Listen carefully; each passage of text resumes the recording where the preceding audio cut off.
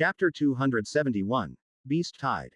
Ashlock rustled his leaves in anger, causing ripe fruit to rain from his branches like hail. He had gone to sleep and dreamt of waking up to a delicious stack of fresh corpses overflowing with chi, ready to be consumed. The taste of devouring a nascent soul realm cultivator a few days ago still lingered, making him even hungrier than usual. So, to wake up and find his breakfast not only missing but also catching the culprit in the act made him rather angry for the first time in a while. He had really been looking forward to his breakfast. Sorry, master. Larry crawled away from the corpse he had just been munching on, leaving it near his trunk. As angry as Ashlock was, he marveled at his first ever summon to reach S grade. After all, Maple wasn't his summon. They were simply in a pact to not kill one another. Larry looked somewhat different after finishing his divine evolution to become a herald of the divine ash. Upon a quick glance, he appeared as a giant spider with silver fur, scarlet eyes, a crown of horns, and a halo of swirling ash. There was also a sense of majesty, as if he were a mythical creature. However, upon looking closer, Ashlock noticed that Larry's body was not made of flesh and bone but a condensed storm of divine ash in the shape of a spider. His horns were also made from dense ash, and his eyes were floating orbs of chi. How kind of you to leave half a corpse for me, Ashlock said sarcastically as a black vine emerged from the ground, and welcome back, Larry. I missed you. As his black vine approached the half-eaten corpse, Larry seemed to shrink back as if something terrible was going to happen. Ashlock found his summon's actions rather strange. The spider only seemed further distressed when he wrapped his vine around the corpse. Whatever. I am starving. The corpse disintegrated into a pile of silver ash the moment it was touched. Ashlock was speechless as he stared at the remnants of his breakfast. He had already forced himself to accept that his food had been stolen and to make do with the little he had left. But to watch his hopes and dreams crumble into a pile of ash was heartbreaking. Okay. Deep breaths, in and out, in and out. It's fine. Everything is going to be fine. Ashlock, what's wrong? Are you hurting somewhere? Diana asked as his entire canopy lit up and dimmed with lilac flames as if it were his lungs and he was hyperventilating. I think he is angry about something, Elaine said while glancing up. I wonder what it could be. Master is angry at Larry. The spider dropped his head. I ate his food without asking. Huh. Diana squinted at Larry. You told me he left these corpses for you. Larry lied. I didn't even know you could lie. Diana crossed her arms. And you never used to do anything Ashlock hadn't commanded you to do. So I didn't question it. Ashlock calmed down as best he could. His breakfast was gone, reduced to a pile of silver ash. There was no point holding a pity party over it, and it was best to move on. Larry had never acted with malice before, and the spider knew how important corpses were to him, so there must have been a good reason. Larry, why did you steal my food? Ashlock spoke to everyone present. Hints of his suppressed rage were carried by his abyssal whispers skill, so they all flinched as his presence descended on them in a flood.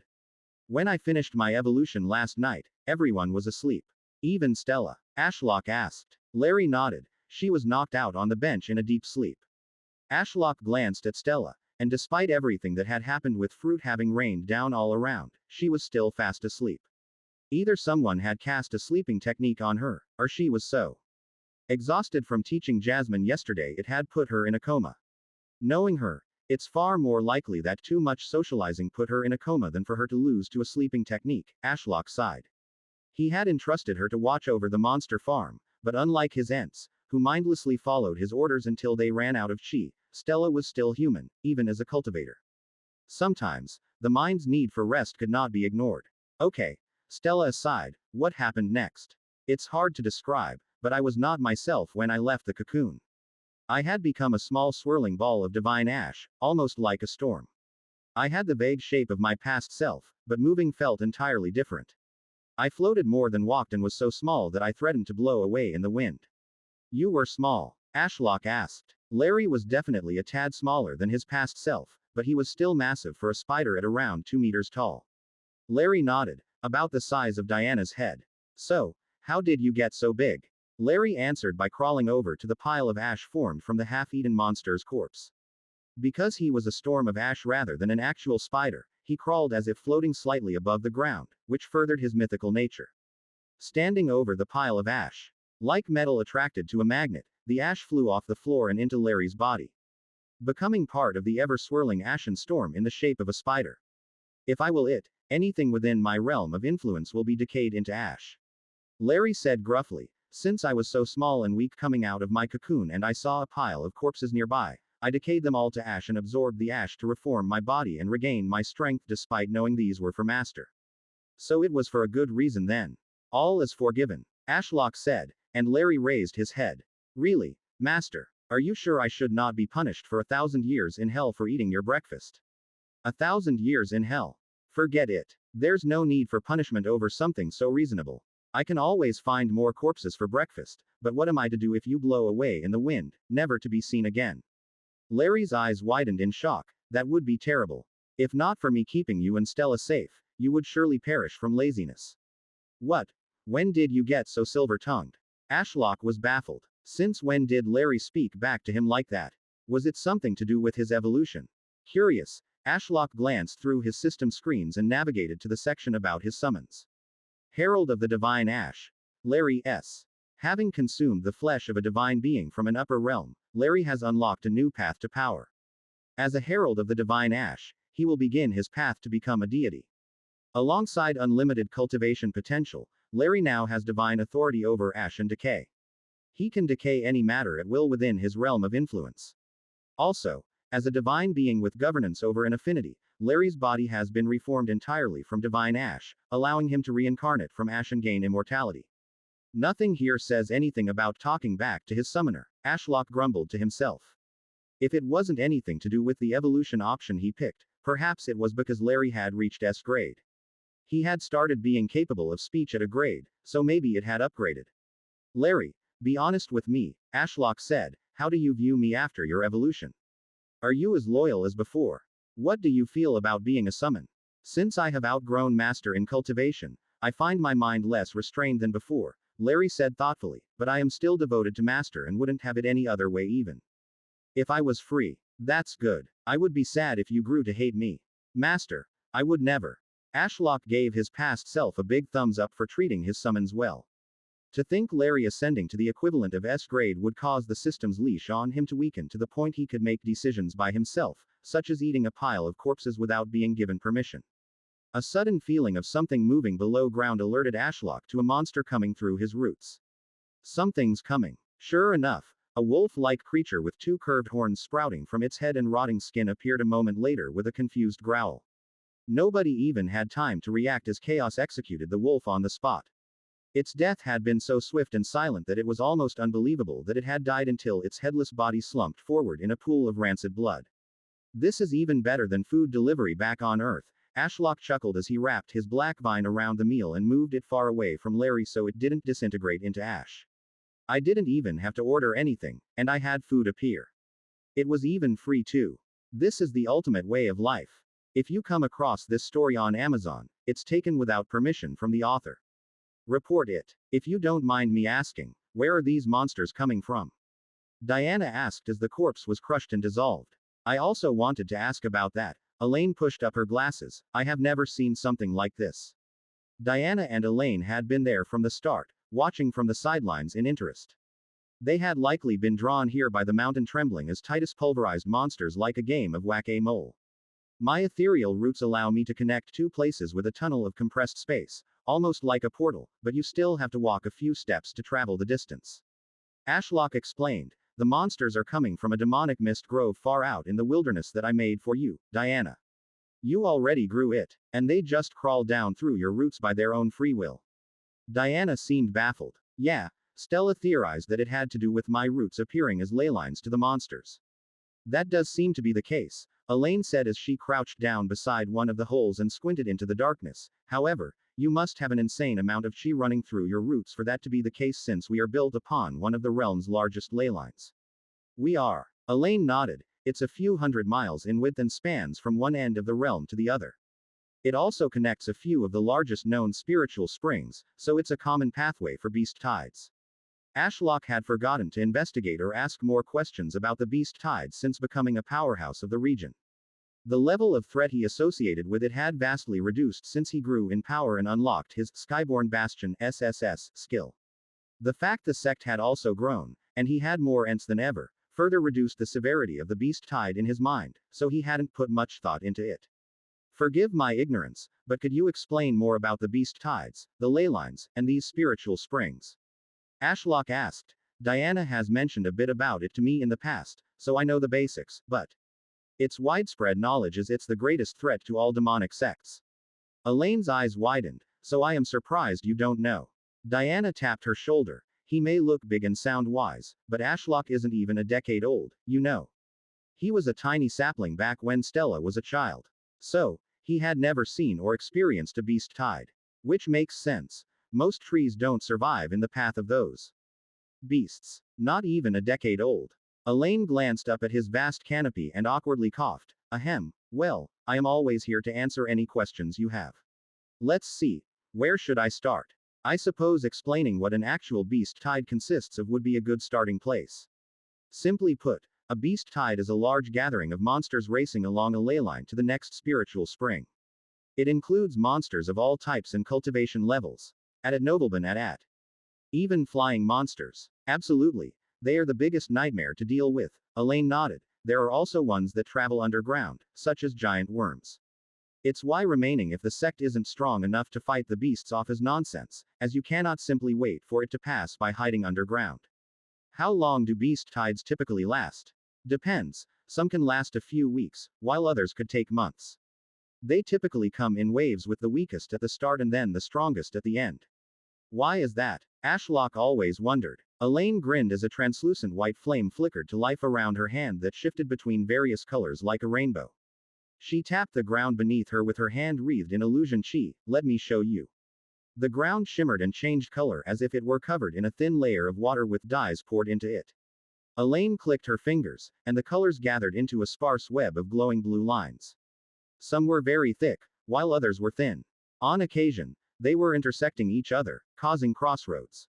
What's this? Diana asked as she stepped back to avoid stepping on the illusion. These are all the ley lines I know of. We are based somewhere in the middle on this thick one here for reference. The rest of the Blood Lotus sect is also built upon this ley line, while the Tainted Cloud sect is actually built on this smaller one that curves below us from the east to the west. Only upon seeing the map did Ashlock realize something. Nox had said the Tainted Cloud sect lied to the west, yet she escaped to the east. He had thought she planned to loop back around, but perhaps she was heading to an eastern portion of the Tainted Cloud sect on this curved ley line. Now, do you see where these ley lines intersect? Elaine continued, pointing at the map. These are called spiritual springs, areas of immense chi. The largest of these spiritual springs is here to the south, where 3 giant ley lines intersect, and the Celestial Empire is built. Ashlock suddenly felt very jealous. He was growing along a single ley line here, but the world tree got 3. The chi in that area must be obscene. No wonder the Celestial Empire's people do not need to absorb the demonic chi from beast cores if they are swimming in the stuff. Elaine used a stick and pointed at one of the places where 2 thick ley lines intersected. Spiritual springs deplete over time if enough beasts gather to cultivate and fight. Now, what do you think would happen if thousands of monsters gathered in a condensed location like this? They would fight to the death for supremacy. Some would, but monsters in the soul fire realm and above have enough intelligence to know when to flee. Elaine made the spiritual spring glow red on the illusionary map. I will use red to demonstrate the flow of beasts. For a long time, anywhere between 50 and 100 years, the monsters will wage a brutal war among themselves around the spiritual spring. This is an era of peace for us cultivators. The red on the map grew darker and began to pulse. However, eventually, the spiritual spring will lose its luster. The stronger beasts begin to fight more fiercely among themselves for the densest spot of chi, which causes the weaker beasts to leave in fear for their lives and to seek out a better place to cultivate. This is the beginning of a beast tide, the first wave. The thick ley line that happened to be the one Ashlock's sect was built on slowly turned red as if a river of blood was pouring along it. As more monsters flee the spiritual spring, the ones at the front are unable to settle down on the ley line in fear of being devoured by the stronger monsters behind them. Elaine tapped her stick on another intersection up ahead, and they are also racing to be the first to the next spiritual spring, which has had a century to recover to its former glory. This is why beast tides are easy to predict. We can see the path the beasts are most likely to take decades in advance. Everything was starting to fall into place. Let me guess, the original spiritual spring eventually runs out of chi, so the strongest beasts have no choice but to move to the next one. Exactly. This is the wave of the beast tide that the demonic sects fear. After weeks or months of battling waves, everyone's chi is exhausted. That is when the strongest monsters attack and entire sects have been wiped out in the past. Elaine pointed the stick at a nearby smaller ley line that wasn't dyed red, so the solution demonic sects have used for as long as records have existed is to simply move the sect out of the way. It's usually the better option anyway since all the spirit stones will have been mined in this area, and nowhere has all the chi types a sect needs. Am I talking too much? No, this is all very useful information, Ashlock said as he looked at the map. Having built a city in a day, he could see how easy it was to move a sect. Especially considering fighting waves of monsters involved spending years of gathered chi for little gain. Sometimes, it was best to simply move on. But I don't have that choice unless I turned the entire sect into a bastion and floated away. Ashlock sighed. I may do that in the future, but for this time round. I don't have the hundreds of thousands of credits I need. I have no choice but to stay and fight. So, what I need is practical solutions to help fight off this tide. An obvious one would be digging down deep to hit this ley line. Considering how it was hundreds of miles wide, hitting it was assured so long as he dug deep enough. Let's secure a link to it first. Chi and nutrients flowed from his trunk as he sent 100 roots to sprawl downward at the maximum speed. While that was going on, he looked back at the map. What lies between the ley lines in those dead areas? Chi-deprived lands, Elaine replied. There are millions of mortals who live there in vast cities. There are also villages, farmland, animals, and much more. Ashlock had not been expecting that answer at all. Really? Why does anyone live on the ley lines then if there are beast tides? Because life, excuse my language, sucks fucking ass in chi-deprived areas. Diana laughed. It sure does, but to think someone as serious as you would swear. Didn't see that one coming. Elaine rolled her eyes but smiled. I was being serious. Chi may give birth to monsters by corrupting and mutating animals, but it also gives way to an easier and longer life. For those in the chi-deprived lands, famine and illness kill most before they are adults, and of those that survive until adulthood, they would be lucky to live till 80. But on the ley lines, under the protection of cultivator sects, mortals live in comparative abundance without risk of famine or illness for upwards of 100 years due to the ambient chi. Ashlock couldn't believe it. From the sounds of it, the mortals of the chi-deprived lands live lives comparable to those in the medieval times on Earth, but perhaps even worse. Not to mention, Diana said, you can never find out if you are a cultivator if you live in the chi-deprived lands. Without chi in the air, spirit roots will remain forever dormant. Elaine nodded. Also, monsters sometimes roam out of the ley lines and slaughter entire villages before their beast cores crack and kill them due to chi deprivation. The poor mortals can do nothing to the chi-enhanced beasts. So monsters can't survive for long outside of areas with chi. That's correct. It's the same for humans, but to a lesser extent. They won't die, but once they have spent all the chi in their core, it's impossible to absorb any more to replenish it. Ashlock looked back on the map. If the ley lines were like borders to places of death for ordinary mortals, then in the smaller pockets of land surrounded by ley lines, wars for space between these cities and villages were also likely fierce. As Elaine said, life sucked fucking ass for them. To think the mortals under the cultivators had it better, Ashlock mused. But since I can pump chi through my roots, couldn't I make a chi-rich city within one of these pockets between the ley lines? That could be a way to move all the mortals of Ashfallen City out of the way, but that doesn't help me. I am stuck here. Elaine, these beast tides are predictable, right? Most certainly. The next one should come down this ley line from the north toward the Celestial Empire in the south in about 2 to 3 years. It should be one of the biggest in recorded history, so the last I heard is the Blood Lotus sect is planning on moving soon. The biggest in recorded history. Ashlock suddenly didn't feel so confident as he looked down at the map that was pulsing red. It wasn't even here, and they were just talking theoretically, but it was starting to feel far more real and a significant threat. What would the biggest in recorded history entail exactly, and how would you suggest we could survive it? Elaine laughed. Survive it. We would move, of course. Fighting it would be impossible. Move. Ashlock said slowly. And how do you suppose I do that? Elaine glanced back at his trunk. You would just, oh. Oh no. We have talked about fighting the beast times a few times. Diana shook her head. I didn't think you were serious. I thought you would fight a few waves at the most and then leave. Elaine shouted. That's suicide. Impossible. This tide will contain an entire wave of nascent soul monsters. It's accumulated hundreds of years of unchecked monsters since all the last beast tides missed the Celestial Empire. Well, shit. Ashlock looked to the north. He might need to speed up his own and everyone else's progress if such an apocalypse was on the horizon. Stella yawned loudly and almost fell off the bench. What is everyone shouting about so early in the morning? Chapter 272. World Stage. Morning, sleepyhead, Ashlock said to Stella as she sluggishly got off the bench and wandered over while yawning and rubbing her eyes. Her hair was disheveled, and it seemed a few fallen fruits had smacked her on the head in her slumber, judging from the variety of colors staining her blonde hair. Morning tree. Stella yawned again before smacking herself awake. Wow, I am exhausted. So, why is everyone shouting so early in the morning? Oh, hi Larry. Larry waved one of his legs. Hello, mistress. You look shinier than usual. Stella squinted. That's because I am a demi-divine being now. Oh, I see. Stella shrugged. Good for you. Thank you, mistress. Why is there smashed fruit everywhere?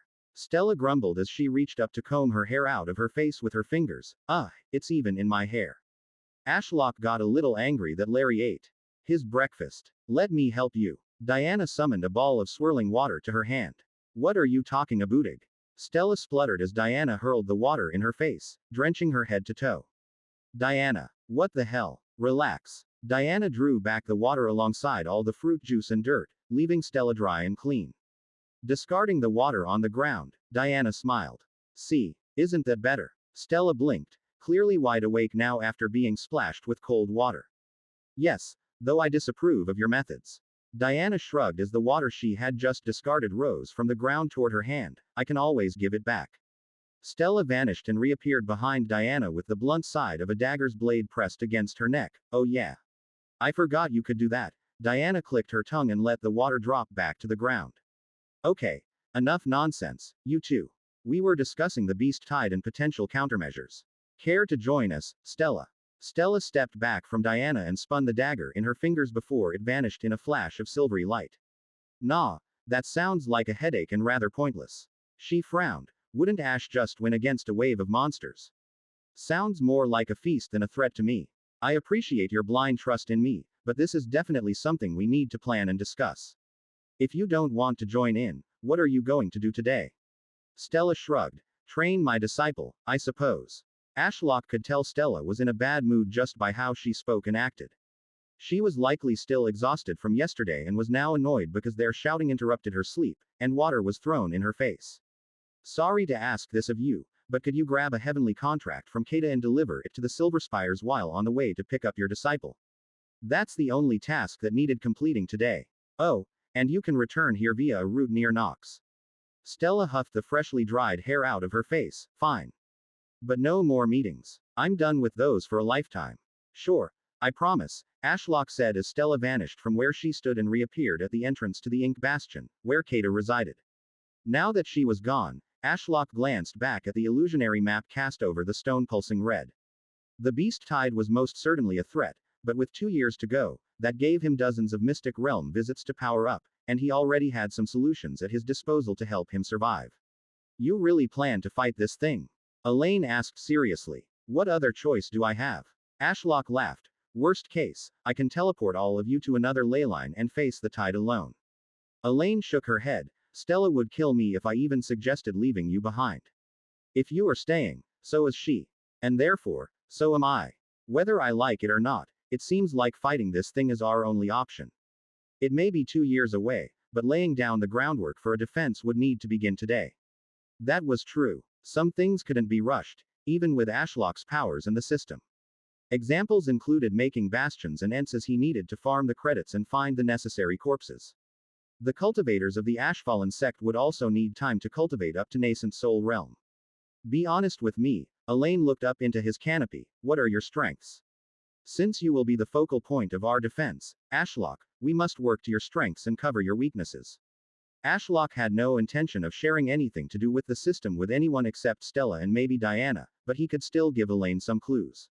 My strengths. Let's see. I have a massive pool of chi and can quickly regenerate my reserves by pulling on all my offspring. Elaine brought out a parchment and made notes. Big pool of chi, and you can pull on your offspring. What does that mean? I am linked via my roots to every demonic tree you see, whether on this mountain range or out in the wilderness. I can pull from their chi reserves to substitute my own. Each may have a small amount of chi to spare, but it becomes a significant amount when there are thousands of them. Elaine scratched her head. I see. But spirit trees cultivate extremely slowly, right? So this must be a one-time thing you can do. I will note it down as a trump card. Stolen novel. Please report. For a typical spirit tree, cultivation may be slow. But these are my offspring. Not only do they cultivate and grow faster than normal, but during the night, I take them to a dreamscape where their cultivation speed can increase upwards of 10-fold depending on the moon's position. Huh. Elaine glanced at Diana. Do you understand what he is talking about? Diana shrugged. Not really. It sounds like he takes all his children to an alternate dimension during the night. At Novelban at. How is that possible? I have never seen him or his offspring go anywhere. Trees are mystical beings, Elaine. I have seen him create rifts and drag creatures through them when he was weaker in cultivation than you are now. I stopped trying to understand Ashlock's nonsense a long time ago. Elaine let out an exaggerated sigh. Okay, fine. Your main strength is effectively unlimited chi. That is certainly useful. Anything else? Ashlock ignored his production skills and summons as he didn't consider them his personal strengths since they gave him indirect strength through others. But on that topic, he did have something. I could technically create an army of Ents and Bastions to fight back against the Beast Tide. Elaine glanced at Chaos. I see. What's the cost of making these, and how many could you control? Other than upkeep, they cost me nothing to make. I just need a mostly intact corpse. As for how many I can control, it should be unlimited. Unlimited. Elaine noted that in disbelief, and no cost to create. Well, the main cost for me is that I gain power from eating corpses, so those I turn into Ents would become external power rather than personal power. I fail to see the downside, Elaine grumbled. Both options result in more power under your control. Ashlock chuckled. I suppose so. Right, so you have infinite chi and the ability to turn the Beast Tide into your own army. Elaine pushed up her glasses. Dare I ask, is there anything else? Ashlock thought for a while. Since this would basically be a war, gathering information and holding down locations would be important. I can see and project my influence to anywhere within the reach of my roots and unleash my full power through any of my offspring. Yes, how reasonable. Elaine muttered as she noted it down. So just to be clear, you can fight a faraway battle without even being present. How far do your roots currently go? That is correct, and if I had to guess, my roots currently go around 1,000 miles or so in every direction, Ashlock replied. I am also burrowing deeper as we speak to seek out the ley line. Fascinating. Anything else? Ashlock thought a while. I can kill things with my roots and void tendrils. I can also turn small areas into bubbles of a certain affinity by overlapping a pocket realm. I think that's about it other than the strength of the Ashfallen sect. The scratching sound of Elaine's quill was deafening as she noted everything down. Ashlock felt like he was taking a test and being graded for his worthiness. It didn't help that Elaine kept pulling different faces. Between disbelief and resignation, she finally laid the quill to rest and pushed up her glasses. Despite your ridiculous advantages, survival is still not assured. The weaker waves of beasts can be ignored since you have infinite chi to deal with them and can create an army of your own. Elaine mused. However, there is still the issue of the nascent soul realm and possibly even monarch realm monsters. You seem to lack direct attack power compared to your other advantages, so those strong monsters still pose a significant threat. Elaine clicked her fingers, and the illusion rose from the ground, becoming a three-dimensional map. Zooming in by spreading her hands, Ashlock could see a vague reconstruction of Red Vine Peak with a projection of him at the top of the mountain. Purple glowing lines that he assumed represented his roots began to sprawl through the mountain. Some spread outward in all cardinal directions, while others continued into the depths. Unlike you, I don't have my presence spread out for 1,000 miles, so most of this is guesswork. Elaine clapped her hands, the map zoomed out to show the ley lines, and Ashlock could see his purple roots sprawl out. From the maps I have seen, this is around where I would guess your roots reach as of now. It was nowhere near as big of an area as he expected. In fact, his roots barely touched the edges of the thick ley line upon which he was growing. No wonder I never saw these mortal cities nestled between the ley lines, as I haven't even left the area of my own. However, I am getting close to the ley line along which the Tainted Cloud sect is built. Ashlock's gaze drifted to the south. Meanwhile, the Celestial Empire might as well be on another continent. It's so far away. When shown his presence on the world stage, Ashlock didn't know how to feel. With Larry's evolution, the Ashfallen sect was undoubtedly a powerhouse of the region, but there was still so much out there. I might have a way we can win for certain, Elaine said as she circled the illusion while biting her thumb. Really? Elaine gestured to the spiritual spring to the north that was easily 10 times further away than his roots currently reached. Do you think you could grow your roots to reach the spiritual spring before the beast tide begins? If I had to guess, I can grow a few miles daily. So yes, I could reach there in a year. The purple roots on the map spread up the ley line and intersected the spiritual spring to the north. Elaine tapped the pulsing red area. This is where we will fight. As far away from your immobile body on Red Vine Peak as possible. This way, we can fight without risk. How so? Diana asked while squinting at the map. It's pulsing red because it's dangerous. The beasts are concentrated there. It's easier to deal with them when they come in small groups or alone while in the tide. No, I can see what she is thinking. Very clever. Ashlock sighed at how blind and defensive his thinking had been. I blame it on being a tree. While you humans instinctively flee danger, I only considered facing it head on. Launching an assault on the beast tide before it began never occurred to me. Elaine nodded. Ashlock, your main advantage is turning monsters into allies and being capable of fighting wherever your roots are. This gives you a unique way of fighting. Pardon my analogy, but your fighting style is reminiscent of rot. If you sent Larry or anyone else capable of killing a single nascent soul monster through your roots, they could ambush the monster, kill it, and then flee. You could then turn the corpse into an ant and have it wear down or kill the other nascent soul level monsters in the spiritual spring. Every monster that succumbs to your persistent assaults joins your power. Slowly, the beast tide would become under my control. It was a great plan. One with minimal risk and maximum gain. Ashlock had been ready to hunker down and fight the beast tide on his own terms, but if he could carve out an area of the spiritual spring, grow a forest of demonic trees, and wreak havoc there, it might even be too easy. Elaine, this is a great plan. There's just a few slight issues. Diana sighed. What are they? Larry's main way to attack is by decaying things to ash. I assume you can't turn a pile of divine ash back into a monster. Diana asked Ashlock's canopy. That's true. I need a mostly intact corpse, Ashlock replied. That's what I thought.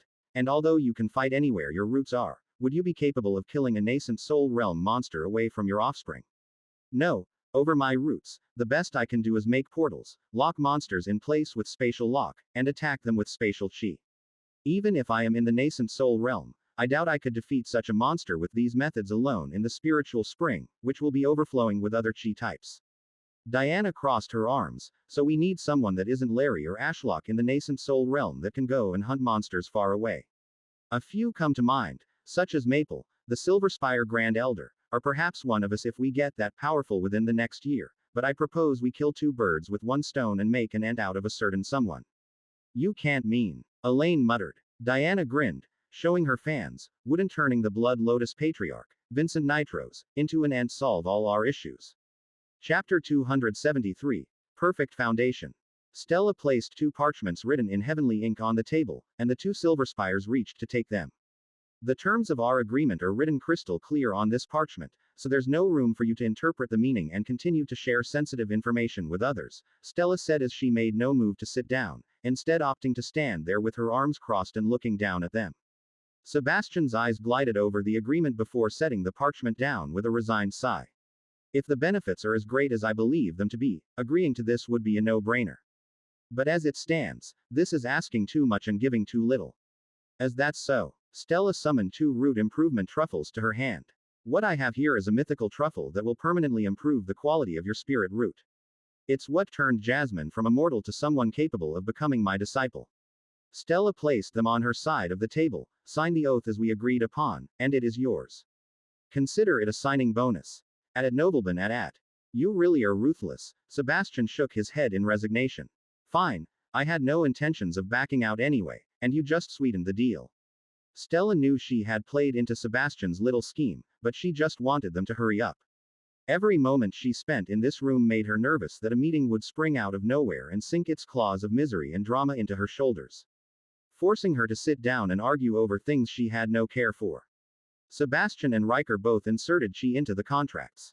The words glowed with heavenly light. Lifting off the page, they floated into their bodies. Welcome to the Ashfallen sect, Stella smiled. Knowing they were now under an oath of loyalty gave her more peace of mind. Before, it had felt like walking on eggshells around them as they were only business partners. But now she could be more open about things, if she could be bothered. If that is all, I will be going now. Just one last question, Sebastian said. Stella slowly turned to him with the fakest smile she could muster. Other than shareholders of the Ashfallen Trading Company, we have nothing else to do here in the sect. Since we have a vested interest in its success, could we help out with selling the pills? Stella honestly didn't know the answer. She would ask Tree or Diana, but they were busy having a meeting, which she managed to escape. I'm sure Julian would appreciate some help. You can find him down in Ashfallen City or around here somewhere. Stella used a tactic she had learned from Ash. Pass the problem on to somebody else. It appeared super effective as Sebastian bowed and gave his thanks. Not even giving him the opportunity to say anything else, Stella took her leave. The hallways of the White Stone Palace swirled with fire chi, and the defensive runic enchantments installed after the incidents with the merchant's maid creating a portal inside a hassle, so Stella chose to walk to the courtyard. As the morning sunlight hit her face, she breathed in relief. The courtyard was empty so she could summon her flying sword in peace. Mistress. A voice boomed down the corridor behind her. Stella's eye twitched. I am exhausted and annoyed. Now is not a good time. Glancing over her shoulder, she was surprised by who it was. Elder Mo. Phew.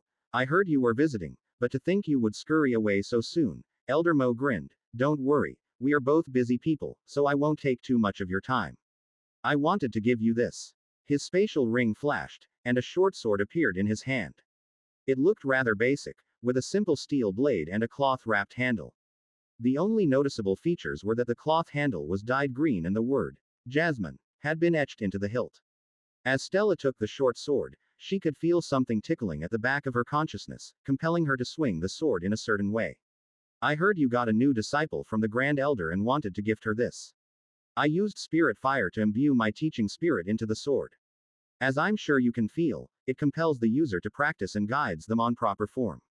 I know it's not much, but I wanted to show appreciation for everything you and the Immortal have done for me and my family. This is incredible, Stella said as she weighed the sword in her hand. What a great gift, I am sure she will be thrilled. I assume she will grow out of it quickly, and I didn't have much time to work on it, so the materials are rather plain. Elder Mo grinned, but once Jasmine grows tall enough to swing a normal-sized sword around, come see me, and I will make her something befitting of the mistress's disciple. Stella stowed the sword away. Thank you. I will ensure she gets this sword when she's ready, and she will know it's from you. Elder Mo left down the corridor. As promised, I won't bother you for too long. Take care of yourself, mistress. Until next time. You too, old man, Stella laughed. With her mood lifted, she hopped on her flying sword and flew over to Ashfallen City while enjoying the view of the clear blue skies and sprawling scenery. The once dull gray mountain range was now a vertical forest of red-leaved trees, which made Nox and the field of white jasmine flowers surrounding her stick out. Sitting crossed-legged under Nox's canopy was a blob of light green hair that Stella recognized as her disciple. Gliding down, she paused overhead, blocking the sun and casting Jasmine in her shadow. Jasmine stirred from her meditation and glanced up. Master. Stella withdrew her flying sword into her spatial ring and casually dropped down. Morning, my dear disciple. I see you have already started cultivating. Well, it's almost noon, Jasmine said as she got to her feet and patted down the black cloak that Elaine had gifted her. I was starting to worry that Master wasn't coming today. Did you oversleep? Stella snorted. Absolutely not. I was busy in meetings. I can tell you're lying. Jasmine squinted at her. Stella blinked. How? You don't need to put on an act before me, Master. Jasmine beamed. Just be yourself. Now that I know Master is lazy, I will remember that for the future. Stella felt the upstanding and dignified persona of a master she had been trying to put on for her disciple crumble away before her very eyes while Jasmine smiled at her with a smug look on her face. Tisk. Being called lazy by a darn kid. Stella ran her hands through her hair with a sigh. Today was not going how she expected at all. I was trying to act like a dignified master for you, but if you don't want that, then fine. Stella crouched to Jasmine's eye level, but you better tell me how you knew. No secrets, remember. Master is no fun. Jasmine pouted, but if you insist. I can feel your emotions through our master-disciple link. It's vague, but if you are standing before me, I can get a sense of your mood. I know you didn't just come from a meeting because you weren't angry or irritated. Stella's eyes twitched. Why can you read my emotions through the link? And now you're irritated. Jasmine giggled. As for the link, I have no idea. It was like that from the moment I accepted you as my master. Strange. I wonder if it's because I was the one to ask, and you accepted me as your master. Stella stood up. Well, no matter. If you can feel my mood, that's helpful. We should head back to Red Vine Peak. Are you ready to go? If you encounter this story on Amazon, note that it's taken without permission from the author. Report it. Yup. Jasmine nodded and held up a cloth bag. My mom even made me lunch. The image of a giant golden tree dropping a fruit on Stella's head appeared in her mind. Is that how my mother would have given me lunch? Shaking her head to remove the ridiculous thoughts of the world tree being her mother, Stella glanced around. Now, where is the root Ash was talking about? Nox's shadow body emerged from behind the trunk like a ghost and gestured to a hole obscured by the flowers near her roots. That leads to Red Vine Peak. Stella cautiously asked while stepping forward to put herself between Nox and her disciple. Even if Nox was a changed person, she still didn't trust her. The shadow nodded wordlessly, so Stella walked over to check. Take my hand, Jasmine. Let's go together. I wonder how it feels to use one of Ash's roots now. Will we fly through it, or will it feel like a portal? Stepping down into the hole while holding Jasmine's hand, Stella was surprised. Compared to the tight squeeze filled with sap she had experienced the last time she traveled through the mountain, this was a spacious tunnel. Almost too spacious, as if it was expanded with spatial chi. The tunnel was lit by light cascading down from the hole above. There was a similar hole letting in light a few steps away. Walking forward, Stella felt a slight tug on her body, and if she paid close attention, she could see that the tunnel walls were blurring as she moved. Arriving under the next hole in the tunnel within 5 steps, Stella jumped slightly and felt the tunnel eject her out of the hole. Whoa! Stella caught her footing and glanced around. It was unmistakably Red Vine Peak. Jasmine popped out beside her, equally bewildered at how they had covered such distance in a few steps. Diana waved to Stella and walked over. Welcome back. Is your meeting done? Yeah.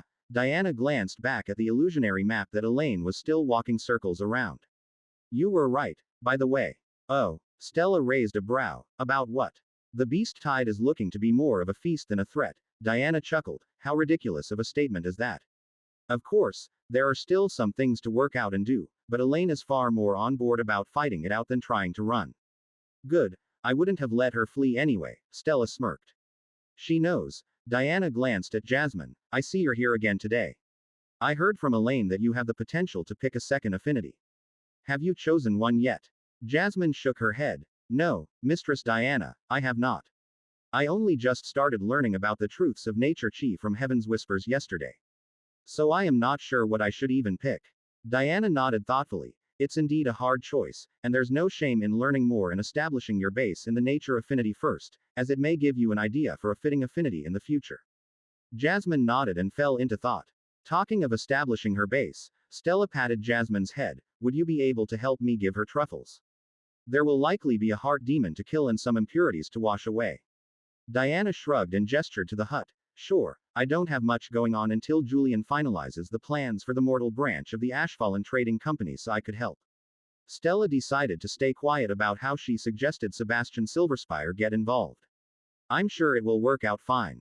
Once the three were inside the hut, Jasmine placed her lunch in the storage cabinet before joining Stella and Diana on the fur bed. It was a tight fit with the three of them. Let's do the heart demon one first. Stella summoned it from her spatial ring and handed it to Jasmine. Her disciple eyed the black mushroom with caution, which was understandable given its name. Negative emotions and experiences condense into what we call heart demons, and they cause bottlenecks to form.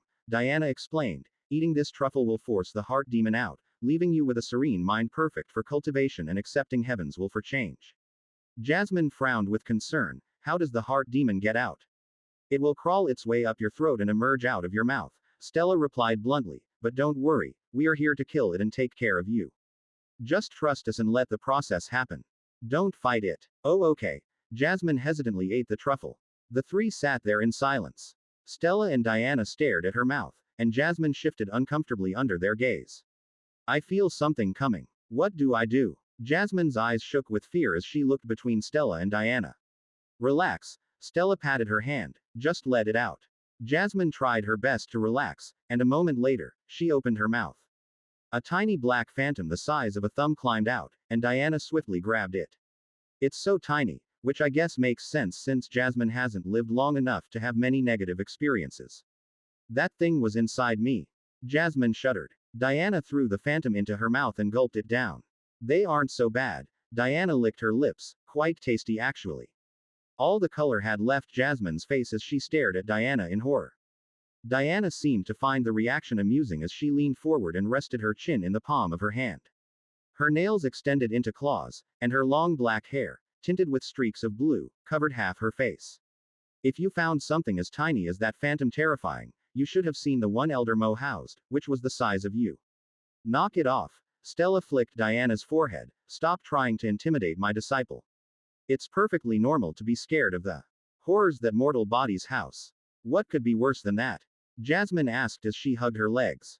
Stella exchanged a knowing look with Diana. Well, this next truffle is the spirit root improving truffle, which you have already had before, Stella said as she placed the mushroom before Jasmine's feet. It's not as scary as the heart demon expelling one, but it is far more messy. I don't think I want to eat truffles anymore, Jasmine pouted as she hugged her legs tighter and side-eyed the truffle on the fur bed beside her. Really? Stella frowned. After this one, I was going to give you the skin improvement truffle that will give you skin as smooth as ours. But if you don't want to eat any more truffles, then I suppose it can't be helped. Jasmine grabbed the truffle off the bed and gulped it down without even taking a bite. Or you could do that. Stella smiled at her disciples, sudden change of attitude. Take off your cloak. Close your eyes and cycle chi through your body.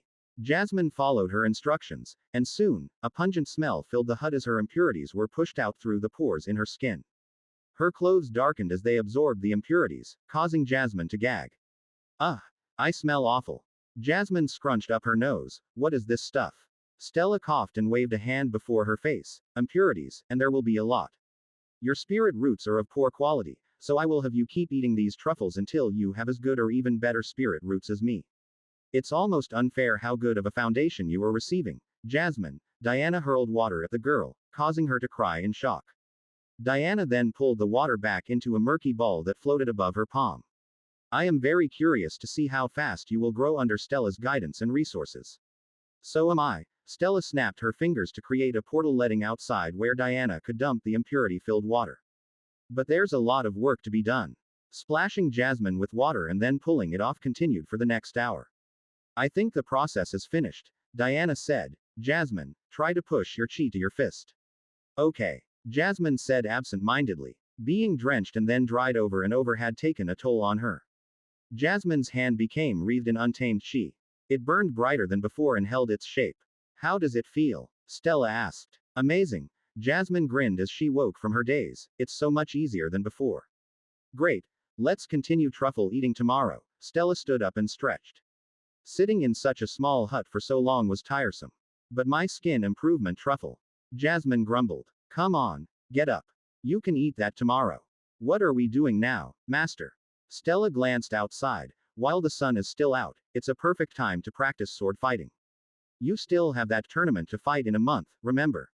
Having high-quality roots and good skin won't help if you lack ways to attack and there's too little time to form your nature soul core and learn many techniques. Jasmine's shoulders sagged. But Master, I don't even have a sword. Stella felt her lips curl up into a smile. Would you believe I had one made just for you? No way. I doubt it. Jasmine and Diana answered simultaneously. Stella scowled. Why not? When would you have had time?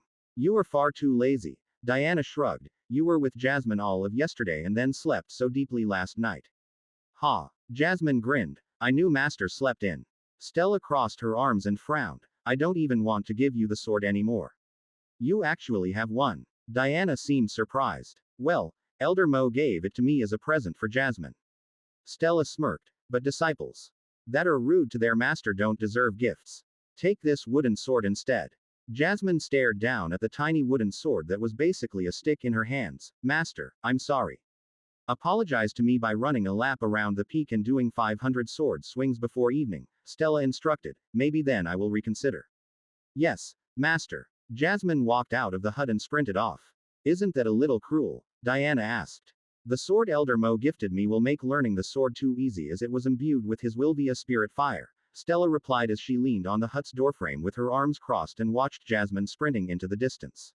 I want to spoil Jasmine, but she must understand how big the advantage I am giving her is.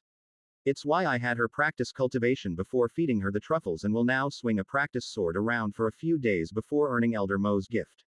Diana hummed in agreement. You actually put some thought into this.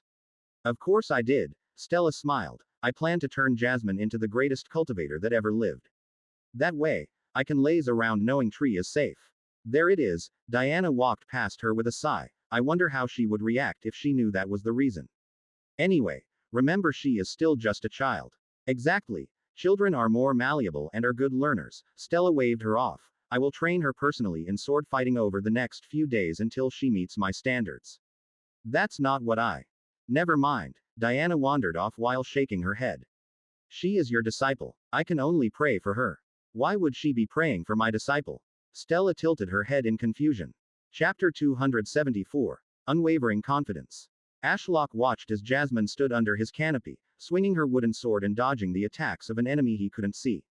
Elaine had cast illusion magic on Jasmine so she could fight a weakened copy of Stella while the real Stella lay slothfully on the bench under the shade of his canopy, reading one of the many technique manuals she had looted from the Azure clan's library. The idea of fighting an illusion had been brought up after Stella found herself unable to hold back during training and breaking Jasmine's wooden sword every few minutes. After going through dozens, it was clear another solution was needed. Diana offered Jasmine to fight the phantoms within her mist, but they terrified the poor girl. Eventually, Elaine offered to let Jasmine fight an illusion created from Jasmine's mental image of Stella. The fight felt real, as Jasmine received some pain if the illusionary version of Stella landed an attack. Which is why Jasmine was fighting the air so desperately. This exercise also allowed Elaine to practice with her illusion chi, as conjuring up fake enemies that inflict pain would do wonders in a fight. Despite massive improvements, Jasmine was still struggling due to her intensive training regime. While cultivating, she was fed as many fruits and truffles as possible in the mornings. As the sun reached its zenith, Jasmine was expected to run a lap or two of the entire peak and then practice swordsmanship for a few hours. This part was naturally the most fun for Ashlock to watch as he saw her improve in real time. Master, it's been a few days, Jasmine panted as she jumped backward. Can I use a real sword yet? Stella let the book she was reading lay flat on her chest and glanced to the side at Jasmine. Why? Jasmine furrowed her brows. So I can defeat the illusion version of you, Master. Wrong answer. Stella picked up her book and flipped the page. You fight an illusion rather than something real. The blade you wield makes no difference. Once you understand this, you will be able to defeat the illusion, and only then will I give you Elder Mo's gift. Jasmine rolled to the side and scrambled to her feet. Master, I said I was sorry for doubting you. Beating you is impossible without a better sword. Still the wrong answer, Stella replied. Master, I don't understand. Jasmine crumbled to the side in pain. It was short and sharp, so Jasmine could recover within a second. A version of this conversation was repeated during every afternoon sparring session. Ashlock knew Stella had her reasons for training Jasmine the way she did, but he still felt bad for her disciple. Jasmine has improved quite a bit over these last few days, Ashlock said to Stella. Why not give her the sword imbued with Elder Mo's fighting spirit? It would surely help her improve and defeat the illusion of you. Stella slammed the book she was reading closed and set it aside. I agree she has improved. However, I hoped Jasmine would see the purpose of this exercise on her own. Stella swung her legs around and got up, but a little guidance may be required. Elaine, could you dismiss the illusion for a moment? Elaine snapped her fingers, and Jasmine collapsed to the floor in relief as the illusion dispersed. Let me teach you something, my dear disciple, Stella said, holding out her hand and helping Jasmine to her feet.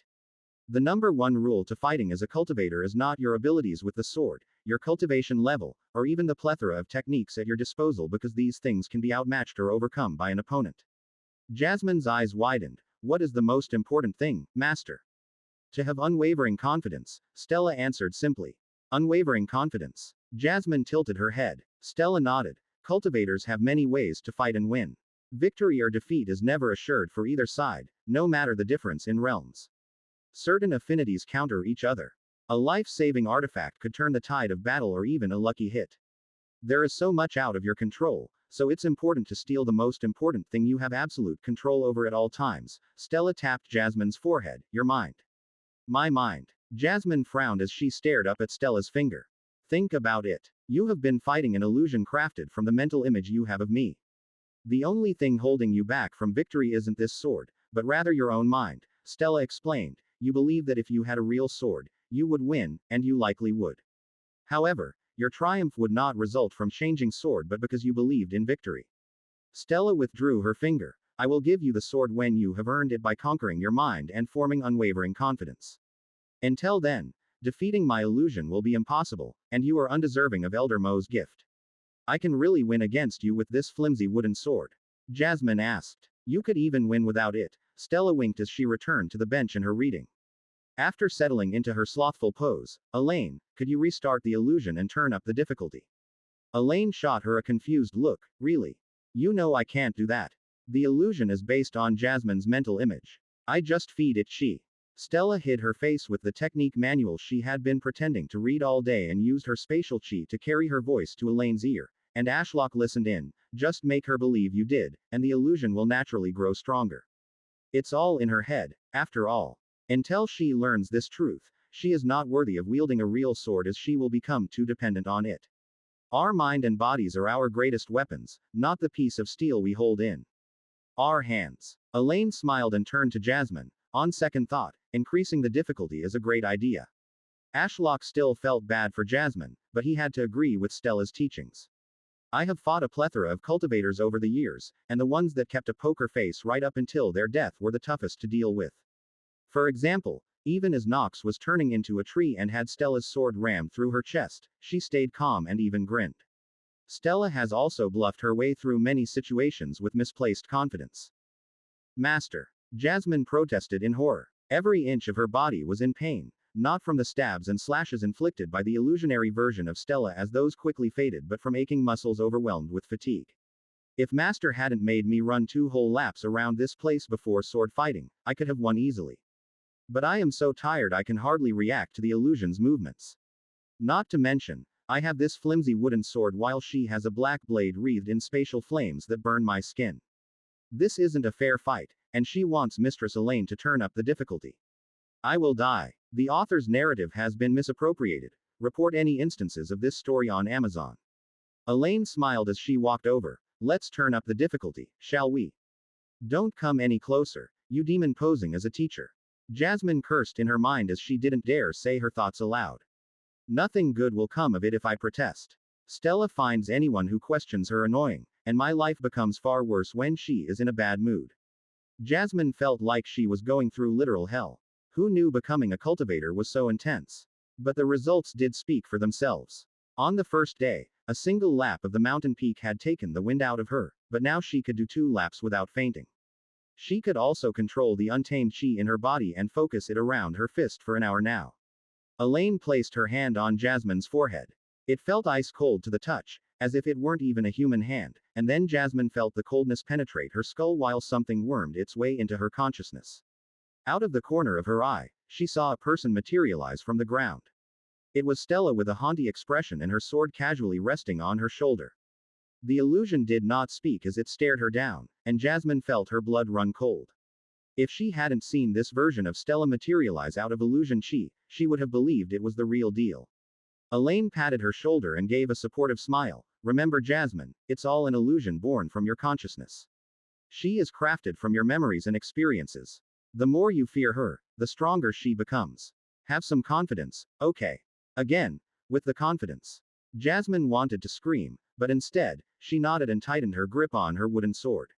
Even as an illusion, Stella wasn't one to hold back. She only ever went for the kill. Maybe her ruthlessness is due to the nightmares I had after our first training session, where she threatened my life constantly while saying I needed to toughen up and keep a calm head in a challenging situation. Jasmine wondered as she watched the illusion's every move.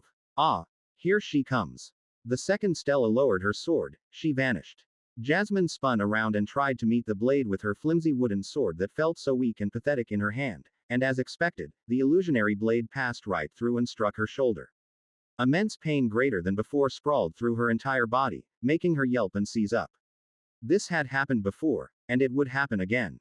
Over and over, she would try and fail to fight back. She really did get stronger.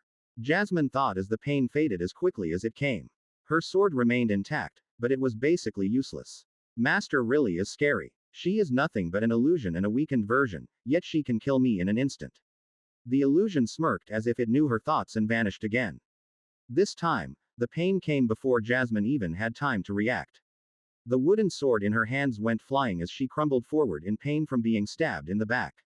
The pain was already gone by the time she fell to her knees, but the experience of an unavoidable death was still fresh in her mind. Until now, she had fought with a glimmer of hope. She was always a little too slow, or her sword was too weak to block the attack. But just now, she would have died before she even knew what happened. Why did the illusion get even stronger than before? It's impossible, Jasmine murmured as she stared at the wooden sword lying within arm's reach. Frustration began to boil inside her, and she reached out to pick it up and try again but then paused. It had been days at this point, and she only felt further away from beating the illusion. Clearly, what she had been doing until now wasn't working. Is it really all in my head? Can I really beat something if I just believe I can? That sounds ridiculous. Although Jasmine knew the illusion was fake, it felt authentic. The way it looked at her with contempt, went for the kill without a word, and was ruthless. At a nobleman at. Wait, that isn't like Master at all. Jasmine glanced past the illusion at Stella, the real one. She was lying slothfully on the bench and playfully petting a white squirrel she called Maple. Through the link, Jasmine could tell that Stella wasn't filled with wrathful hatred but was calm and happy. That's the Master I know. Jasmine retracted her hand from the wooden sword, leaving it there. Master said I could defeat the illusion without a sword. I just need to figure out how. Sitting cross-legged, Jasmine cycled her chi while keeping her eyes glued to the real Stella. Jasmine could feel the illusionary Stella behind her but made no move to block the attack that she knew was coming. You can't hurt me. You aren't real. You can't hurt me. You aren't real. Jasmine chanted over and over in her mind while keeping her eyes glued to the peaceful view of Stella. Her heart was pounding, and her ears were ringing as she anticipated the pain. It came a second later, sharp and hot like always, but to her surprise, it hurt less than the last hit. Stella's resentful look flashed in her mind, but she purged it from her consciousness, and the pain passed. It's working, she thought as she imagined patting Stella on her head for a change. Any mental image that made her seem less fearsome is what Jasmine focused on. If this illusion is as strong as my view of her, I will make her as harmless as that squirrel she's petting. However, it was not easy. The illusion didn't take her refusal to participate in their dance of death lightly as it kept slashing and stabbing at her back. Yet, with every strike, the pain lessened. It isn't even real, Jasmine snorted. To think I was terrified by a sword that doesn't even exist. From a pain that had once winded Jasmine and brought her to her knees, it now felt pathetic. She didn't even need to look at Stella playing around with the squirrel anymore. As a test, Jasmine decided to close her eyes and try cultivating despite the illusion's measly attempts to break her concentration.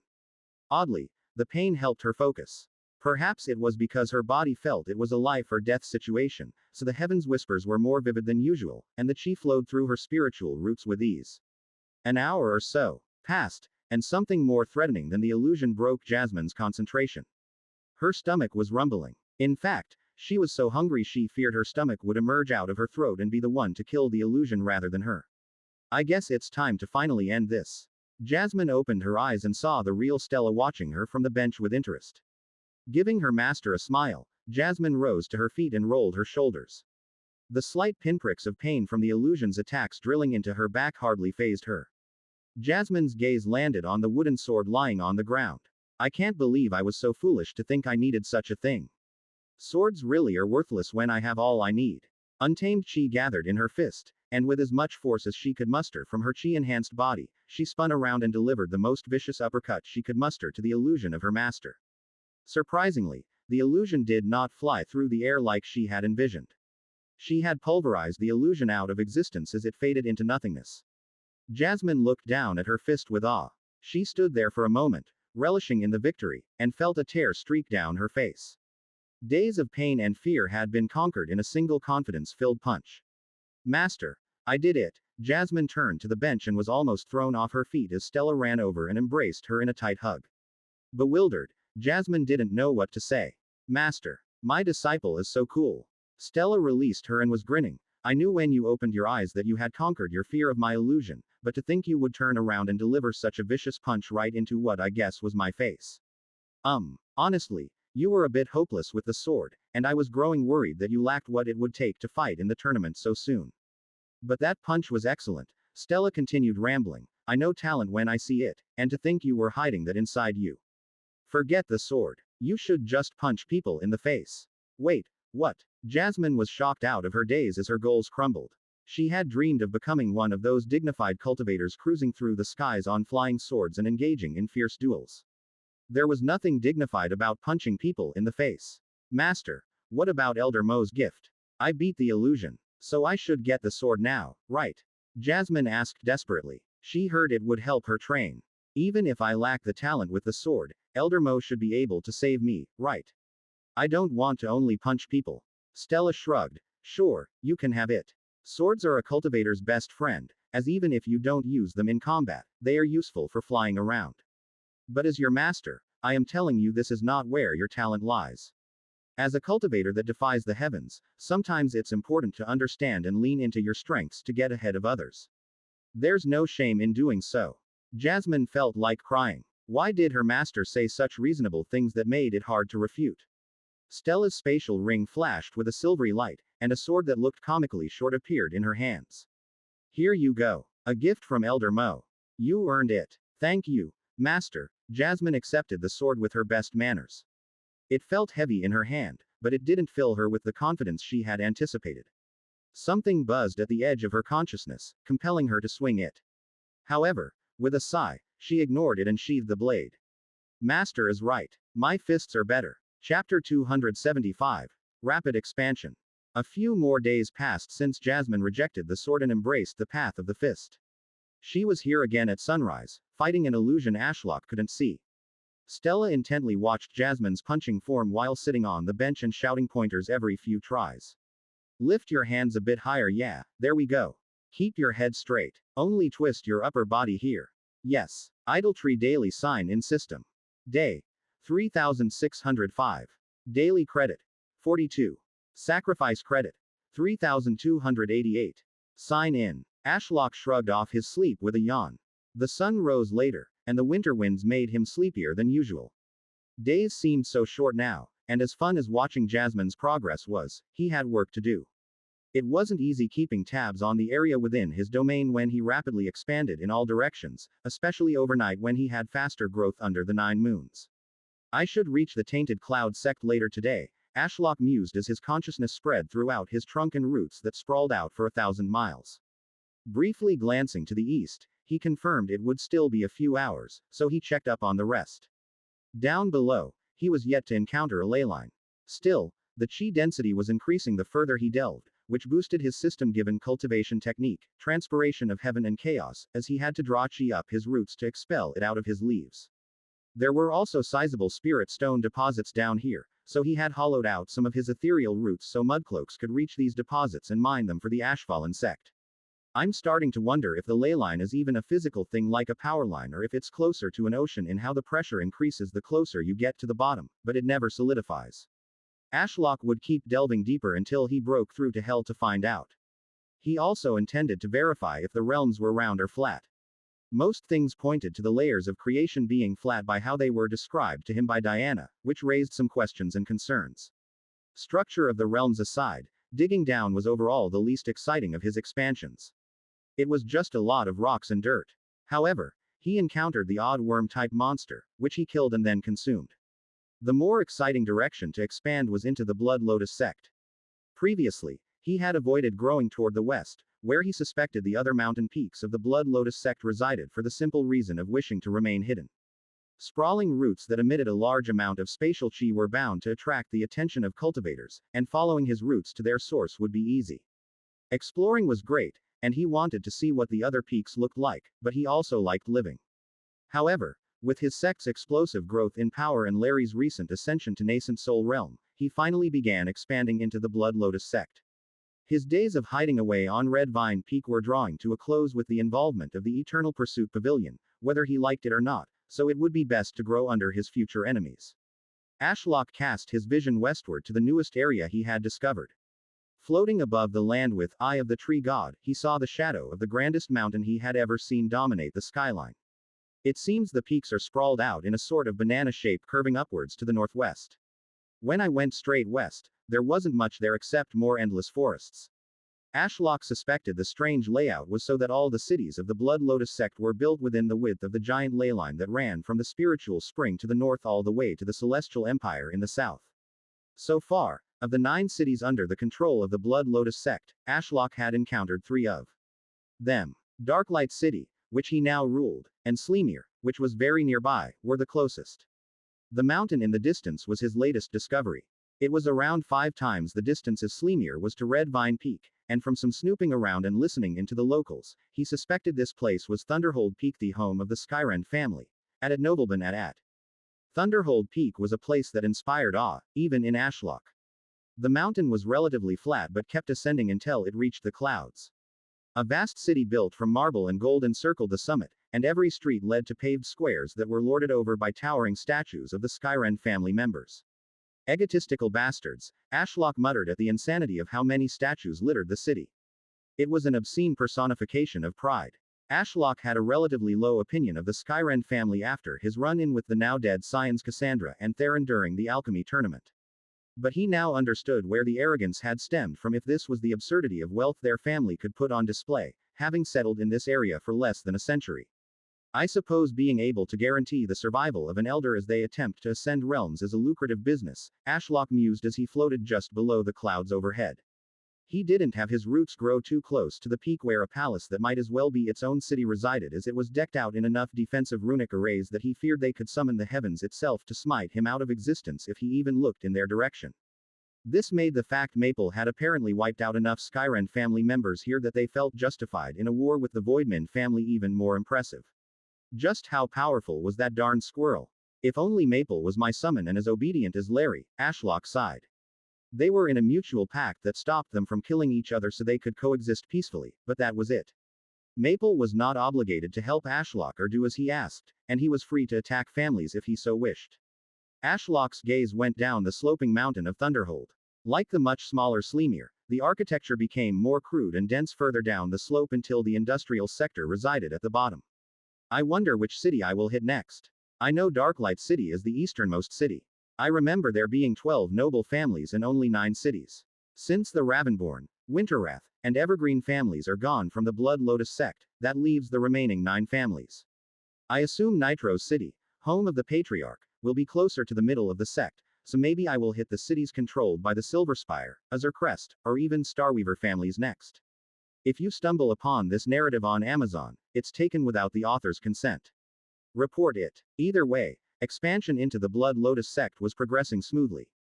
After a few more hours of snooping around Thunderhold Peak and carefully directing his ethereal roots around any defensive arrays he spotted to make sure he covered as much of this city as he could, the sun reached its zenith, which meant the Tainted Cloud sect should be close. Before arriving, I should probably ask Nox if she remembers any details about the city, Ashlock muttered as he headed back. There were multiple nascent soul individuals there, right? It would be bad if I immediately alerted them to my presence and invited their wrath. As fun as talking about killing the Blood Lotus Patriarch and turning him into an ent was, nascent soul realm cultivators are best not to be messed with. Larry has only just ascended, so he is getting accustomed to his new strength, and he is the only one capable of fighting them as of now. Speaking of Larry, the spider was out hunting. He needed to decay corpses to ash and absorb the ash to increase his size and strength, so he wasn't even around to protect Ashlock if he earned a nascent soul realm cultivator's ire. Arriving at Ashfallen City, Ashlock passed the area being cleared out for the construction of a grand building that would serve as the headquarters for the mortal branch of the Ashfallen Trading Company.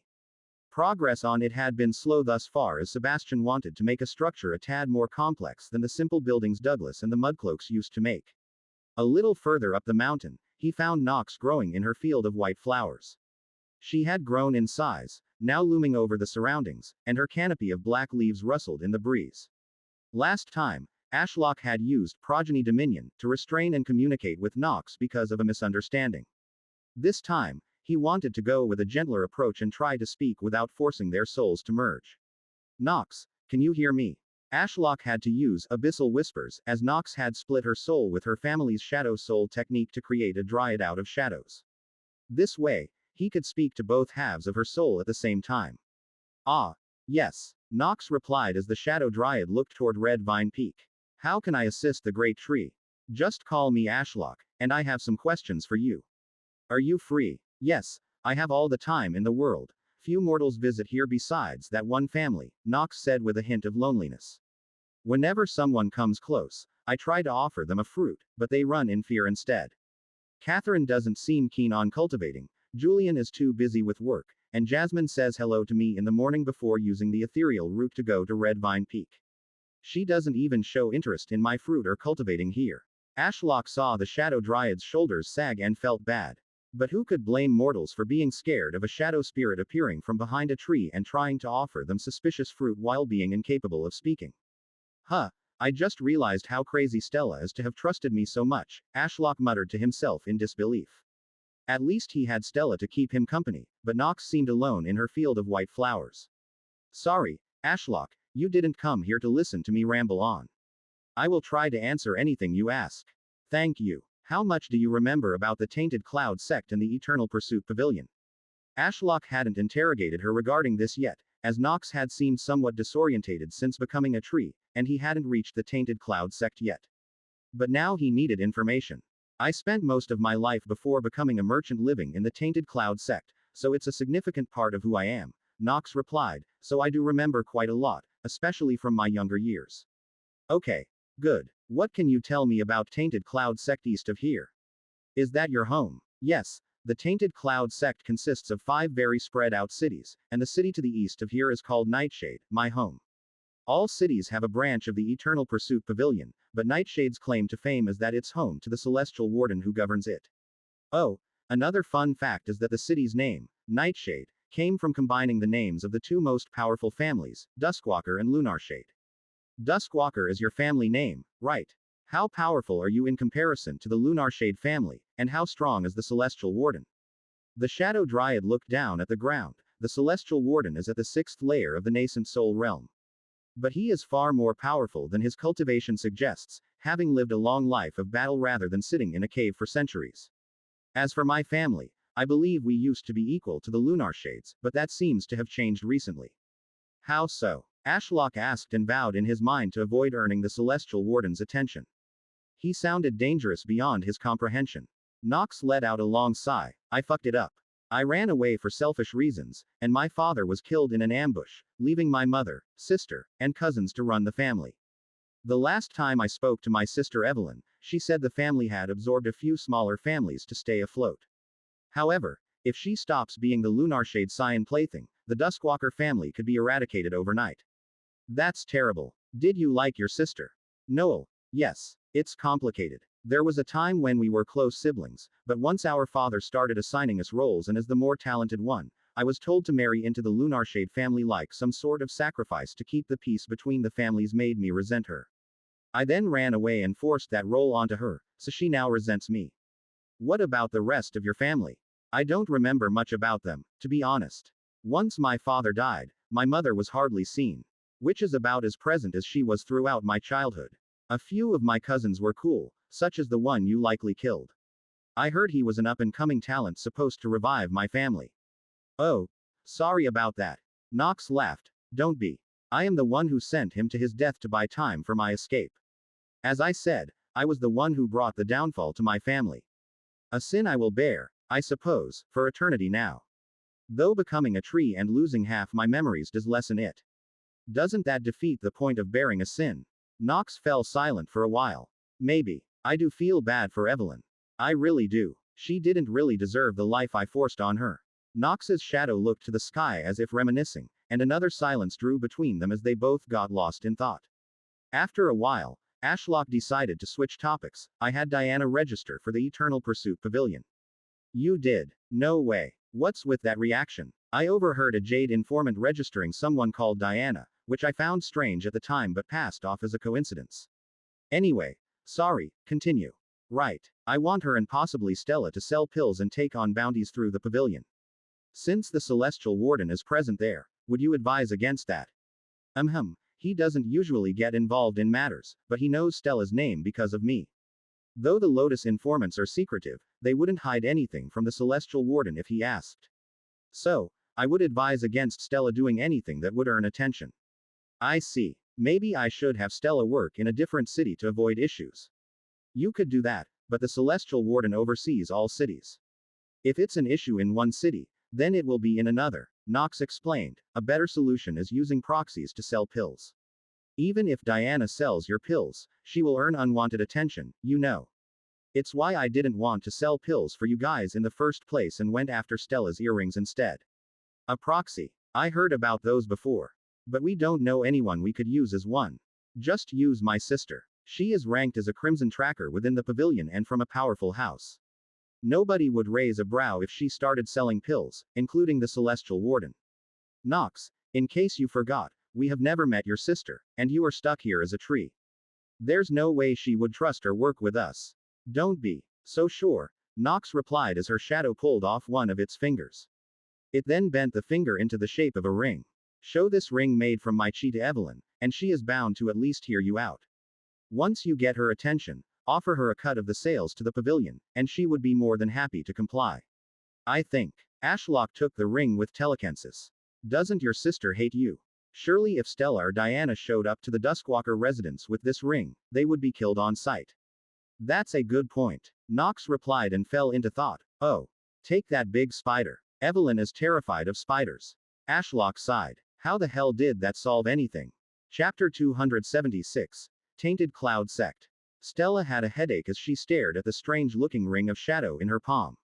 So, to summarize these last few hours of discussion, Stella massaged her temples. You want Diana and me to head to the Eternal Pursuit Pavilion to get registered as bounty hunters. Are you sure that is a good idea?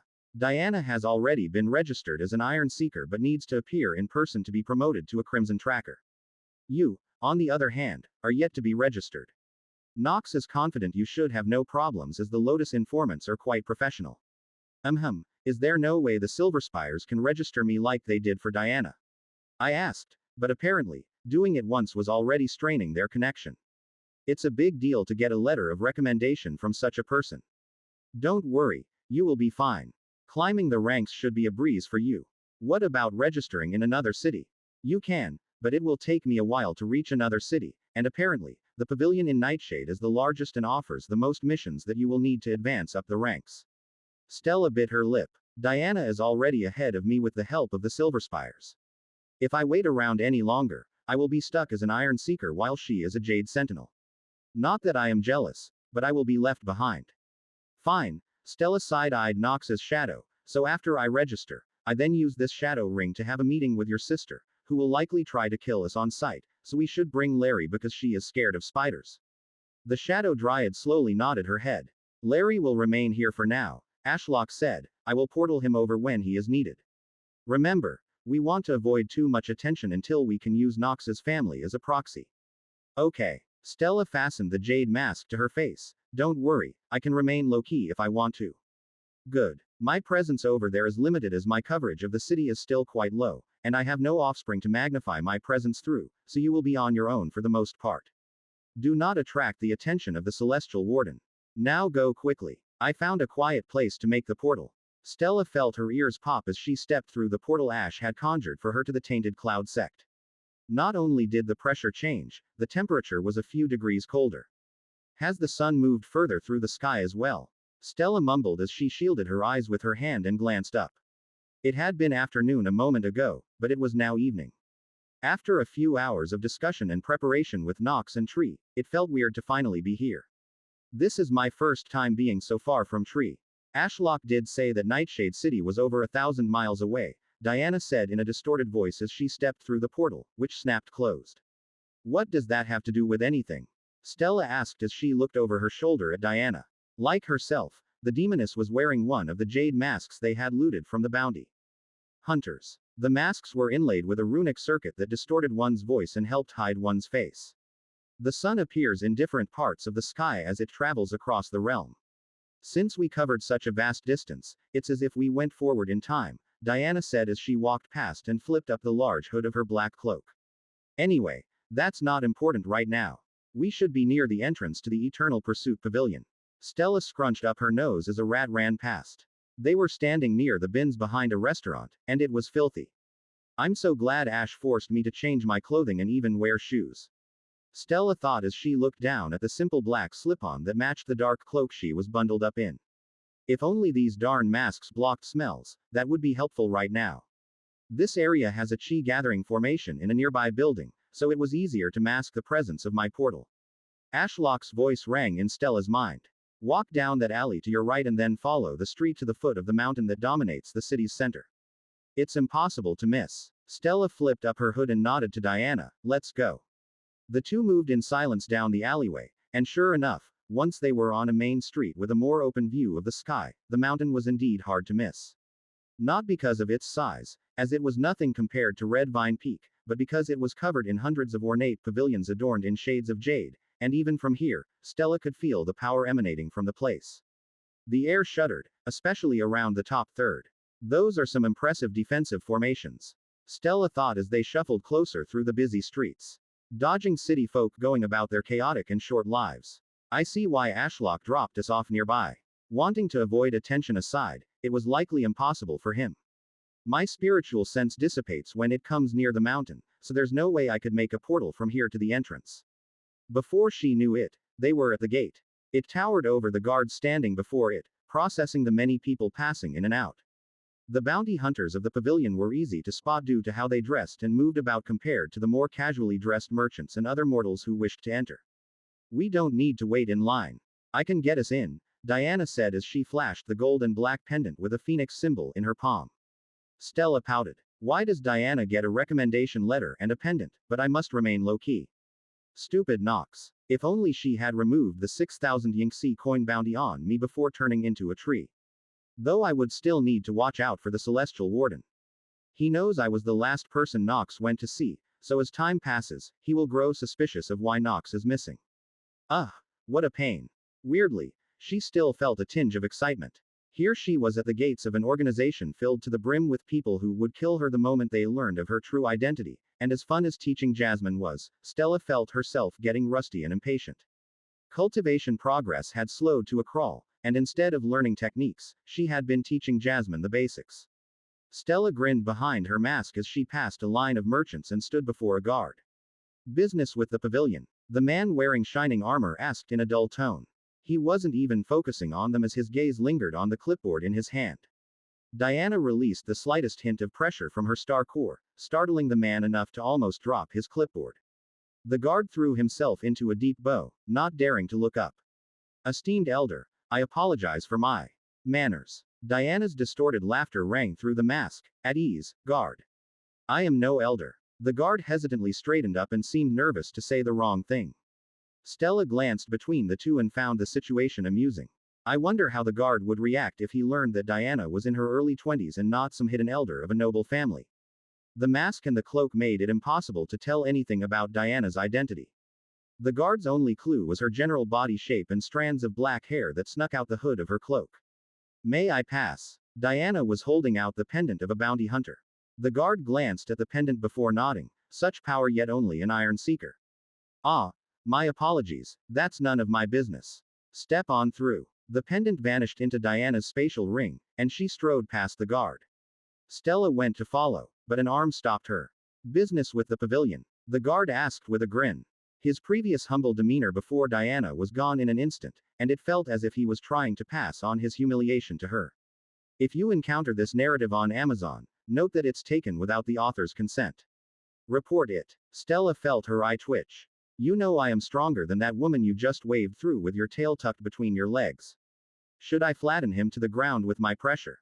Or perhaps chop off his arm as a snack for tree? She's with me, Diana said with irritation, and the man's hand raised faster than it had fallen. A guest of the esteemed Iron Seeker. Enjoy your stay, miss. Next. Stella clicked her tongue as she walked past the guard. A wave of chi washed over her as she phased through the main defensive array, and the lingering feeling of Ashlock watching her vanished. It's going to be fine. Stella felt her heartbeat quicken as she joined Diana on the other side, waiting on a wide paved road lined with trees that led to a square up ahead that looked like a sea of people. I could feel the ripples of chi near your soul from over here, Diana hissed as they walked. Remember, we are trying to be low-key. I don't know what you were thinking, but harming a guard to the lowest level of the pavilion would achieve little. That guy was hardly a step above being mortal. I bet they get replaced all the time. Maybe if they had cultivators capable of detecting chi fluctuations on the gates, they would have fewer casualties, Stella hissed back as they reached the square. It's not my fault that the board guard was trying to pick a fight with me. Diana snorted. If what Nox told us is true, most Iron Seekers are weaklings. I mean, look around. I can't see a single other cultivator here. It's all mortals moving between the pavilions. That blockhead guard likely took the job to feel superior to people with his meager strength. Added Nobleman at. Stella glanced around, and Diana exaggerated a bit. The odd cultivator wearing robes and masks was dotted among the hundreds of mortals flowing between giant pavilions.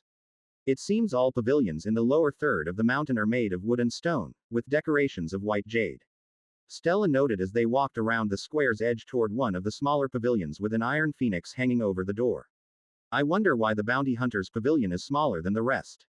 Stella recalled what Nox had told them, but she hadn't gone too in-depth other than explaining how to get past the guards, register, and where the Duskwalker residence was located. Stella scrutinized the other pavilions since there wasn't much else to do as they swiftly walked. The largest pavilion that dominated the far end of the square had the words, Trade Hall, written over a doorway wide enough for a dozen people to walk through side by side. This was precisely what was happening, as guards in shiny armor controlled the flow of horse-drawn carts loaded with goods into the building. I could fit that entire horse, cart, and all its goods in my spatial ring. If everyone was using spatial rings, there would be no need to make the place that big. Stella sighed. Sometimes, she pitied mortals. Other than the trade hall, there were a few other buildings, such as the alchemy hall and smithy.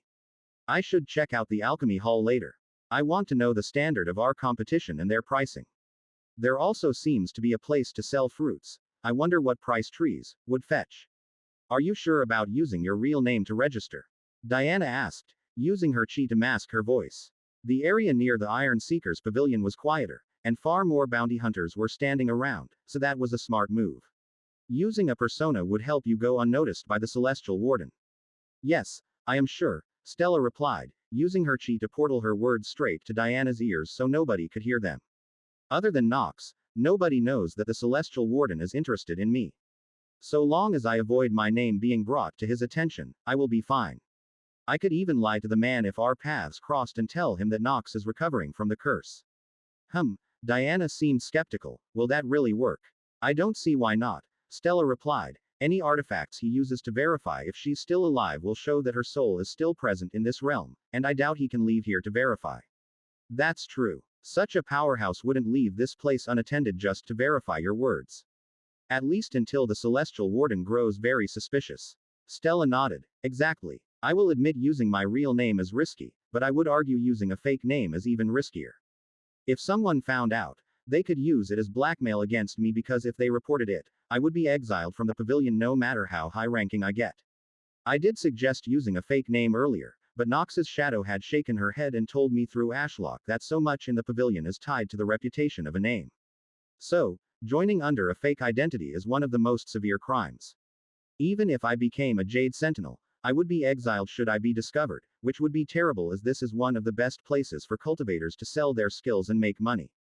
Diana pushed the door to the Iron Seeker pavilion open, and they strode inside. Dominating the center of the room was a large white jade pillar encircled by a counter manned by numerous Lotus informants. All of them had long lines except for a woman near the end who was serving a single person. Since it was the shortest line, they joined and waited. Look up there. Diana pointed at the jade pillar.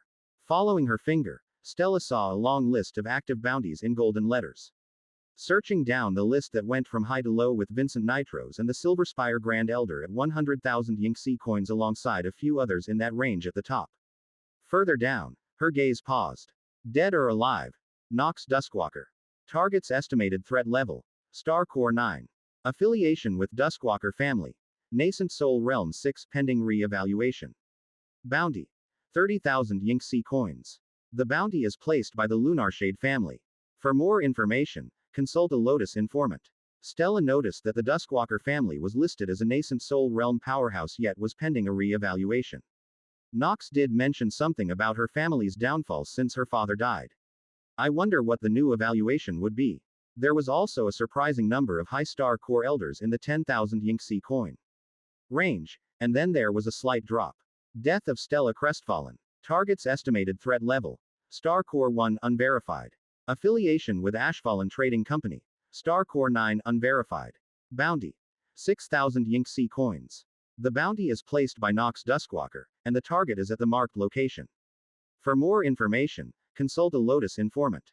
Do they think I am still in the first stage of the Star Core realm? Stella let a small chuckle escape. How would they react if they found out I just stepped into the 6th stage? The rest of the board had low-ranking bounties for mortal merchants and whatnot. Honestly, with only a name to go off, for the pay, they didn't even seem worth the effort. To her surprise, as she was still reading them, every name floated up a spot, and a brand new bounty appeared at the bottom for 20 Yinxi coins. It was for the kidnapping of a mortal farmer's wife. Who would even take on such a job? Stella wondered, but then she saw out of the corner of her eye 3 cloaked people who had been huddled around one of the many tables that littered the room stand up and leave. On the way out, she overheard one of them discussing the name in the bounty. Trying to get a feel for their cultivation level was impossible as the defensive array heavily suppressed the flow of chi, but if she had to guess, they were in the chi or soul fire realm at best. What lowlifes wasting their pathetic cultivation to bully mortals for such little pay?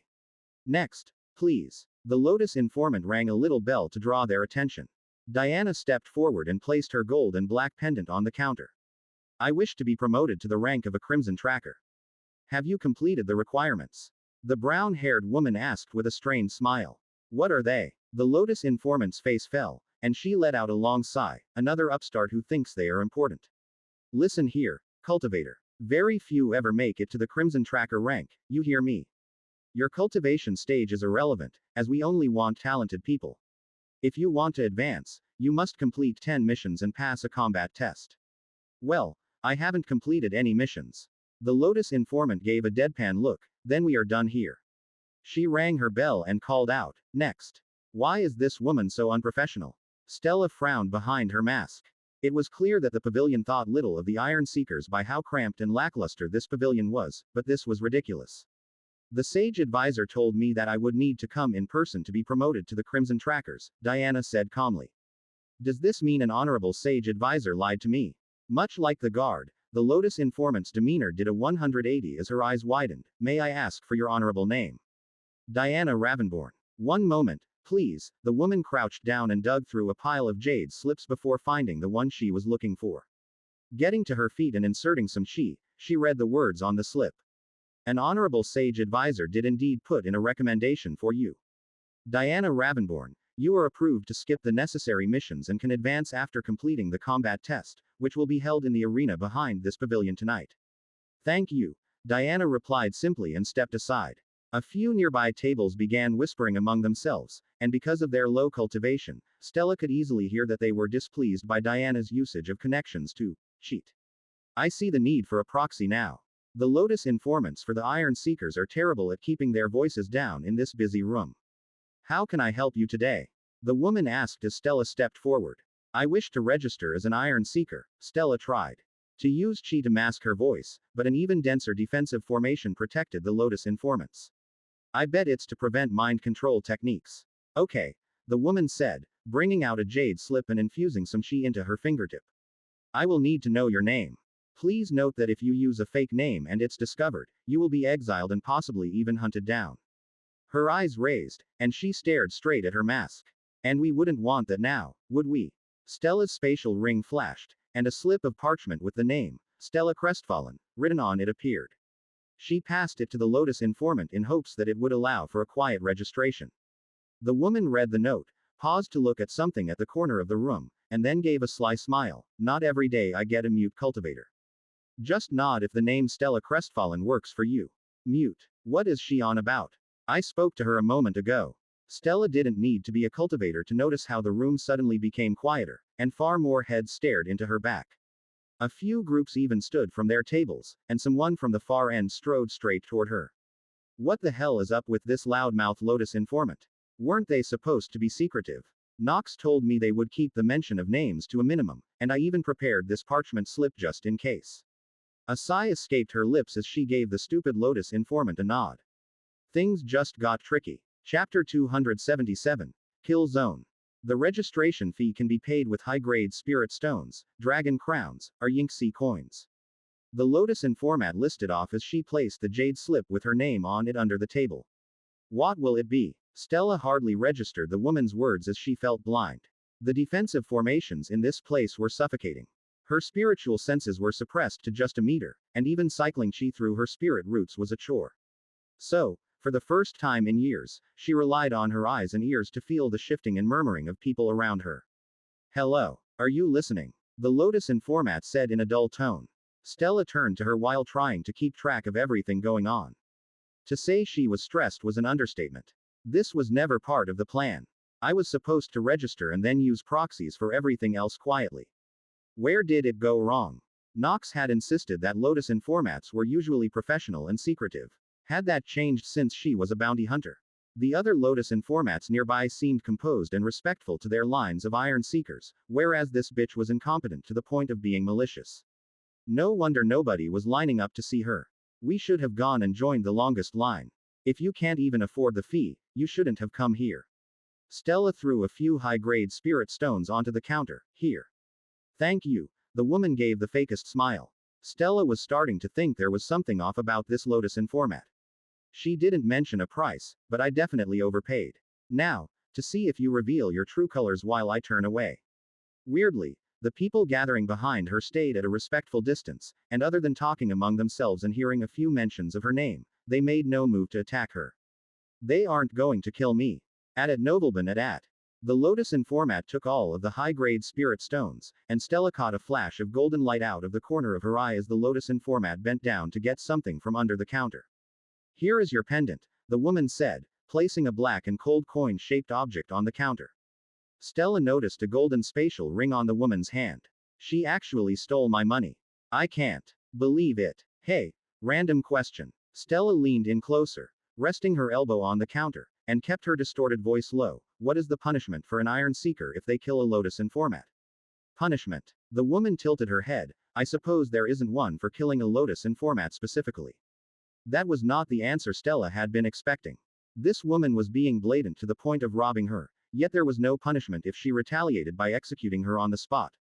Hypothetically speaking, I won't be exiled from the pavilion if I cut you down right now. Stella asked, just to be sure. Killing this woman over this wouldn't be worth the hassle and attention, but this was good information. Let me explain something to you, Iron Seeker. The woman rested her chin on her arm and smiled, unfazed by Stella's blatant threat. You have a juicy bounty on your head, yet stand here alive. Now, why is that? That was a good point. Everyone kept their distance and didn't show any hostility despite her bounty. I don't know. It's because we have rules that cannot be broken. The woman gestured to the room. This pavilion is a strict no-kill zone. If not for this rule and the defensive arrays to help prevent fights, there would be a slaughter here every day. After all, you aren't the only one here with a bounty looming over their head, as it's common for bounty hunters to put bounties on their competitors. Stella glanced up at the bounties listed on the pillar. I assumed these were all elders of families, but now that I think about it, wouldn't it make sense for those elders to be part of this pavilion too? Your bounty is rather special because of how high the reward is compared to how low your cultivation is, the woman said with amusement, but in the grand scheme of things, you aren't that special. Bounty or not, someone could kill you out of the blue for free. It's a dog-eat-dog world out there, but it's safe in here. So she thinks she is safe in here because of the defensive arrays. Just out of curiosity, what happens if I break the rule and kill someone in here? Stella asked. The array did make cycling chi hard, but she could always cut someone in two with her sword. The woman's smile reached her ears. Ooh, that's a fun one. You will be exiled from the pavilion, meaning anyone here could cut you down where you stand without repercussions. In fact, they would even be rewarded with every Yingxi coin left in your balance. Well, that's concerning. I don't think I could win a fight against all these people with my cultivation suppressed to this extent. Stella's eyes flicked to the doorway. What about outside this pavilion? Does the no-kill rule still apply? The whole mountain is a no-kill zone. The Lotus Informat had a sly smile, and Lotus Informats live on the mountain, so killing one of us will indirectly lead to exile. Though the defensive arrays are weaker outside the pavilions, and accidents can sometimes happen. So do be careful when walking around. Stella frowned. This woman called out her name and robbed her, but now she was giving good advice. I can't get a read on her at all. If that's all the questions, let's finish this registration, shall we? The Lotus informant pushed the gold and black pendant across the counter. Please draw some blood and drip it onto the pendant. Stella saw a spike on the pendant, so she used that to prick her finger and smeared some blood on its surface. The pendant glowed with power as it absorbed her blood and chi. A strange symbol appeared on the counter around the pendant, and the Lotus informant studied it. You have a registered bloodline. How interesting. One moment, please. Registered bloodline? Stella asked as the Lotus informant searched for something under her counter. Yeah, to crack down on people using fake names in recent centuries, we started keeping a record of families' bloodlines. The woman placed a sizable leather-bound book onto the counter and flipped through the pages. Since the formation reacted, somebody from your family has registered with us before, and I can now find out if your surnames match. Stella felt her blood run cold. If she had taken Diana's suggestion and used a fake name, wouldn't she be moments away from exile and being executed by all the cultivators gathered behind her? Is that why they are all gathered around like vultures? Hoping I lied so they can kill me for the bounty while I am suppressed. Ah, here we go, the Lotus informant said. There is indeed another person here, and they also registered under the Crestfallen family name. What? Only one other person? Could it be my father? If the Pavilion knows his whereabouts, I can ask him about the claim that my mother is the world tree. If you encounter this story on Amazon, note that it's taken without permission from the author. Report it. Groans of disappointment sounded out as a few groups of bounty hunters wandered back to their tables. Stella leaned forward to see the book, but the Lotus informant slammed it shut. With that, your registration is complete. You are now an Iron Seeker of the Eternal Pursuit Pavilion. If you wish to advance to a Crimson Tracker, complete 10 bounties or other missions of appropriate levels from the other halls. Any other questions? What was the name in the book? 800 Yinxi coins. Stella tilted her head. Had the woman not heard her? Everything in this pavilion has a price. Such confidential information about ancestral bloodlines costs 800 Yinxi coins. Stella ground her teeth behind her mask. How could information about her own family be confidential? But I just registered. How am I supposed to have any Yinxi coins? How is that my problem? The woman rolled her eyes as she hid the book back under the counter. Go kill someone or sell something. This ain't a charity for weaklings, you know.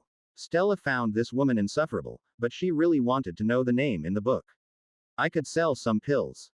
Don't. Diana grabbed her arm. I know what you are thinking. That information isn't going anywhere. We can get it later. Stella clicked her tongue. Fine. Taking the pendant and putting it into her spatial ring, she turned to leave. In hindsight, she didn't want this Lotus informant shouting out the information about her family, so it was best to leave for today and ask a more competent one tomorrow. The stares from all the cultivators were unnerving, so she pulled her hood down tightly and made for the exit. I will leave and vanish into the dense crowd of mortals. Registering had been the only goal for today at the Eternal Pursuit Pavilion, and although it had been far more eventful than she had anticipated, it was done. She was now an Iron Seeker, which granted her access to the pavilion's resources, and she could travel to any demonic sects without her identity being questioned. A real bitch, isn't she?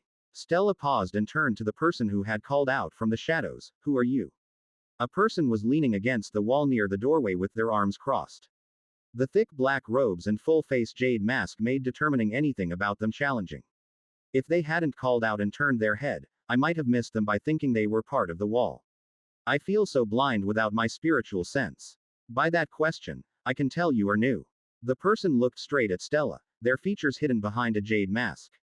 Giving out such information is a quick way to the grave. The Lotus informant wasn't lying about the dangers. Beyond those doors, assassinations occur more often than she made it sound. Stella looked at the door and realized those cultivators hanging outside in small groups weren't simply wasting their time. They were keeping track of those going in and out of the pavilion. The pavilion and mountain may be a no-kill zone, but out in the city, anything goes. Will they tail me if I leave? Oh, I bet they sell my whereabouts to others, those leeches. For this chance meeting, you can call me Seth. The man stepped forward and offered a gloved hand. I am happy to answer any questions you have. Stella made no move to shake it. How cold. Seth sighed and lowered his hand.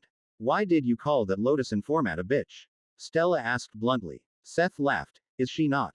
I am sure you noticed, but nobody will line up at her counter except clueless newbies like you. How is she still working here if she acts like that?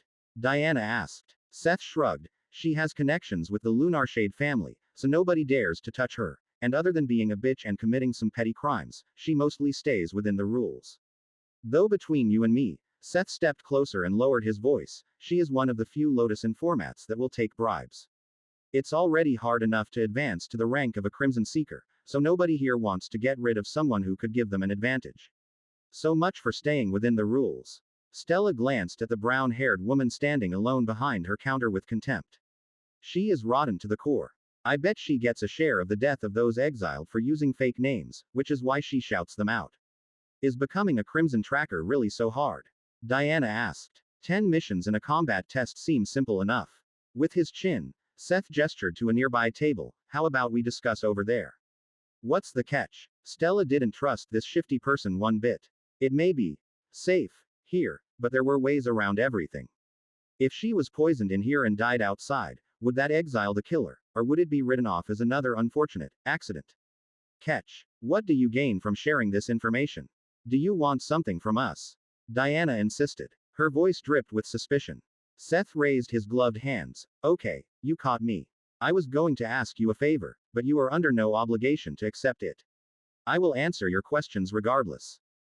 Stella looked to Diana, and the woman shrugged. Nox either forgot or lied, or her information is outdated as she never mentioned the no-kill rule or the bloodline verification, which the Lotus Informat said was introduced in recent centuries.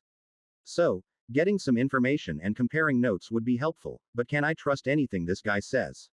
Stella sighed and followed Seth to the nearby table. There was a silver ball in the center, which he placed his hand on and inserted some chi. Diana grabbed his arm. What are you doing? Relax. It's a formation that distorts our voice so others will struggle to listen in. Seth replied calmly. His chi made the silver ball glow and sure enough all the ambient noise around them became distorted. Now then, can you please let go of my arm? Diana withdrew her hand into the many folds of her cloak. Quite the strength you have there. I thought my arm was going to break. Seth rubbed the area Diana had gripped. My apologies, Diana said. Now, if you don't mind, could we get to the answers? I have something to do tonight. The combat test to advance, right? Seth said as he relaxed his arm. With strength like that, you may have a chance at passing. What do you mean? Is it really that difficult? Diana asked. Seth gestured around. If it was so easy to advance, do you think there would be this many people stuck down here having to share a space with the disgusting mortals? Everyone here fights tooth and nail to claw their way up the mountain using any means necessary. Don't look down on their struggle just because you got a recommendation letter. I see. What does the test involve? It really is a simple combat test, nothing but a duel. However, it's the opponent who makes things tricky.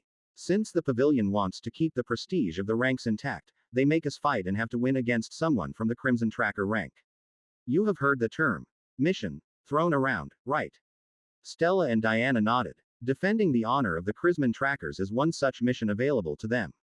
There is no pay, but they are eager to participate. Why? Stella didn't understand. Fighting was a risky thing to participate in and also a waste of chi. If there was no pay, what reason would they have to do such a thing? Seth chuckled. Ego aside, there is a practical reason. Iron Seekers need to complete 10 missions to have the opportunity to advance. However, if we fail the combat test, the number of completed missions is reset, and we must start again from zero. A tough deal, but for the Crimson Trackers, it's far worse. They need 100 completed missions to advance to the rank of Jade Sentinel, and they lose all that progress if they fail the combat test. Crazy, right? If they tried to complete the requirements with bounties alone, it would take centuries since there is a short supply of bounties worth the risk and pay to the Crimson Trackers. So they take on the mission of dueling the Iron Seekers to keep us down. That is rather harsh, Diana agreed, especially since you have to beat someone from a higher rank who may have an affinity that counters you. It's as much luck as it is skill. Seth nodded. Do you see now why we are all stuck here? Yeah. Stella hated to admit it, but her opinion of Nox rose. No wonder she could run from us and fight for so long. Jade Sentinels are not only strong in cultivation, but they had to have completed at least 100 missions and beat someone higher ranked than them in a duel. This is where my shameless favor comes in. Seth leaned on the table. I need one more mission to qualify to advance. I have the location of Albus Lunarshade locked down. Stella glanced at the white jade pillar and quickly found the person in question.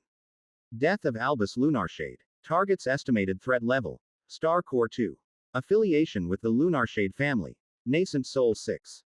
Bounty. 10,000 Yinxi coins. The bounty is placed by Corvin Blightbane. For more information, consult a Lotus informant. As you can see, he is listed as being in the Star Core realm with a bounty of 10,000 Yinxi coins. That's where you two and especially Stella comes in. I may know his location, but I am not strong enough to defeat him. However, with the three of us, I believe we can win. Diana crossed her arms. Suppose we agree. How would we split the pay? You both need the Yinxi coins really badly, right? Seth stroked his chin under the mask. How about 2,000 for me, and you two can split the remaining 8,000? Sound fair? Stella exchanged a glance with Diana. The deal sounds good to me. Could you give us a few days to discuss and get back to you? That's fine. Seth shrugged. It would be best to wait until after Diana has been promoted to the Crimson Trackers anyway, so it counts toward her advancement to becoming a Jade Sentinel. Speaking of which, the duels should begin within the hour. I could lead you there if you wish. Seeing no issue with that, the three left the building through the back door. Toward the arena. I wonder if Diana can win. Stella thought and then shook her head. If anything, she should be praying the opponent's face doesn't cave in from a single punch. Chapter 278. Old One. Ashlock felt locked out, and he didn't like it. Sneaking a single route under Nightshade City to that restaurant near the Eternal Pursuit Pavilion's mountain so he could make the portal for Stella and Diana had been risky enough. The mountain was the closest thing to a military base that he had seen so far in this world. It wasn't the Soul Fire Realm guards at the gates or any walls that made the place impenetrable. It was the endless layers upon layers of formations that simply defied logical sense. To Ashlock's spiritual sense, the mountain may as well be a black hole. If he tried to get close, he felt his vision grow blurry and his chi getting drawn into the greedy formation that was sucking up all the chi for miles around.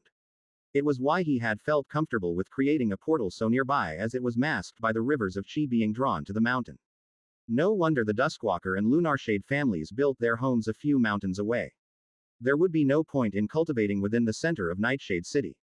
Ashlock mused. Since he couldn't watch Stella or Diana, he scoped out the place some more and found the two prominent families' residences. Naturally, he didn't dare get too close for now, especially to the Lunarshade family run by a sixth-stage nascent soul realm cultivator.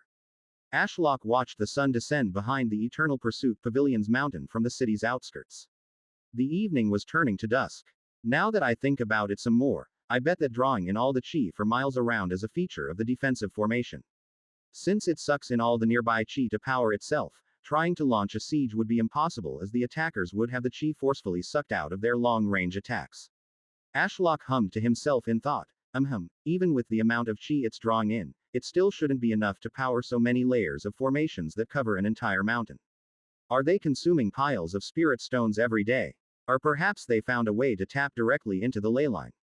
The only other option is having a bunch of elders sitting in a room and feeding the formation, but there's no way that's the case. Ashlock stopped mumbling and tried to keep busy by carefully expanding his roots around the city's outskirts and the prominent families' mountains. He would slowly take over the city one root at a time. Maybe I should plant a few of my offspring in secluded locations. Or will that raise issues? What if I spent some of our earnings and bought up some houses with gardens? That way, people can't raise a fuss if well-behaved demonic trees pop up, right? Ashlock sighed as his thoughts drifted. He felt on edge no matter how hard he tried to distract himself. He was especially worried about Stella. Not because of her questionable personality or tendency to cause fights, but because of her affinity. Red Vine Peak is rife with spatial chi due to my presence, so she can easily and freely wield spatial chi. The only other places she has fought were in mystic realms drenched with spatial chi. But out here, she is like a fish out of water. Ashlock moved his view closer to the mountain peak, and once again, as he got closer, he felt the view of the Jade Pavilion's blur and a distinct tug as if someone was trying to pull out his eye. I just want to see inside this stupid defensive formation, Ashlock grumbled. I wonder what Stella and Diana are up to. I hope they haven't gotten into any trouble. That girl is trouble, Seth commented as a person strode into the arena without a mask, showing off their deep violet eyes and silver-tinted black hair. A purple-tinted aura wreathed her body, giving her a ghostly presence that Stella had never seen before. Why? Stella asked. She sat on a bench close to the arena alongside Diana and Seth. The no-kill zone defensive formation still bore down on her, so she couldn't perceive much about the girl as her spiritual sense was heavily suppressed. However, Stella had been told that the inside of the arena was free of suppression so that cultivators could fight at their maximum capacity. The defensive formation acted as a barrier around the arena, protecting the spectators. Elysia Mistshroud is a rather notorious Crimson Tracker, you could say. Seth explained. Her fame gives us the advantage of knowing her capabilities and record. Huh, I thought they hid people's names here. They do. These people are either participating with fake names or arrogant enough like Elysia to use their real ones. Oh, I see, Stella nodded. So what is Elysia's record and strength? She is somewhere in the mid-stages of the Star Core realm and cultivates mystic chi. Her record is said to be 47 wins and a single loss. Seth turned and said seriously, stay away from the Mistshroud family.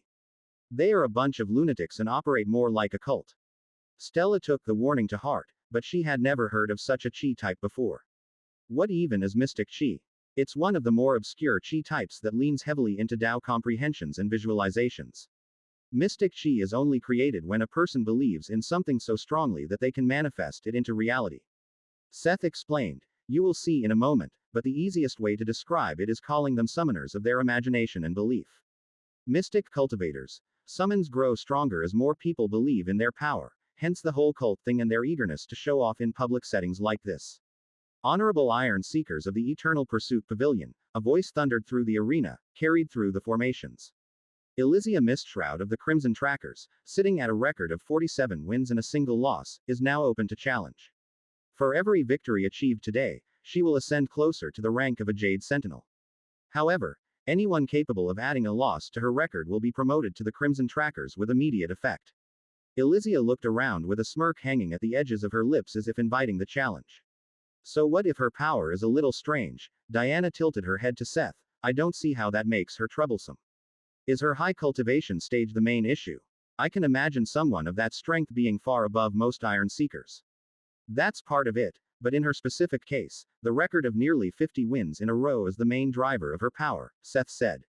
The more people she wins against, the stronger the belief in her summons becomes, and the stronger she gets, the more she wins. It's a self-feeding cycle. Her only loss was her first ever battle. Once she got the ball rolling, nobody has been able to stop her. Seth sighed. Looks like nobody will be passing today. You got really bad luck, Diana. I am sorry. Diana laughed. Don't count me out just yet. Could the first challenger please make their way to the arena? Stella glanced to the other side of the arena and saw a person emerge from a hole in the wall that was sealed up behind them. They wore a mask and cloak like everyone else, but their hood was pulled down, showing off their icy blue hair. Ivor Frostvale takes the stage.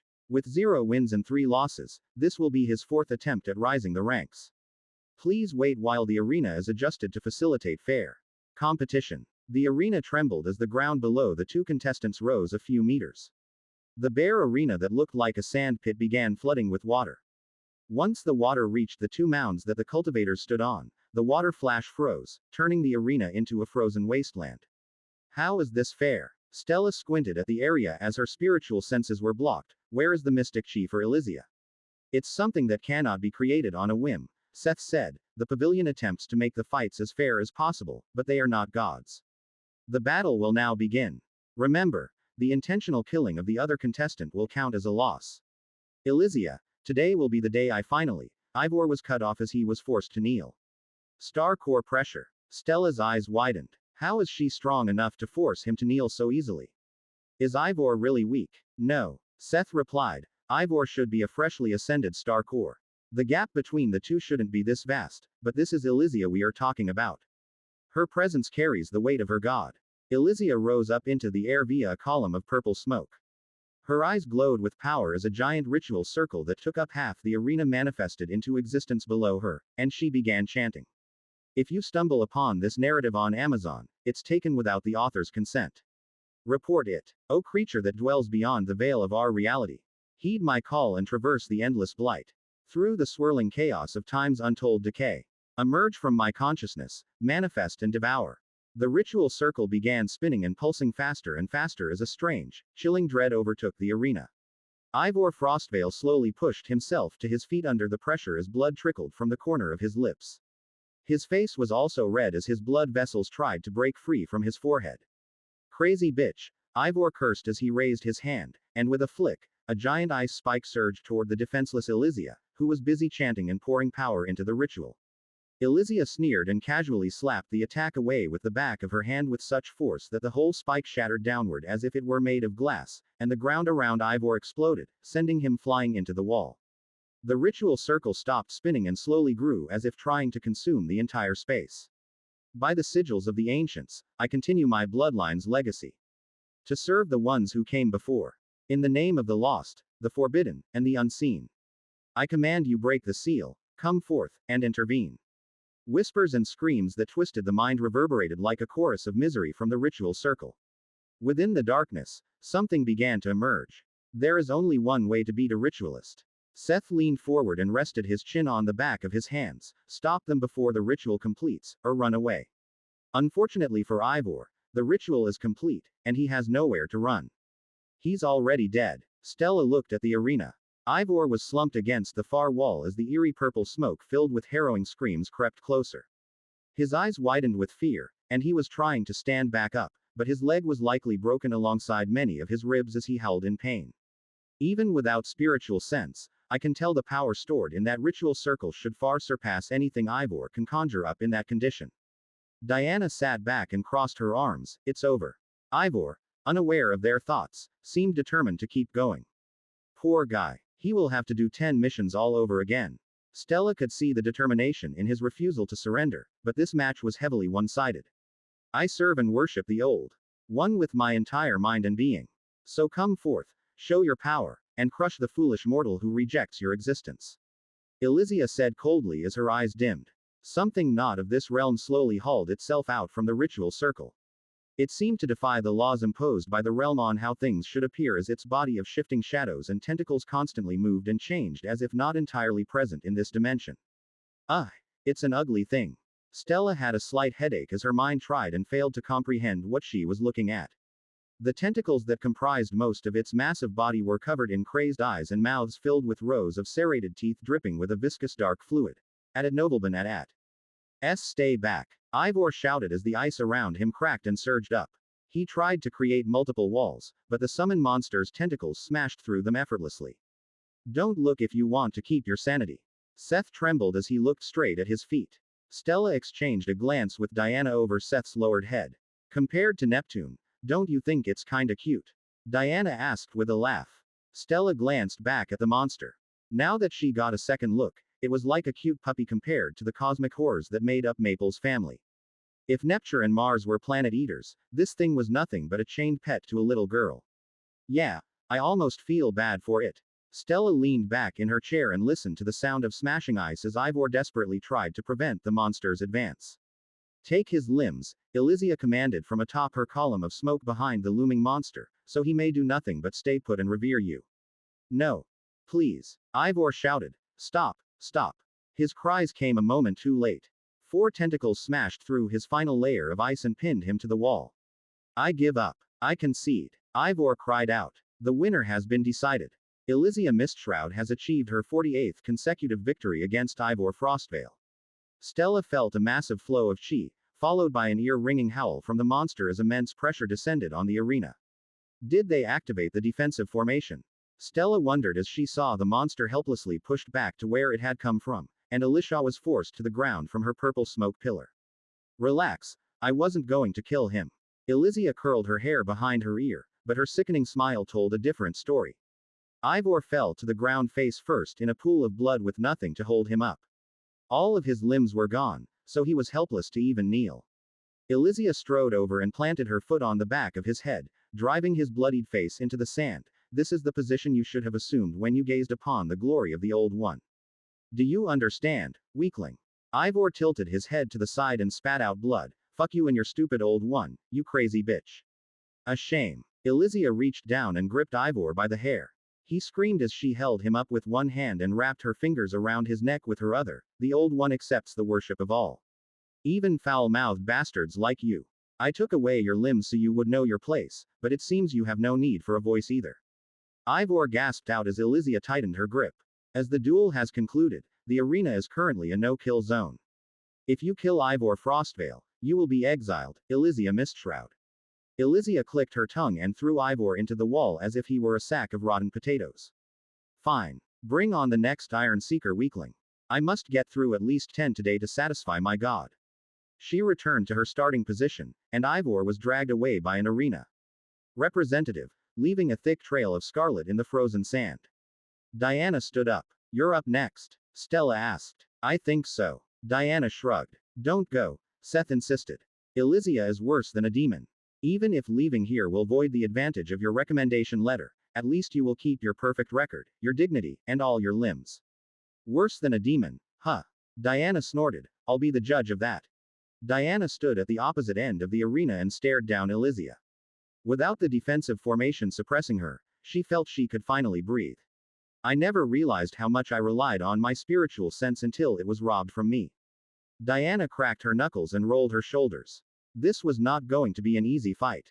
I reached the 4th stage of the Star Core realm recently, and from the chi fluctuations reaching me from here, I would guess Elysia is of similar strength. If I used my bloodline, I would win with ease, but showing I am a demon would be less than ideal. Raven takes the stage. With 0 wins and 0 losses, this will be her first attempt at rising the ranks. Please wait while the arena is adjusted to facilitate fair competition. The ground rumbled as the mound below Diana's feet lowered, the ice melted, and the arena returned to its neutral self. I guess they couldn't summon any demonic mist chi for me. The battle will now begin. Remember, the intentional killing of the other contestant will count as a loss. Raven. Only cowards use fake names, Elysia sneered as she rose into the air, and that purple smoke spread out to begin the summoning ritual. However, this time, it didn't spin or pulse. The twisted howls and screams that made Diana's mind shudder started straight away.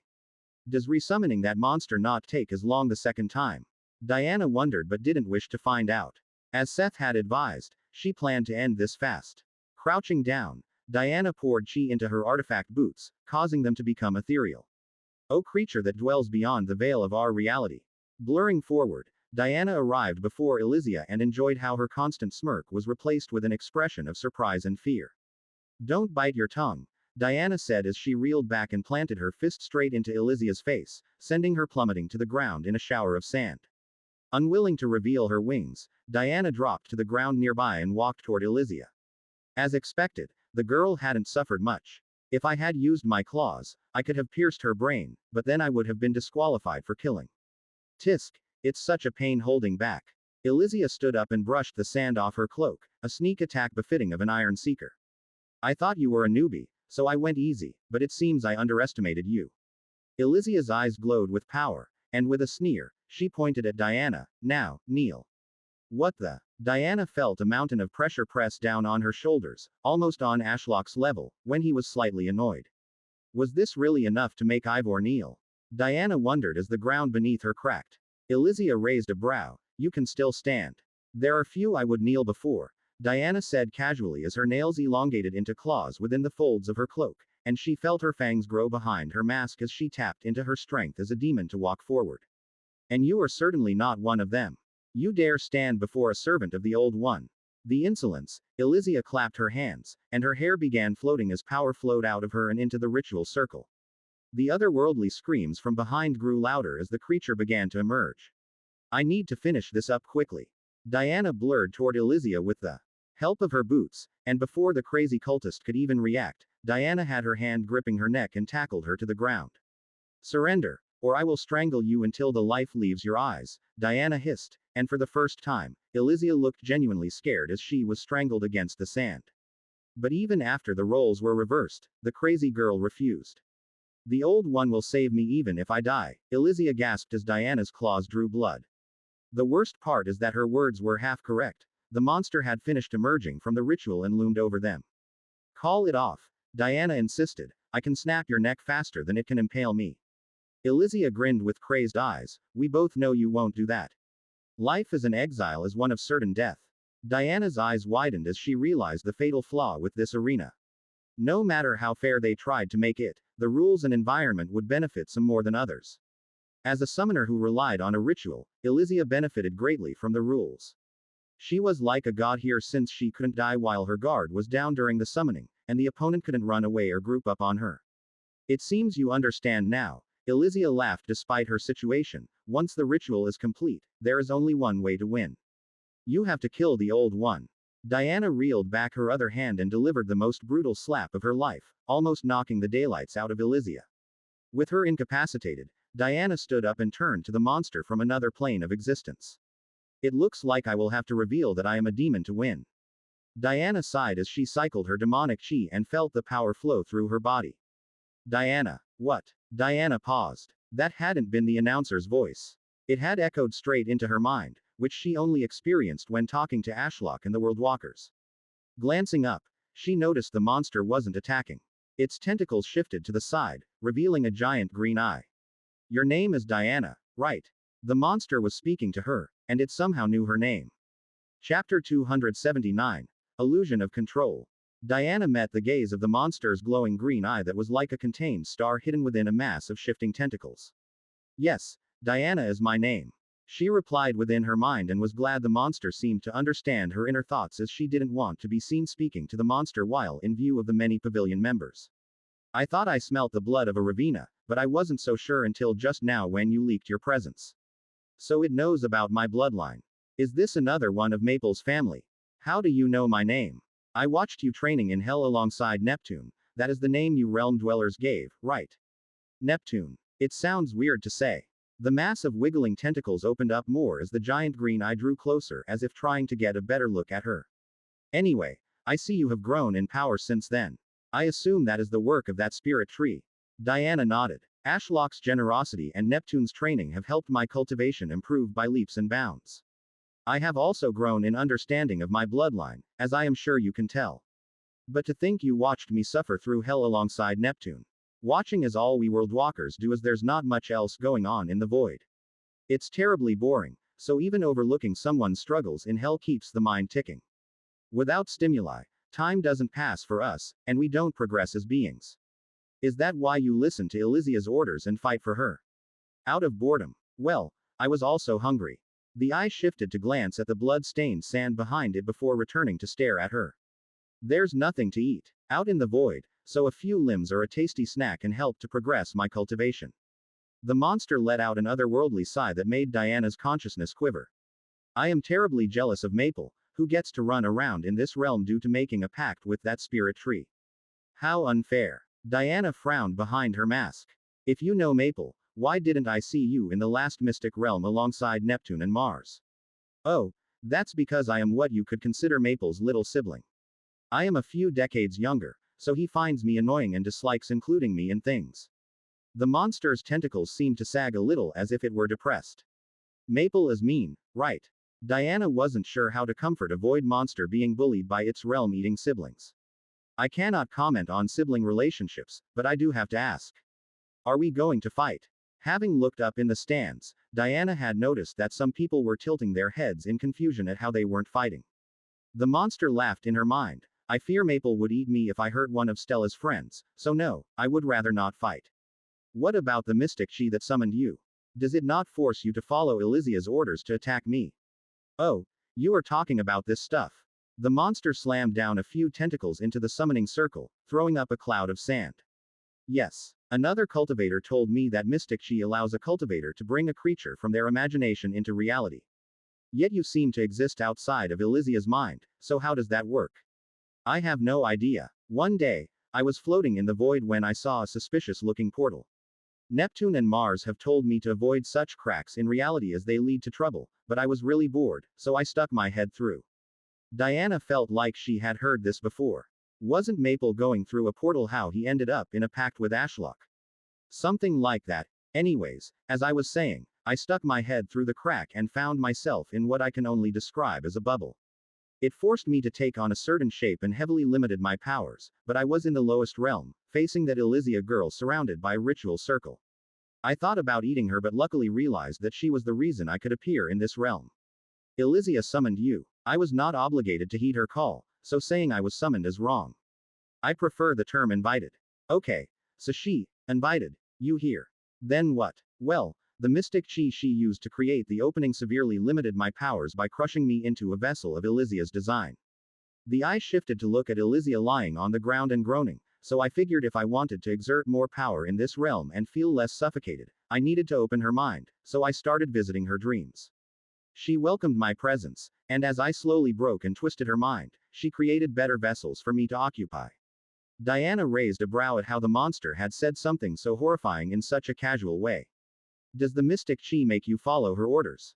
The monster laughed, shaking her mind. Of course not. Why do you follow them then? Diana asked. Such as when you ate Ivor's limbs when ordered to. I can only manifest in this place if Elysia invites me here.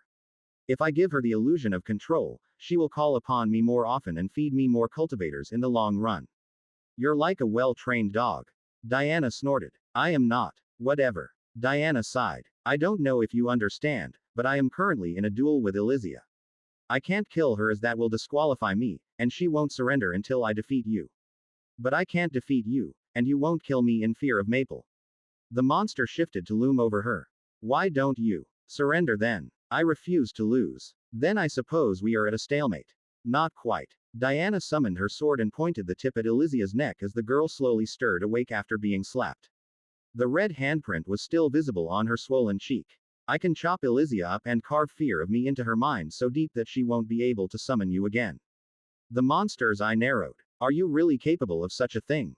Diana didn't hesitate as she slashed her sword down and chopped off Elysia's left arm.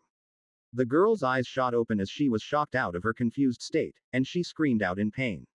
Unfazed, Diana flicked the blood off her sword onto the sand and looked back at the monster. Should I keep going? Haha. Good, very good. As expected from one with the Ravina bloodline. How interesting. The monster's voice turned cold, but to harm the tool I have spent so long carefully nurturing is deserving of some punishment. Diana dropped to the ground and felt the air rush over her head as a tentacle from her blind spot passed over. If she had remained standing, it would have slammed into her and flung her into the nearby wall, a non-lethal attack but enough to knock her out. This tale has been unlawfully lifted from Royal Road. If you spot it on Amazon, please report it. You really are scared of your siblings, aren't you? Diana taunted as she used her artifact boots to barely dodge the barrage of incoming tentacles trying to slap her away. I can see why Maple finds you annoying. You have such a short temper. I assure you my temper is nothing compared to Maple, the monster replied as the whole arena trembled. A cloud of dust made tracking the tentacles even harder. Diana knew for a fact that the monster was holding back from killing her in fear of Maple, but it was determined to at least smack her around. Annoying fly, the monster said, and Diana noticed the tentacles suddenly double in speed. Oh! Diana blinked as a tentacle slammed her in the face, shattering her mask, breaking her nose, and sending her flying. She collapsed into a heap near the wall in a ditch in the sand. Spitting out sand and blood, her ears were ringing, and her head was pounding. What the hell was that? I couldn't even see it coming. Hauling her body up with a groan, she made sure to hide her face with a wooden mask from her spatial ring before glancing over her shoulder at the monster. It kept its distance and didn't seem interested in attacking while she was down as it watched her intently with its giant green eye nestled among a sea of shifting darkness.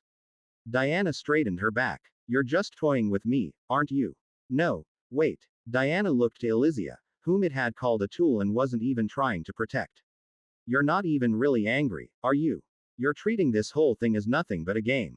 So what if I am? I can't eat you, so having a little fun is the next best thing, don't you agree? The monster's eye shifted to Elysia, who clutched her stump and cried, she won't die from such an injury, but it would be inconvenient if you damaged my carefully raised tool any further. So how about a deal? A deal? Diana tilted her head. What do you propose? It's rare that I get to test this form's limitations. Most opponents I face are weaklings like that ice cultivator from earlier. I desire some challenge to see what areas of this vessel need improvement. So, the deal is simple. Go all out against me for 10 minutes, and once the time is up, I will surrender to you so you may win this pointless duel. What about Elysia? If you try to harm her further, I may accidentally use lethal force. Don't misunderstand, I don't want to kill you, but I will if I have to. Elysia is my only way into the realm, and I have spent years breaking her to this point. To throw that all away for a friend of my sibling's favorite human is not happening. Diana sighed. Looks like I have no choice then. Let's dance. Demonic mist chi spread out, and Diana began to transform. She would not last even a minute if she didn't go all out. That's the spirit, the monster said as a wall of tentacles came her way. What's going on in there? I can't see anything. Seth squinted at the arena and even cycled chi to his eyes, but it was useless. The defensive array suppressed any spiritual sense, forcing them to rely on their eyes. Who knows? Stella shrugged. The arena had turned into a sandstorm mixed with demonic mist. Shadows could be seen moving within the mist, and there were the howling phantoms, but the spectators couldn't see much else. Diana uses the sand and mist to hide her demon form as she fights. But it doesn't make sense. Stella rested her chin on her palm as she mulled over the events. Why did Diana cut off Elysia's arm? She's never been one for cruelty and dislikes killing unless necessary, so why antagonize the monster that seemed wary of her to the point that she is now forced to risk showing her demon form? Seth let out an exaggerated and distorted sigh beside her and leaned back in his chair. What a bizarre fight. I have seen dozens of duels of Iron Seekers against Elysia, and I have never once seen that monster tremble in fear before an enemy. Just how strong is Diana? Strong, Stella answered simply. No wonder she got a recommendation letter from a sage advisor. Maybe she is from some hidden clan.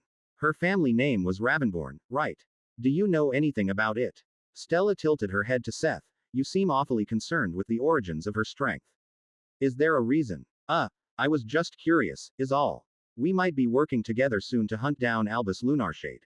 He was last measured to be in the second stage of the Star Core realm and is a good fighter, so I am relieved that Diana is so strong. Added Nobleman at. Stella squinted behind her mask. You sound more concerned than relieved. Do I? Seth chuckled. Well, we may be allies during the hunt, but if Diana wins this fight and ascends to the Crimson Trackers, us Iron Seekers will have a powerhouse stronger and even more ruthless than Elysia to deal with. As that's so, Stella looked back at the arena. I wonder who would win if we were to fight. The dust is settling. Stella looked to the side and saw a group of Iron Seekers commenting on the fight. Oh look, the mist is dispersing as well. I can't see any more shadows flying around.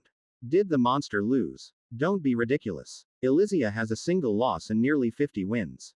How could she lose to an upstart with no record? I mean, didn't you see the start of the fight? One of them refuted the other. She defeated Elysia in the blink of an eye. Nobody fears Elysia. It's that monster she summons, which made her the heir to the Mistshroud family. That's the problem. I have seen Elysia beaten up before, but the monster always wins. True. Stella was also curious about the outcome, so she waited patiently for the sand and mist to disperse. In the middle of the arena, Diana stood tall. There was no evidence of her wings, and her cloak and mask hid any other signs that she was a demon. Good, she has preserved her dark side from these pesky gazes. Diana raised her sword and pointed it at the monster. Surrender. Is she crazy? Seth muttered in disbelief. Stella was honestly wondering that as well. Things weren't adding up. Diana was panting and seemed injured. Meanwhile, the monster was unharmed and could easily kill her. Instead of attacking, the monster turned and stared straight at Stella in the stands with its green eye that looked so familiar. Where had she seen that look before? Why is it looking at me? Stella's eyes widened. Unless it's what I think it is, there's no way that's a world walker, right? I thought Mystic Chi made things from the imagination. The monster began sinking back into the darkness of the ritual circle while keeping eye contact, much to the surrounding cultivators' shock. They stood up in disbelief and started discussing theories that were all wrong. Interesting, Stella muttered as she crossed her arms. Diana didn't win. The World Walker decided to leave for some reason. But these people don't know that. To them, it looks like she scared the monster away. No, don't go. Elysia cried out as she scrambled through the sand toward the ritual circle. Old One, come back. I order you to come back and fight. Diana pressed the blade edge against Elysia's throat, causing the girl to stop in her tracks. Don't bother, it's over. The ritual circle collapsed in on itself, and the mystic chi returned to Elysia. There's no way the Old One would lose or surrender. Elisa began muttering to herself as her eyes shook. It's impossible. I still draw breath. Diana sighed. Just surrender. Elysia grabbed Diana's sword with her remaining hand, drawing blood. There's only one explanation. She looked up at Diana with crazed eyes. You are also a worshipper of the Old Ones. No, you are a leader of them. It listened to you over me. That's the only explanation. Come with me to meet my family. You must. Annoying. Diana kneed Elysia in the face, making her head snap back and tumble to the ground, knocking the girl out cold. Stop sprouting such deluded nonsense, Diana said, turning and walking away through the sand. You don't even understand the half of it. The duel has concluded. Elysia Mistshroud is no longer putting up a fight, which means Raven is the victor. Congratulations, Raven. You are now promoted to the elusive rank of Crimson Seeker with a flawless 1-0 record. Diana didn't seem to react to the announcement as she swiftly left the arena. Her features were obscured by the white wooden mask she had equipped after getting smacked in the face, so Stella had no way to tell. Meanwhile, Elysia's unconscious body was carried off alongside her arm. Good fight, Stella said once Diana arrived. Diana snorted, quite the opposite. She said with spite, "Come on, let's go." Stella had expected Diana to sound relieved or excited about her victory, but her voice dripped with anger and annoyance. Had Elysia ticked her off that much, or was it something else? Sorry, Seth. I will give you the answer about working together next time. Stella stood up and followed Diana out of the arena. Oh, okay, you can find me near the door. I usually wait around there. Will do. Stella waved him off, and once they were out of earshot of anyone, what happened out there? You're not acting like yourself. Are you not happy about being promoted? Diana paused her steps and turned to Stella. That wasn't a fight. I just wasted a load of chi and got beaten up for 10 minutes for that monster's amusement. Worst of all, when I cut off Elysia's arm to try and convince it to surrender, it did nothing but laugh and say I had embraced the attitude of a person with my bloodline. Everything I did was simply amusing to that monster. Was that monster? Yes, it was one of Maple's siblings. Diana sighed. That was the only reason it didn't tear me limb from limb. I see. Stella bit her lip. Things just got even more complicated. There is no way the Mistshroud family is going to live this down. You will be targeted by them, especially by Elysia. How could they even summon and control a Worldwalker in the first place? I will explain to you later. First, let's move fast while we are still under the nose of most powerhouses. Diana turned and started walking at a brisk pace. Let's pick up my Crimson Tracker pendant first, and then we should visit Nox's sister at the Duskwalker residence before nightfall. We don't have time to wait until tomorrow. I agree. Stella glanced down at the ring of shadow chi around her finger that Nox had given her. I really hope this thing works, as Nox hasn't given the most reliable information so far. Chapter 280. A Show of Force. We are being followed, Stella said to Diana as they briskly walked through the gate at the mountain's base. Since the defensive formation was far less suppressive down here, Stella could use chi to mask her voice. How many do you count? Diana replied, I can detect 5 tailing us. You can feel 5. I only noticed 4. My demonic chi is more resistant to the suppression of the defensive formation. The 5th person is hanging quite far back up the mountain, but they only move forward when we do. Oh, I see, Stella said and briefly nodded to the guard that had let them through earlier. After being waved out, they proceeded past the lines and crowds of mortals still trying to get into the Eternal Pursuit Pavilion's grounds despite the late hour. Let's quicken the pace. Where are we going, though? Diana asked, following Stella a step behind as she weaved through the mortals. We don't know the way to the Duskwalker residence. That's a good point. Should we deal with our stalkers first? Stella spread out her spiritual sense, and it felt so freeing not to be suffocated by a defensive formation. Sure enough, 5 masked and cloaked people were following them into the city. They didn't even try to obscure themselves so Stella could see the purple mist swirling around them. They were all mystic chi cultivators.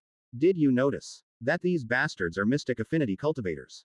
Diana grumbled as they dashed around a corner and jumped over a mortal's cart that had overturned and blocked the street. What do these crazy people even want? They aren't even trying to hide from our spiritual senses. They should know Diana is at least in the Star Core realm, so why chase her so openly? Either they are suicidal or all in the Star Core realm, which I find hard to believe. Should we try talking to them? Stella asked. Absolutely not. Diana shuddered. We do not want to be associated with them. If they are anything like Elysia, they are all insane, and their power is a farce. Elysia thinks she is controlling the Worldwalker, but it's just bored and learned that listening to Elysia's orders earned it more snacks.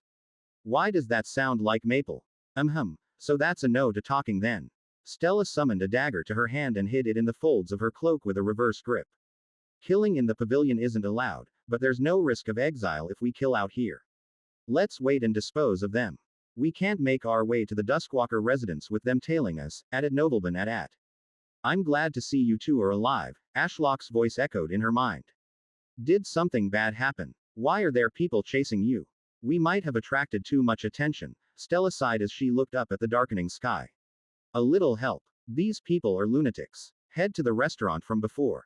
I will make a portal leading to the Duskwalker residence from there. Stella nodded to Diana, and they rushed through the streets. She didn't remember the city's layout, but she could sense Ashlock's presence in a certain direction, so she just followed that. A few twists and turns later, they ended up in the filthy area behind the restaurant from before. They are gaining on us. Diana clicked her tongue. Maybe chopping off Elysia's arm was a bad idea. You think? Stella laughed as a rift tore itself into existence. They both dashed through, and a second later, it snapped closed behind them, leaving Nightshade City and the stalkers behind. They were now halfway up a mountain and could see what looked like the Duskwalkers' residence looming overhead. This is annoying, Diana said, running her hand through her long black hair and combing it behind her ear with her claw-like nails. I was worried you would be the one to attract too much attention. To think I would be the one to steal the spotlight. Stella nodded. Seth seemed very interested in your background as well. Really? Diana's hand paused and then fell to her side with a sigh. None of this is my fault. I even made an effort to hide my demon form and abilities from everyone, but that stupid Worldwalker wanted to make a show out of it and wouldn't leave until the dust had settled. Stella smirked behind her mask. I must say you did look very imposing telling a Worldwalker to surrender, and it actually obeyed. It better have, Diana hissed in anger. After I endured 10 minutes of the torment and pain and wasted far too much chi, if it had gone against its promise, I would have demanded Maple come here and eat it. Another rift suddenly appeared, drawing Stella and Diana's attention. Larry crawled through in all his silvery ashen glory with Maple riding on his head. The fluffy white squirrel leapt through the air and effortlessly landed on Stella's shoulder. Hey, little guy, what's up? Stella patted his head and stroked behind his ear. Where have you been all this time? After enjoying the head pats for a moment, Maple used his paw to slowly push Stella's hand off and then leapt down to the ground. Suddenly, he exploded upwards in a mass of wiggling black tentacles, which morphed into a naked, androgynous humanoid body with no defining features other than long white hair that reached his legs, fluffy ears, and a white tail that curled around his entire form. Maple had taken on his human form, loosely based on Stella. I was exploring the area and found a good shadowy snack nearby alongside some weaker guards. Shadowy snack. Did he eat some poor shadow cultivator as a snack? Oh, who cares, he is too adorable. Stella thought as Maple looked up at her with his golden eyes. He looks like the little brother I never had. Why don't you take this form more often? You are so cute. Stella pulled Maple up into a hug, much to the former squirrel's annoyance. Talking in this form uses a lot of chi. Every word I utter feels like drowning underwater. Maple replied in a completely neutral tone, but it's easier to speak to you two as a humanoid because telepathy has gotten trickier. You two have built up a considerable resistance to mental manipulation due to Ashlock's questionable way of speaking. That's true. I no longer feel the need to eat the Mind Fortress fruits when Ash speaks to me. Stella pouted. How do you not have enough chi to spare to stay in this form? Don't you go off for days at a time to feast? Why would I waste precious chi to take on this unsightly form? Maple turned his head and looked at Diana with a frown. Let's get to the point. You met my younger sibling, didn't you? News travels fast in the void, it seems. Maple shook his head. I felt the tear in the void from afar. You should have come and saved me. Diana crossed her arms. But yes, I met that monster while fighting a mystic chi cultivator. They were pretending to be her summon. What about it? If you can, stay away from them in the future. Every Worldwalker goes through this phase, and it's dangerous to get involved in. Half of all Worldwalkers are said to perish to heaven's wrath during this thrill-seeking period of their life. You got lucky this time because they thought I would go out of my way to punish them for harming you. Diana's shoulders sagged. I can see why you dislike that sibling of yours. They treated everything like a game to satisfy their selfish boredom. If I had to fight them again, and they were going for the kill, I would lose. What's this? Ashlock's voice entered everyone's mind. I feel like I missed something. Diana sighed. I will explain what happened. What followed was a quick summary of the fight, what the Worldwalker had said about Maple, and Diana's deal to get the Worldwalker to surrender. To think we would encounter another Worldwalker capable of appearing on this realm, Ashlock said. Does your sibling have a name? Maple shook his head. Not one you would understand. Feel free to give them one. Diana, did it have a noticeable color? If you stumble upon this narrative on Amazon, be aware that it has been stolen from Royal Road. Please report it. A color. Diana looked to the ground in thought. Ah, it did have a green eye. Other than that, it was nothingness. Green. Let's see. If I am to keep up the naming scheme, I need a green planet. There's only one with a green tint, and that's Uranus, but that seems too unsightly of a name for a Worldwalker. Stella frowned. Maple, do you know what Ash is mumbling about? Other worlds are dimensions by the sound of it, Maple replied. Any you recognize? No. If these places are real, they exist beyond the void, a place the worldwalkers could never go. Maple's golden eyes narrowed. Perhaps that dimension is where he draws his impossible powers from a higher plane of existence that is unreachable to us. Somewhere even a worldwalker couldn't go. Stella closed her eyes as she continued listening into Ashlock's murmuring. One day, when I am strong enough to rule over the entire heavens, I will let you share your secret with me, Ash. But until then, until we are safe from anything that could tear us apart from one another, I ask that you keep your secrets for our safety. Just wait for me. Stella's eyes opened, and she looked to the darkened sky. Ash, you're talking aloud, you know. Have you forgotten our promise? Oh, my apologies. I got carried away and lost in thought. Diana and Maple looked at Stella with questioning looks, but she ignored them. Have you decided on a name? Since he is Maple's annoying little brother, I feel the name Pluto fits. What do you think, Maple? I do not know the deeper meaning behind the name. But I am surprised you even thought so deeply about them, considering how lazy you are. Stella then felt Maple wiggle out of her grasp, and she decided to look away to spare herself the grotesque scene of Maple switching forms. He then hopped up on her shoulder. Don't look at me like that. I am not petting you. Alright, since everyone is here, should we begin? Diana asked as she replaced her white wooden mask with a black one. Stella nodded. Do you remember the plan? Of course I do. Diana chuckled as she walked up the mountain, if they dare to resist. Evelyn Duskwalker stared at the servant in disbelief. What do you mean my mother is gone? She went out for a stroll, mistress, but is yet to return. The guards sent by the residents to tail her have also vanished without a trace. The servant's voice trembled. Do you think the Lunarshade family is finally making its move? Are we all going to die? Evelyn ignored the servant's rambling and began pacing the room. We have absorbed most of the smaller families in Nightshade City under our banner, so we have multiple Star Corps elders to defend ourselves with, but that won't be enough if he decides to make a move. We have nothing capable of stopping a nascent soul realm threat. Only the Celestial Warden can fight him, but convincing that cunning man to move from his mountain is unlikely. Mistress, would it be possible for you to beg your husband to spare us?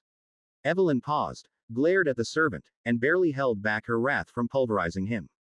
You want me to go beg like a dog and spread my legs for the Lunarshade Scion every time we feel threatened? The servant didn't dare meet her gaze but uttered under his breath, well. Get out. As you wish, mistress. The servant gave a small bow and took his leave, closing the door quietly on his way out. He was a skilled servant, so killing him over voicing legitimate concerns and solutions would be a shame. Evelyn collapsed on a nearby chair and stared up at the ceiling. I would go and beg that bastard if I could, but he doesn't have eyes for me anymore, no matter what I do. Since news of Nox reappearing at the Eternal Pursuit Pavilion reached his ears, he has looked at me with even more contempt than usual. Evelyn closed her eyes and listened to the wind rattling the windows as a sense of melancholy overcame her. What am I even fighting so hard for anymore? Father is dead, mother is missing, and the cousin I had the most faith in reviving the family disappeared chasing after Nox, who has abandoned me. All I have gained in my long life is command over a dying household on the brink of collapse and forced into a marriage with someone who disdains me. The door suddenly slammed open. Mistress Evelyn. What now? Evelyn snapped as that same darn servant came back in. There are two powerful cultivators at the door. They wish to meet with you. How powerful are we talking? Evelyn's eyes widened. One of them had a crimson tracker pendant, and they both look like bounty hunters, the servant explained. Tell them we are busy and to come tomorrow. Evelyn stood up. With my mother missing, I can't say for certain that I could win against them. We need to buy time. They claim to know Nox, the servant added. Evelyn clicked her tongue. More debt collectors. I already paid off that Lightbringer bastard after he threatened to place bounties at the pavilion for only being compensated 200 Yinxi coins for healing Nox's hand. The servant shook his head.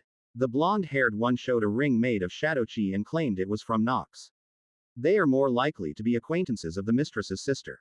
Evelyn massaged her temples and let out a long sigh. I really don't need this right now. Without my mother around, the other families we have taken under our wing may grow greedy. Time is not on my side here. Can you really not tell them to leave? Spatial chi suddenly crackled through the air, and despite the defensive formations built into the residence, reality was torn apart as a rift formed. The air shuddered in protest, and the walls of the room glowed with power as the defensive formation attempted to crush the portal. What in the 9 realms is going on?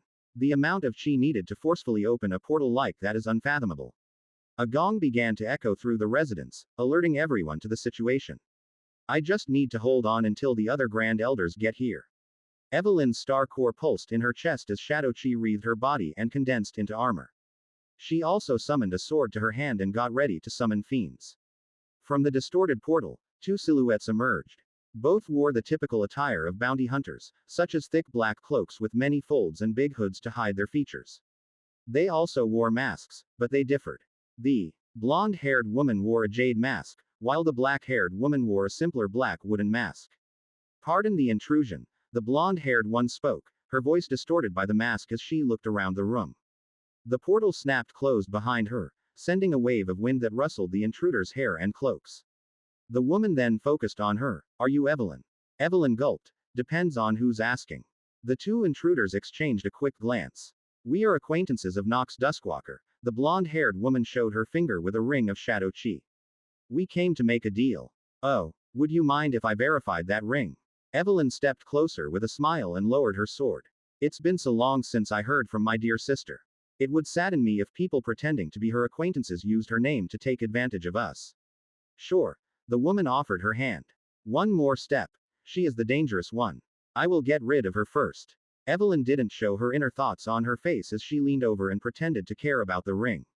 Well, that's a surprise. You really do have a ring made from our shadow chi. Evelyn swung her sword up with all her strength and speed before finishing her statement.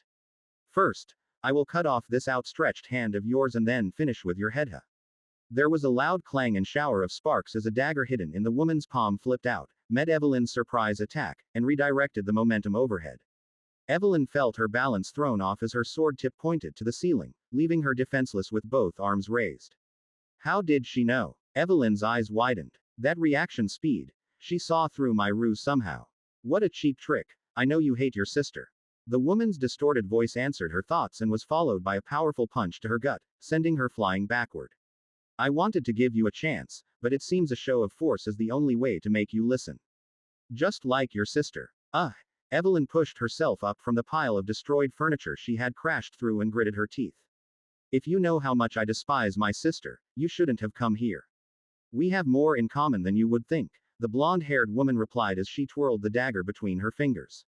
After all, the Nox you knew is dead. Impossible, Evelyn replied before her brain could catch up. Scrunching up her face in disgust, she said, I hate to admit it, but Nox is far too adept at life as a merchant. Over the years, many bounty hunters have been sent after her, yet she evaded capture every time. Unless someone on the level of the Celestial Warden put his all into hunting her down, she wouldn't fall to the likes of you. Oh, but she did, the woman laughed. She stole from the wrong people and paid the price with her soul.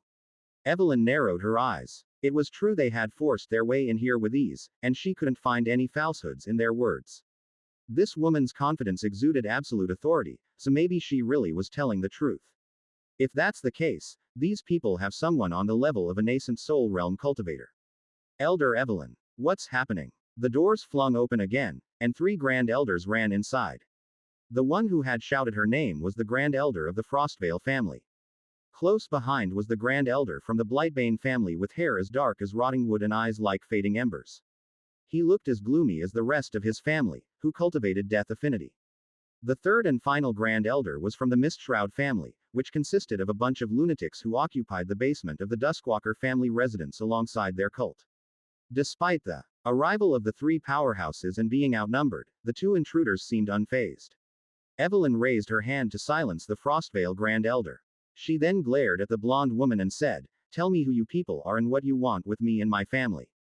We are agents of Ashfallen. The woman glanced at everyone in the room.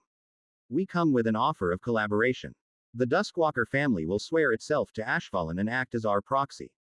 In return, we will share our profits from the Pavilion and lend you our strength, the strength that allowed us to slaughter Nox for her transgressions against us. Grand Elder Frostvale stepped forward. What nonsense are you sprouting? That's absurd. I have never heard of Ashfallen before. The woman suddenly appeared before him and pressed a dagger against his neck. I wasn't asking, the woman said. Either you join us by your own decision, or we take this place over by force. Force. What a lot of hot air. The Frostvale Grand Elder smirked. Do you really think you can beat 4 families by yourselves? The woman snapped her fingers, and the ground trembled. Evelyn stepped back as an ethereal black root emerged from the floorboards alongside a sudden pressure. Once again, the air shuddered as it was ripped apart, and a portal formed. However, this time, the silhouette that emerged was that of a monster. A spider made of shifting, slivery ash crawled through the portal like a mythical creature. The halo of ash orbiting its crown of horns began to rotate, and Evelyn felt her body scream in pain as she was pressed to the floor by a pressure she had never felt before. The other Grand Elders followed a similar fate as they were all forced to kneel before the mythical creature. Its gaze swept the room, and Evelyn could only look at the floor and tremble. No need to be so scared. After all, we are going to be working together soon, the blonde-haired woman said with a distorted voice as she crouched before Evelyn and pushed a parchment written in ink along the floor. Just drop your blood on this. Don't make this harder than it has to be. Evelyn strained her neck to look up and saw her pathetic reflection in the woman's polished jade mask. Are you even human? A contract made in blood. This is something a demon would do. Evelyn hissed out. The woman tilted her head and laughed. Who knows? Maybe I am less human than I thought. Now sign. Chapter 281. Comforting Shadow. Stella tapped the heavenly ink contract Kata had written for them for a third time as Evelyn made no move to sign it in blood. At a casual glance, the contract written on some yellowing parchment with rough edges and a few simple and agreeable terms looked innocent enough. Loyalty to the Ashfallen sect and trading company. Secrecy regarding the activities of the Ashfallen sect and its members. You will agree to act as a proxy for the Ashfallen sect. I didn't even mention that this is a heaven-binding contract, and she is already this averse to signing it. Stella's patience was growing thin. After dealing with her sister in the past, I will not make the same mistake again. Without the curse, Nox would have gotten away with my earrings and the knowledge of what we can do. We now have the power to take the initiative. Why are you doing this to me? Evelyn trembled, and a single tear rolled down her cheek to the floor. Was killing my sister not enough for you? Spare me the act. Stella rolled her eyes. I know all about you and your family's situation. Nox hasn't been present in this family for many years, and you hate her. Yes, we killed Nox, but it had nothing to do with you. Now stop acting and sign the contract. I'm not acting. It's just one thing after another. Evelyn pounded the ground with her fist as the tears kept coming. What have I done to deserve this? All my childhood, I was treated as a spare. Nox ran away from her responsibilities, and father died, leaving me to pick up the broken pieces. I became her fucking fiancé's plaything to buy time. After centuries of suffering and torment, I finally started to rebuild my family's strength, and then this accursed night happened. Mother is gone, and now you Ashfallen people show up making cold-hearted demands. Cooperation. My ass, what are you really after? Money. I have none left. You want revenge for something my sister did. Then just slit my neck and let me be done with this miserable existence. Evelyn's words echoed through the room and were followed by her sobbing. Elder Evelyn. The man with icy blue hair and eyes called out while barely able to raise his body against the pressure. We stand with you. We won't sign anything until you do. Diana slammed the man's face into the stone. Keep quiet. We only need the Duskwalker family to cooperate. This is getting out of hand. Stella frowned and looked back to Evelyn, who was still sobbing. Yet what am I to do? You call us cold-hearted, but I have little trust in those who wield shadow chi. You are all pathological liars prone to backstabbing. I mean, you tried to take off my head a moment ago despite us showing no aggression. Evelyn, you brought this treatment upon yourself. Do you think I enjoy this? I was open to talking. Stella sighed. Evelyn, we don't want your money, quite the opposite. We want to give you money. Anything you have, we can get ourselves. As for Nox, I am at peace with what happened and do not want revenge against your family. What we need is a proxy to take on the scrutiny for our actions here in Nightshade City and the Eternal Pursuit Pavilion. That is all. Who would believe such crap? Evelyn scoffed and looked ready to collapse as she panicked. Nox warned us that Evelyn wasn't strong-willed, which is why she was easily bullied her whole life. It seems our arrival, and the sight of Larry has brought her to a breaking point. This is good, I can use this. If I could somehow steer her feelings toward trusting me a bit, I might be able to get her to cooperate down the line of her own volition rather than having to force her at every step. Evelyn's face scrunched up as she said with disdain, Who do you work for? The Lunar Shades. Did my husband finally tire of tormenting me and send you to humiliate me before finishing me off? Stella leaned in closer, held Evelyn's trembling hand, and placed a dagger firmly in her palm. Hey, Stella whispered into her ear, just relax and listen to my voice. I know it sounds unbelievable, but one day, you will remember this moment and feel like laughing. You don't know me yet, but I cherish and care for those I can trust. However, I will kill those who are a threat to me and my family. You are one drop of blood away from joining the former group and receiving salvation. You would cherish me and become my family's salvation. Evelyn hissed through gritted teeth, the silver-tongued words of a demon. There is no such kindness in this cutthroat life. I disagree, Stella said calmly. Kindness really does exist. You were just dealt a bad hand in life and stuck with it till the bitter end, for better or worse. You can resent Nox all you want, but she made the wise choice to run away from this fate. With the powerhouse of your family dead, this was always the inevitable outcome. My hands or that of another. The Duskwalker family would fall into obscurity as other powerhouses took its place. Evelyn violently shook her head. We were so close to restoring our power. If we can find my mother, who was about to break through to the nascent soul realm, and bought a few more decades, it would be possible. I fear your mother is already dead. Stella thought as she recalled what Maple had said about finding a powerful shadow cultivator to snack on. God darn it, Maple. Just because we are in a new area and can be more brazen doesn't mean you can eat anyone that looks tasty. What if she doesn't come back? Stella asked. And even if she does, do you think the Lunarshade family will sit around and let her get strong enough to contest them? No. I refuse to believe this is happening. Evelyn glared at the dagger in her hand. I worked so hard, gave up so much. Was it all for nothing? How can you refuse to believe something that is happening before your eyes? Now, calm down and think logically. We really are here to cooperate despite my heavy-handed approach. You can blame the distrust sown into my heart by Nox for that. Evelyn took the words to heart and tried to calm down. Her breathing slowed as she took in deep breaths, and she stopped trembling as much. Of course, it's the bitch's fault. Everything in my life is. She muttered before raising her head. Her eyes were red and puffy, and her hair was disheveled. She looked awful. You know it was Nox who asked us to help you, Stella said. Evelyn's eyes widened. Liar. Stella tilted her head. It was her dying wish for us to save you. The selfish words of a dying bitch. I don't need saving. I was fine. Everything was under control. I just needed a little more time to push through. And you still can. We aren't here to take over your family, you know. We just want to offer you resources and support in return for selling things for us. That's really all you want. Evelyn muttered. At nobleman at. A man kneeling before Diana with deep violet eyes and silver-tinted hair like Elysia coughed to draw attention. I think we should agree to their terms. The Mistshroud family deeply appreciates the support the Duskwalker family has given us in our cult, but we are not blind. Our necks lay the chopping block and are at the mercy of the Lunarshade family's mood toward Elder Evelyn. If there is a day the Celestial Warden leaves for another city, nobody in Nightshade City will be left to hold him back from destroying us. I have not heard of this Ashfallen group before, but if they have a mystic cultivator capable of summoning and controlling such a divine monster, I can only kneel in awe. Stolen content alert. This content belongs on Royal Road. Report any occurrences. Stella raised a brow behind her mask. Does this old man think Larry is made from mystic chi?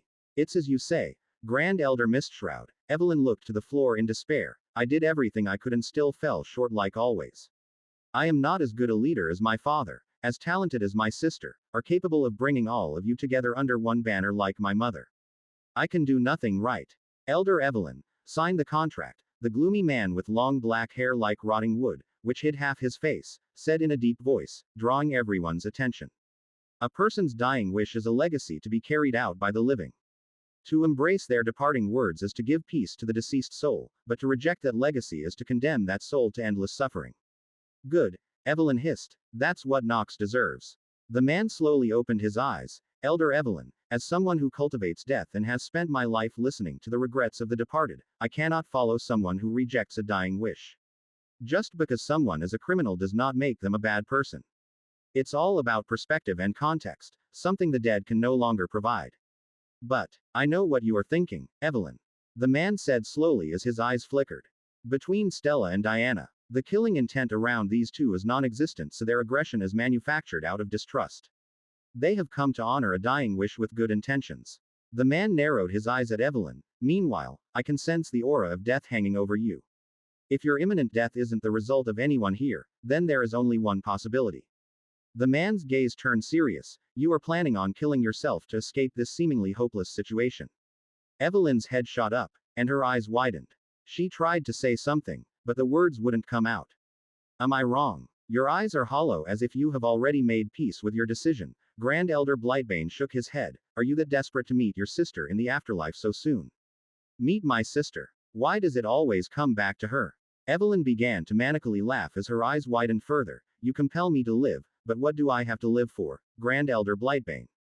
Tell me. I can only take so many centuries of being treated like shit and ordered around before I give up. The only thing keeping me going all this time was the faintest hope that my efforts would be rewarded someday, but these ashfallen bastards have shattered my delusions. I am weak and always will be. Forever at the mercy of someone else. Evelyn raised the dagger to her own throat and glared at Stella. You said you needed me, and that bitch of a sister's dying wish was for me to live on, right? Well, fuck you and screw her too. I won't live on in misery to please others. Stella moved entirely on instinct, faster than even her mind could process. As the blade bit into Evelyn's neck, Stella gripped the tip with 2 fingers, stopping it from digging further. A trickle of warm blood ran down the blade and hilt before wetting Stella's hand and dripping onto the contract below. Get away from me, Evelyn hissed. The words written on the parchment glowed with heavenly light and rose off the page to enter Evelyn's body. A pressure belonging to the heavens washed over the room as if verifying the contract had been made. Stella pulled the dagger away from Evelyn's neck, throwing it to the floor, and embraced the woman in a tight hug. The woman froze in her embrace, clearly confused about what was happening. I don't really know why I felt the need to hug you, either. Stella thought as she stared at the far wall. It just felt like the right thing to do. Evelyn eventually slumped into her embrace as her body seemed to give up. I'm sorry I put you through that, Stella said, but it was hard to tell if it was all an act or genuine. Without an oath of loyalty verified by the heavens as some assurance, I wouldn't feel comfortable even telling you my name. Evelyn hummed in agreement. Good, she seems to be accepting me more. Now for the final push. I know how it feels to be alone and have nobody to talk to. It drives one crazy and makes the world appear bleaker than it really is. I said we are similar, remember? Trust me when I say this, life can get better, and I will make sure it does for you. Okay. This is not the end for your family, but rather a new beginning. Do whatever you want, Evelyn mumbled. I give up. Stella tilted her head and looked at the other Grand Elders. What about you lot? Will you join the Duskwalker family on this path? Do we have a choice? If Elder Evelyn has signed the contract, then we should too, Grand Elder Blightbane said as he slit his hand and let the blood drip onto the contract. So this chain around our soul is a heavenly oath, the Blightbane Grand Elder muttered as he patted his chest. I have heard about them before but thought they were usually spoken aloud. The other Grand Elders in the room followed suit after exchanging nervous glances. Once the heavens verified them as loyal to the Ashfallen sect, Larry released his pressure on the room. The hard part is over. Now that these Grand Elders cannot outright betray us, we can try to win them over to our side with rewards. Good. Let's start this again from the start with less violence and threats. Stella pulled back from the hug and stood up.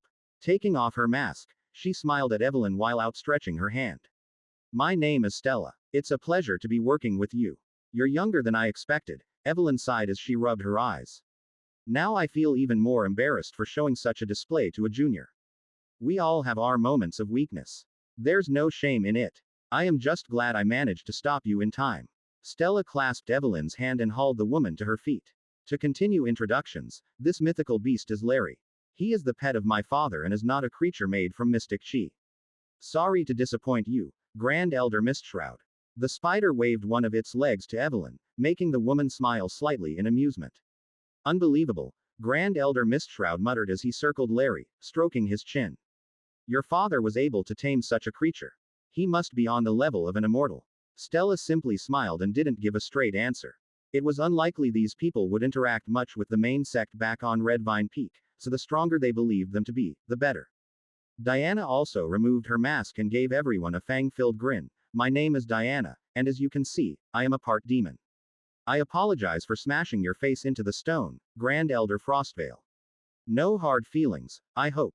The Grand Elder laughed with fear in his eyes, and none at all.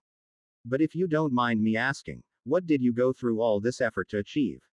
You mentioned something about us being proxies, right? Stella nodded as her spatial ring flashed, and a few pill bottles appeared. Handing them out to each Grand Elder, they eyed them with a mixture of suspicion and curiosity. These are the pills we plan to sell to the Eternal Pursuit Pavilion for Yingxi coins. Due to their potency and rarity, if people were to figure out their source, it would bring trouble. That is why we want to lean on the reputation of the Duskwalker family and have them sell the pills for us. Stella explained and patted Evelyn on the shoulder. This is where my promise to bring you salvation comes in. Each bottle contains 11 pills. You can take one from every bottle for yourself to use or sell. You can also keep 10% of the Yingxi coins you get for each sale. However, the rest must be transferred to me or Diana each week. A fair deal if these pills are as rare as you claim, Grand Elder Blightbane said as he inspected the bottles in his hand. The Lunarshade family is bound to catch wind of this as they have deep ties within the pavilion. Like that Lotus informant I had the displeasure of interacting with earlier. How many of these bottles can you give to us to sell each week? The Frostvale Grand Elder asked, his fear clearly turning to greed. As many as you feel comfortable selling, Stella replied simply. So many rare pills. Just who are you people? Grand Elder Frostvale ran a hand through his icy blue hair in disbelief. Even the Lunarshade family hoards their pills and buys up whatever stock comes on sale. I never thought about the implications that whatever pills we sell could also be bought by our enemies, Ashlock's voice echoed through Stella's mind. We should keep the selling of the pills to a minimum while we look to weaken the Lunarshade family as soon as possible. Stella nodded and turned to Evelyn. We should focus on building up Duskwalker's strength, and for that, I need you to feel free and clear-minded. Tell me who your husband is. We can get rid of him first. What? Evelyn was shocked out of her depressed mood. That's. Do you not want him dead? Evelyn shook her head. I do, I really fucking do. His name is Albus Lunarshade. There's a bounty on his head, I believe, for 10,000 Yingxi coins, but nobody would dare take it. Stella realized she had heard that name earlier today. It was the person Seth was trying to track down and kill. Leave it to me, Stella smiled at Evelyn. He will be dead by the end of the week. Chapter 282. Demonic Meal. Evelyn had no idea what to say. How can Stella say something so ludicrous with such certainty when so many have failed? My tyrant of a husband dead by the end of the week. Can such a reality even exist? Stella, I don't think such a thing is possible. Evelyn felt her skin crawl, and a chill spread through her body as the image of her husband came into mind. Albus Lunarshade was a towering figure with broad shoulders and round features. He was also bald hairless from head to toe and had pupilless eyes so white they mirrored the emptiness of his soul. He was evil to the core, someone who relished another person's suffering and seemed to find no pleasure in anyone's company. That was the person she was forced to pleasure to survive all these years, and his father, the Grand Elder of the Lunarshade family, was even worse. He was a grotesque man who shared similar features to his son but was more round than tall and spent most of his time bathing in a moonlit pond while being tended to by a team of maids like a stranded animal. He would hurl insults at her whenever she walked near, calling her a whore that only came when she needed something and laughing in her face about the downfall of her family, and pelting her with spirit stones. Albus is that man's son. There's no way he could die, it's not possible. Those two sit upon a mountain of corpses and dictate the lives of everyone else. Only the Celestial Warden can hold a candle to their power. Eat this, Stella said, dangling something before her eyes like a hypnotic coin. Evelyn blinked away the visions. What's this? This truffle is the raw ingredient used in our higher grade pills. Stella smiled, but with how crazed her eyes were, it was hard not to feel uncomfortable. It's rare and expensive for us to grow, and it has a miraculous effect. What's the effect? This is the heart demon expelling truffle. I am sure you can guess its effect from the name. Stella lightly grabbed Evelyn's hand and placed the truffle into her palm. Usually, I wouldn't hand them out like this, but I can tell from your actions and gaze that you are plagued by inner demons that stagnate your cultivation and cloud your judgment. This won't be an immediate fix, as you have a lot of mental hurdles to overcome, but it will help. Evelyn looked down at the truffle in her palm. This thing is far too precious. How can I possibly afford it? Our family looks prosperous, but I am hardly scraping by an rogue cultivator gangs in the city, thousands of spirit stones and a few bounty hunters' Yingxi coins. With a heavy heart, Evelyn went to give it back. What are you doing? Stella asked. I don't have any money to buy it from you, Evelyn sighed, and I don't want to be in anyone's debt. Just give me some time. I will sell lots of pills for you and scrape together the mon. Oh, that's what you were worried about. I said I'd take care of those who are loyal to me, remember? So there's no need to repay me for this. It's a gift from me. Stella firmly handed the truffle back. Now eat it. Diana and I will return to the Ashfallen sect soon, and I guarantee you will want to eat it while we are still here. You're really giving me this for free. Evelyn couldn't make sense of Stella at all. What is her motive? Actually, does she even have one? Her actions are all over the place and are nothing like the other scions from noble houses I have interacted with over the years. Just eat it, Stella insisted with a frown. Evelyn hesitated. Could you tell me why I should want you two to be here while I eat it? Added Nobleman at. Admitting that ruins the fun, Stella said as she slowly raised her hand. Unable to muster any more strength or care to resist, Evelyn reluctantly threw the truffle into her mouth and gulped it down. Blah. Its distinct earthy taste made her wince. Stella stepped back to join the ranks of the Grand Elders, who were watching on from afar as if she were about to explode any second. Meanwhile, Diana strode forward, licking her lips. This is going to be a big one. What do you mean? Evelyn choked as she felt something surging up her throat. A sense of terrible wrongness flooded her body, making every muscle spasm and tighten. Something was trying to get out, and it made her scream in agony and fear. The truffle forces the heart demons to gather and leave your body out your mouth, Diana explained, but her words felt distant to Evelyn as her ears rang. And since you have led such a miserable life, there are bound to be many negative emotions that have condensed into the heart demons plaguing your soul. Help. Evelyn gasped out. Please help me. Just let it happen. Diana replied. It will be over soon. Evelyn let out a howl as she threw her head back. She tried to claw at her throat as an extremely itchy burning sensation swelled upwards, but nothing she did helped ease the horrific discomfort. Once the burning reached her mouth, it forced her jaw open. What in the 9 realms is that? Evelyn heard Grand Elder Frostvale cry out. The other Grand Elders also seemed to shout and step back. That is a heart demon. A phantom made entirely from demonic chi created from Evelyn's negative emotions twisting the world's chi, Diana said. It lived within her soul and is the main cause of her bottlenecks. All of you will also have one festering inside you, though it's unlikely to be this big. Demonic chi. The Mistshroud Grand Elder said with concern. How will we kill this thing before it kills Evelyn? Demonic chi reacts violently to other chi types, and since it's a phantom, physical attacks won't work. Diana snorted. Did you forget I am a demon? I will handle it. Evelyn felt the thing being pulled out of her throat. The terrible wrongness that had been making her want to escape her own skin vanished alongside the burning sensation.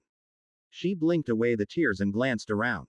Diana stood in the middle of the room, holding a phantom of shifting darkness in her claws. It was huge, about the size of a human child, and almost reached the floor.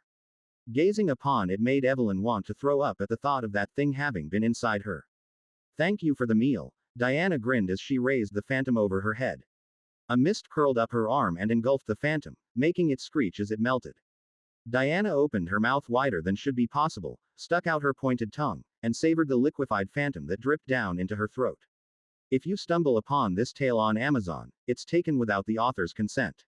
Report it. Evelyn shuffled backward and diverted her gaze from the display. Diana really is a demon. Who in the 9 realms have I sworn my loyalty to? I thought only Stella was insane, but they both are. Diana side-eyed Evelyn while licking her lips. That was delicious. I'm glad you enjoyed it. Evelyn had no idea what to even say to that. Stella strode over and crouched down before Evelyn. They locked eyes, and Stella grinned. Looks like it worked. She patted her shoulder enthusiastically. That dead look in your eyes is gone. Try to cultivate and let me know if you feel any different. What is she on about? How did my eyes look dead? Evelyn let out a sigh and began reluctantly cycling chi through her body. To her shock, she immediately started going through a breakthrough to the next stage in the Star Core realm. Her Star Core greedily pulled in all the chi within her body and the room as shadows pooled toward her. It then rapidly expanded in size, letting off a pulse of chi that made the Grand Elders take a step back. Evelyn exhaled as she stabilized her new cultivation at the 3rd stage of the Star Core realm. The bottleneck that had halted her cultivation had been removed, and now, it seemed like an unobstructed path to power lay ahead. Did Elder Evelyn just break through after all these years? Grand Elder Blightbane asked as he stroked his chin. How unbelievable. Forgive me, but is there any way this old man can get his hands on that truffle you gave Elder Evelyn?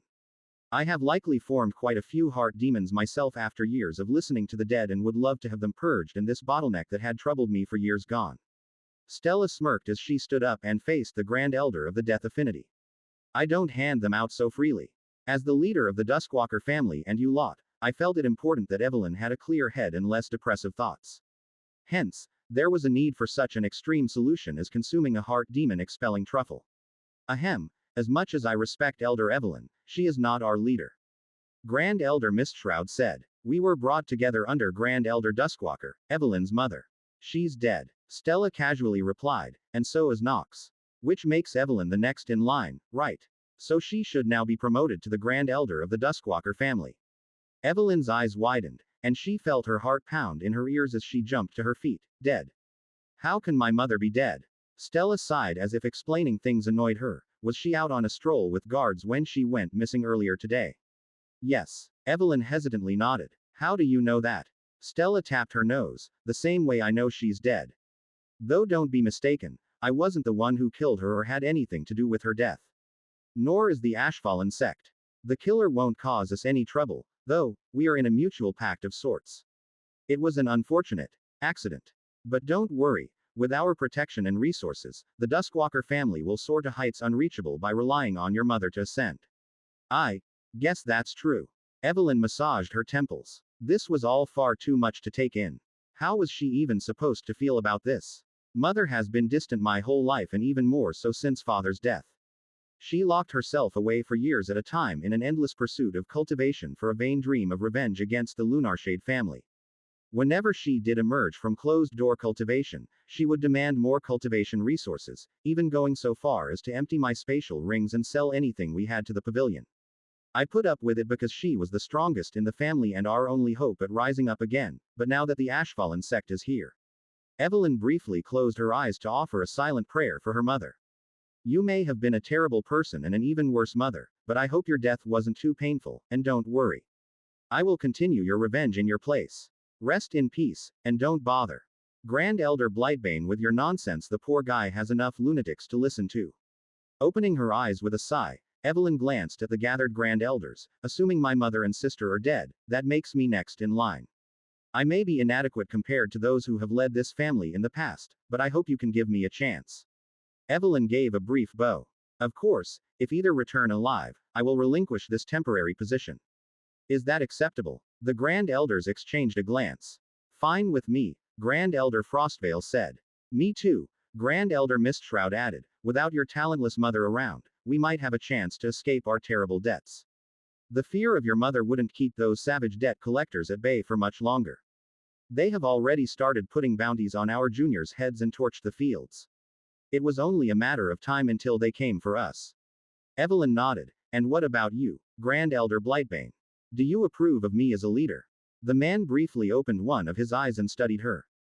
For now. Evelyn let out a sigh of relief. Thank you. Stella clapped her hands to draw everyone's attention. Okay. With that sorted, let me tell you about the pills since Grand Elder Blightbane has already expressed interest. The pill bottles that I handed out earlier contain pills made from fruits we grow. She then held up one of the bottles with a flower emblem engraved into the porcelain. This one is called Florist's Touch. It helps with the harvesting and handling of plants and would be heavily sought after by alchemists. That does sound useful, but it's not very impressive. Evelyn thought as Stella showed a bottle with a sun emblem. I wonder what that one does. This pill dramatically increases the chance of enlightenment and comprehension of Tao's. Stella then held up the other two bottles. One had the emblem of a root with spikes, and another had the emblem of a person sitting in a cultivating pose. Neural root pills help the cultivator feel and control every part of their body and boost their reaction time and control. Meanwhile, the deep meditation pill helps drown out the unnecessary whispers of heaven while cultivating. Evelyn was far more impressed with these pills. Such powerful effects, and I get one pill for free with every bottle I sell. No way. These are our low-range pills. Stella laughed at the Grand Elder's shocked reactions as she brought out a wooden box from her spatial ring and opened the lid before the Blightbane Grand Elder. You asked if you could get your hands on that truffle, Grand Elder Blightbane. Well, here is your answer. It's a pill made from a quarter of a heart demon expelling truffle, so the effect is less severe, but with multiple, you could achieve the same result Elder Evelyn experienced. Just make sure someone is nearby to help you dispose of your heart demons once they break free. The Grand Elders shot glances at Diana, who licked her lips in return. Stella snapped the lid shut. These pills are far too dangerous to sell as of now, as even the Duskwalker family will struggle to shrug off the scrutiny if we sell them. Really? Grand Elder Mistshroud said, they just remove heart demons. That can't be enough to start a war. What about a pill that permanently improves your spirit roots? Or an ointment that makes anyone beautiful? Stella laughed. You don't even understand the miracles our high-range pills can achieve. Grand Elder Mistshroud gulped. Even the low-range pills, as you call them, have effects that sound far too good. I am sure they will sell for a high price, even at auction.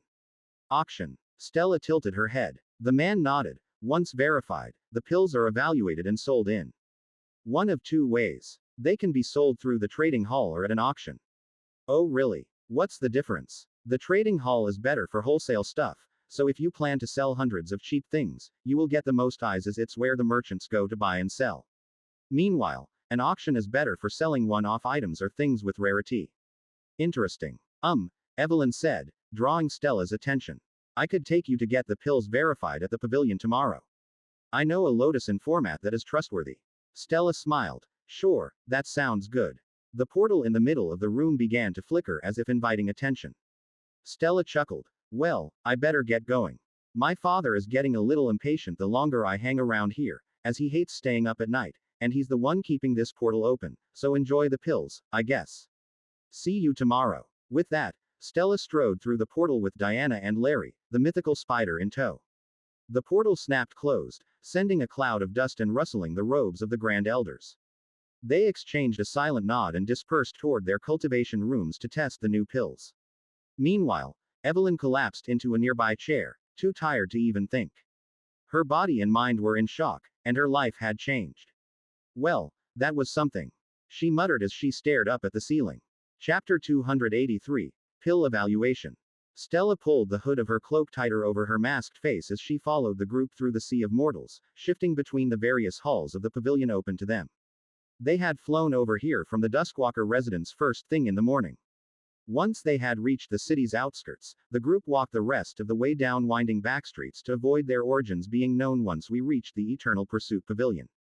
I was going to offer to use Ash's portal, but I was curious how the others handled arriving at the pavilion in secret, so this was a good but tedious learning experience.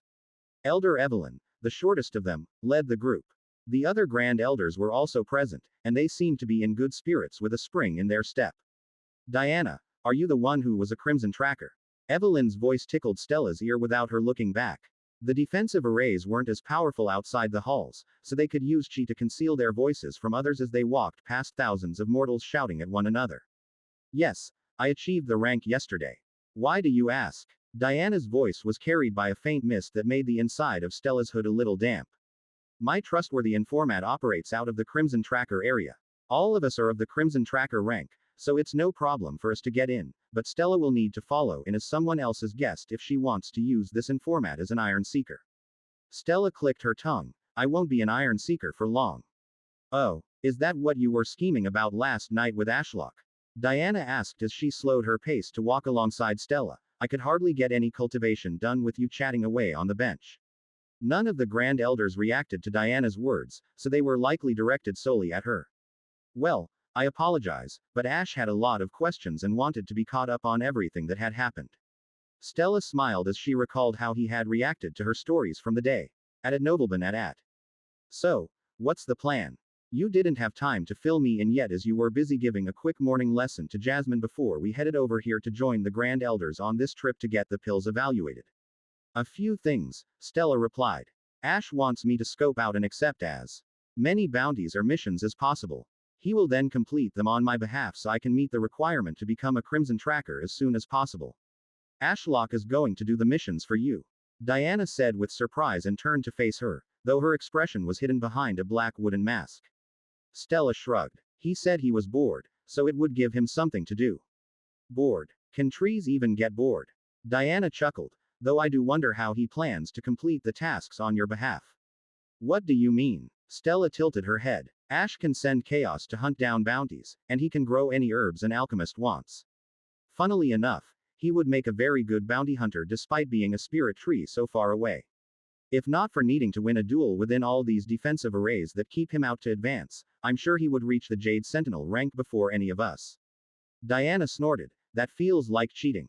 Says the person who got a recommendation letter, Stella snapped back. Some of us have to earn our ranks, you know. Sure. Whatever you say. Iron Seeker. Diana patted her shoulder. Though for how long you two were talking, that's not all he asked of you, right? Stella flicked Diana's hand off her shoulder and huffed, of course not. He also wants to learn the value of the various currencies and how Yingxi coins relate to them. That shouldn't be too hard with Evelyn here to ask. Diana sped up and tapped Evelyn on the shoulder. Yes, Evelyn asked. The Crimson Tracker area is just ahead. We will be there soon. Stella glanced ahead and realized that while talking to Diana, they had gone down a path between the Iron Seeker Pavilion and the massive trading hall that was the focus point of the mortal commerce on this mountain. This street was far emptier, with a few people loitering around, and at the far end, she could see a gate guarded by two cultivators with their swords openly drawn. I just wanted to ask you about the current value of a Yingxi coin, Diana said, and her voice reached everyone. We are new to the pavilion and are more used to trading in spirit stones or crowns, so we don't know what would be a good price for our pills. Oh, Evelyn said, turning her head over her shoulder to also look at Stella. It's quite simple. A Yingxi coin is worth around the same as a high-grade spirit stone or 3 dragon crowns. But it's impossible to trade another currency for Yingxi coins directly.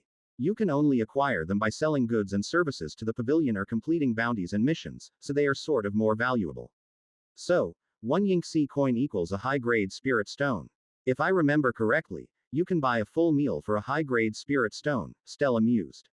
Having gone on a few shopping trips with Diana to Darklight City, she had slowly worked out the value of the different currencies. Despite their fancy name, a high-grade spirit stone was still just a thumb-sized piece of rock with some untamed chi inside. The high-grade part of the name was decided based on their color. If they were pure silver, they were filled with chi and therefore considered high-grade. Whereas if the color was dulled, they were worth far less and called low-grade. But apparently, because mortals struggle to sense chi to determine the quality of a spirit stone and carrying around a bunch of rocks is inconvenient for mortals without spatial rings, they use crowns, which are metal coins. They were far less valuable overall, with a dragon crown being worth a third of a high-grade spirit stone. Diana told me that cultivators trade almost exclusively in spirit stones since they can also be used as portable chi sources or to create arrays. Cultivators also hate being tied to a currency regulated by mortals based on arbitrary values of metals, which differ depending on the region and local supply. Spirit stones, on the other hand, can be found beneath the earth along any ley line and will hold value so long as cultivators roam these lands. If you spot this tale on Amazon, know that it has been stolen. Report the violation. It was all a bit of a mess, and Stella still struggled to understand the value of things, especially since the vendors often made up prices on the spot depending on the customer and their mood. Most of the time, it's easier to just shrug and pay the asking price.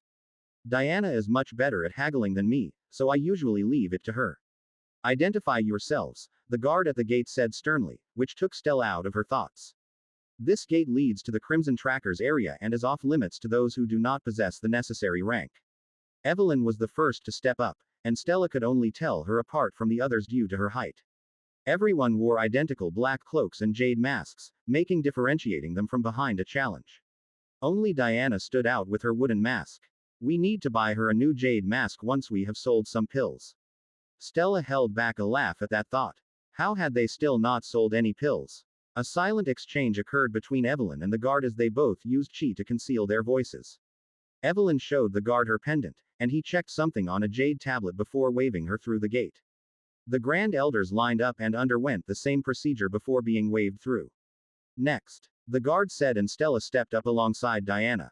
2 of you. Diana nodded. Yes, she is my guest.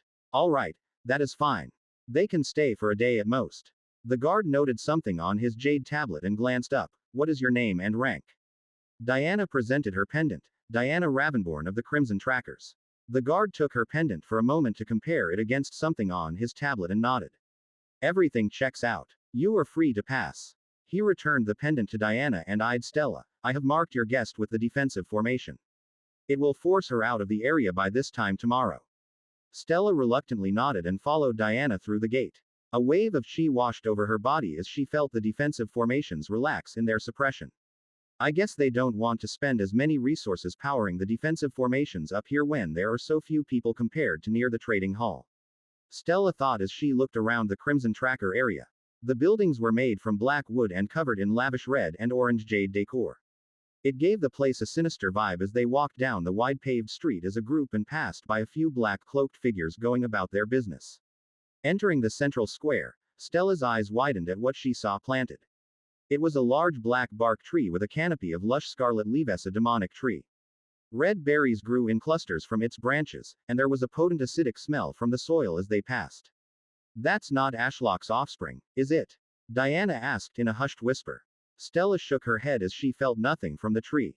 It didn't have a developed soul core, so it was just a typical demonic tree that could be found out in the wilderness, not a spirit tree. But she was still surprised to see one planted here.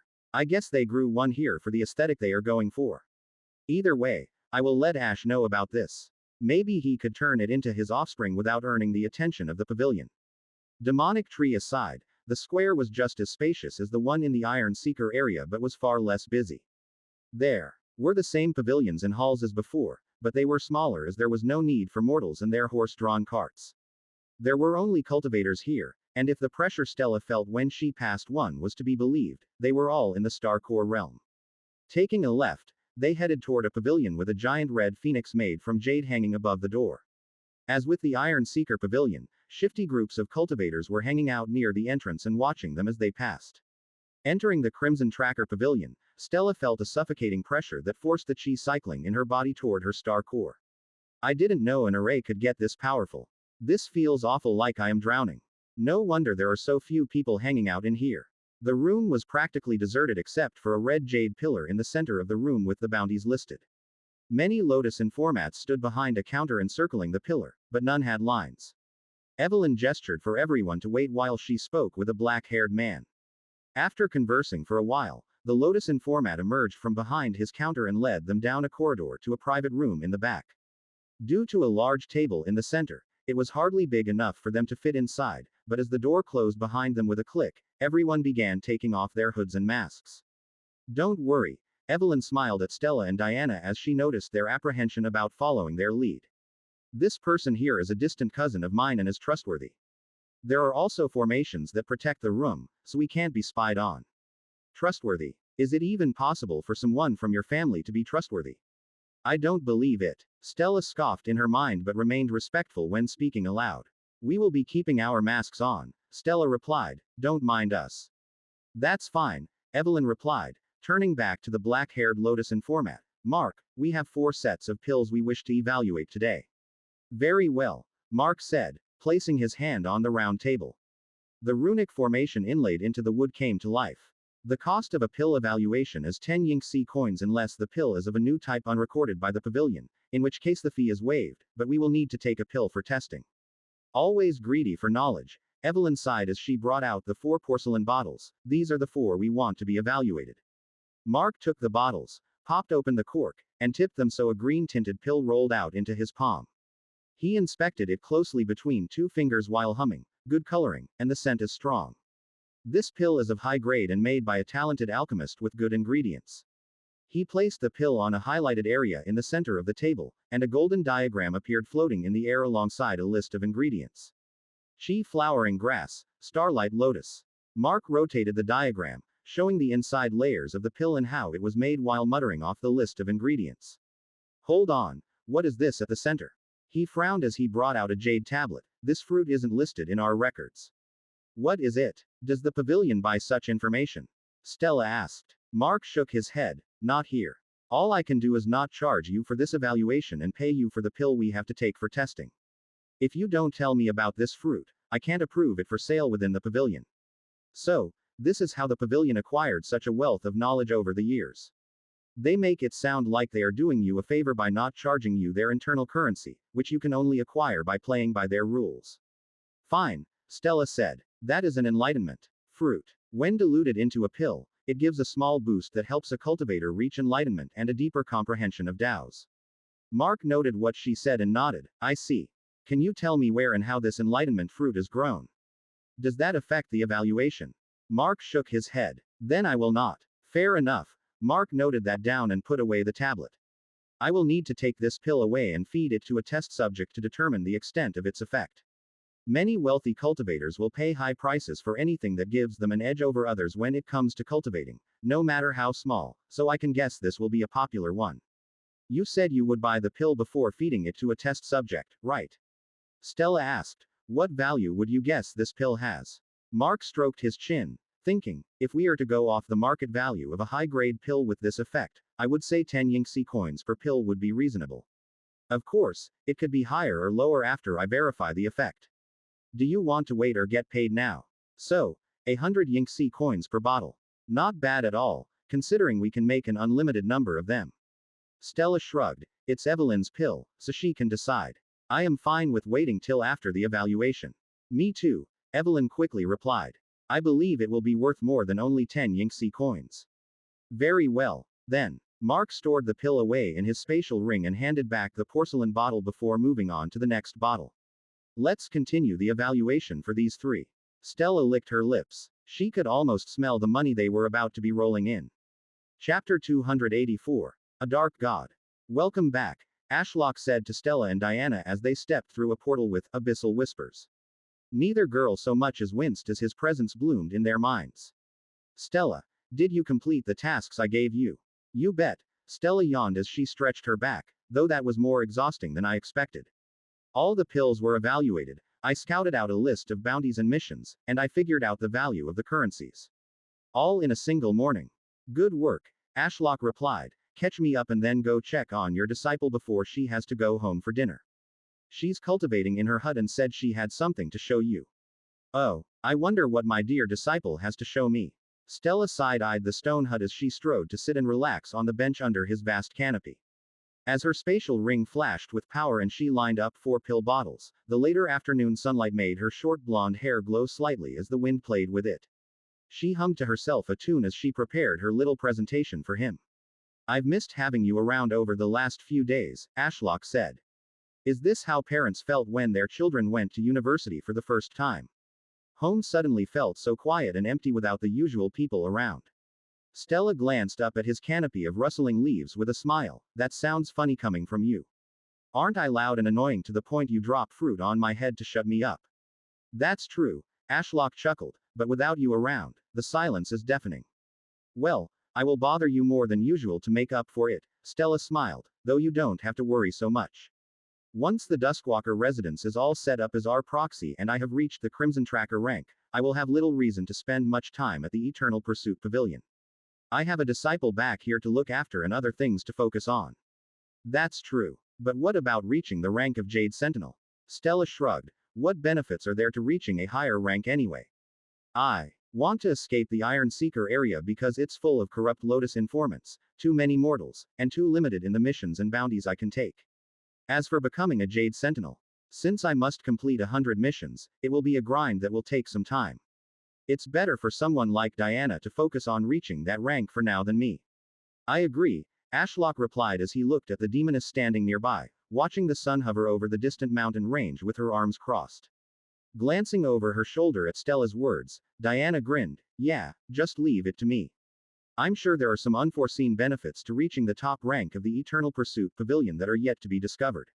If that is all, I will head off now. Her giant raven wings of feathered darkness sprouted from her shoulders, and she took to the skies. I am going to check on how the mortal branch of the Ashfallen Trading Company is coming along now that we have rough values of the pills. See you two later. With that, she was gone, soaring through the sky toward Ashfallen City. That reminds me, Ashlock said, returning his attention to Stella. Where is Larry? Why didn't he follow you two through the portal I made? Stella snorted. Funny story actually. Remember how I told you about Elysia? The crazy Mistshroud girl that fought Diana with one of Maple's siblings. Yeah, well, she forced her way into the meeting room alongside those people who had been chasing us to inform the Grand Elders about Diana, and then she saw Larry. Despite Grand Elder Mistshroud's efforts, Elysia couldn't be convinced that Diana didn't make Larry out of Mystic Chi. Elysia thought Larry was Diana's summon. Ashlock felt a headache coming. I hope the misunderstanding was cleared up. Nope. Stella held back a laugh. Elysia promptly prostrated herself before Diana and begged to be her disciple. What the? How did Diana respond? Ashlock asked. From what Stella had told him, Elysia had displayed a cultivation level comparable to Diana during the duel, and Diana knew nothing about mystic chi, so it would be a rather fruitless master-disciple relationship. Stella failed to hold back anymore and burst out laughing. Oh heavens, I wish you were there, Tree. I have never seen Diana so disgusted. She looked down at Elysia as if she were a dead bug on her shoe and outright refused her, saying she wasn't even worth looking at. I think Diana was harboring some pent-up frustration from their duel and took it out on her. That does make sense. Ashlock chuckled. Elysia refused to surrender by abusing the duel's rules, forcing Diana to waste a lot of chi and become Pluto's plaything for 10 minutes. So it's no wonder she would have such a reaction, though I fail to see what this has to do with Larry. Oh, I was getting to that. Stella leaned back on the bench with a big grin. It seems that pet of yours has gotten smarter since his evolution. Larry stayed behind after Diana rejected Elysia to convert the Mistshroud family's cult into worshipping him and you. What? Larry has become a cult leader. Ashlock imagined Larry in a dark cave surrounded by a cult, all praying to him. I suppose that's fine. It's probably for the best that Larry stays protecting the Duskwalker residents for now anyway while we get everything set up. Added Nobleman at. Stella nodded. That's what I thought. Anyway, we are getting off track. What did the Pavilion evaluate the pills at? Ashlock asked with a hint of excitement. He felt like a student waiting to hear back from a test he thought he did very well on. Stella glanced down at the lined-up bottles of pills. The Enlightenment and Deep Meditation pills were both evaluated at 10 Yingxi coins per pill, if I remember correctly. However, this number may be higher or lower once the effect of the pills is fully tested. But the Lotus informant said that was the competitive price for pills that directly help with cultivation, so it should be close enough. Interesting. Though I doubt the price will change much after the evaluation. Really? Stella tilted her head. I thought it might go a little higher, considering how high quality the ingredients you grow are. My fruits are impressive for a cultivation resource, but we use one fruit to make 10 pills, greatly reducing the effect. It's for the best. We don't want to attract as much attention with these mass-produced low-grade pills. Ashlock replied. That aside, how much are Yingxi coins worth? Stella looked down at her hands and started counting on her fingers. According to Elder Evelyn, 1 Yingxi coin is equivalent to 1 high-grade spirit stone or 3 dragon crowns, which is enough to buy a full-course meal. I see, Ashlock replied as he fell into thought. Due to how bountiful food is in this world of chi, from what I have seen by scouting out the menus outside restaurants in Darklight City, you can get an entire meal for the equivalent of around $10 back on Earth. Ashlock mused, so that means 1 Yingxi coin is worth $10. With that in mind, a single one of these pills sells for $100 or $1,000 for an entire bottle of 10, and I can produce dozens of bottles a day. Who the hell said money doesn't grow on trees? I am about to be a very rich tree. The narrative has been stolen. If detected on Amazon, report the infringement. Tree, what are you so happy about? Stella raised a brow. I can see your branches wiggling slightly. Ahem, nothing much. Ashlock dismissed Stella's words with a cough. What about the other 2 pills? Not quite as high. Neural root was valued at 5, while the florist's touch was valued at 2 Yingxi coins per pill. Stella shrugged. Apparently, alchemists hate buying pills from others, hence the lower value. Whereas neural root needed more testing to determine a good price. Ashlock was honestly surprised anybody would be willing to pay the equivalent of $20 for a pill that let them handle plants slightly better. The fruit's full effect was quite useful, but it was quite weak when split between 10 pills. Honestly, it's surprising how expensive being a cultivator is, Ashlock mused. No wonder only noble families that exploit mortals for labor can afford to cultivate to the higher realms.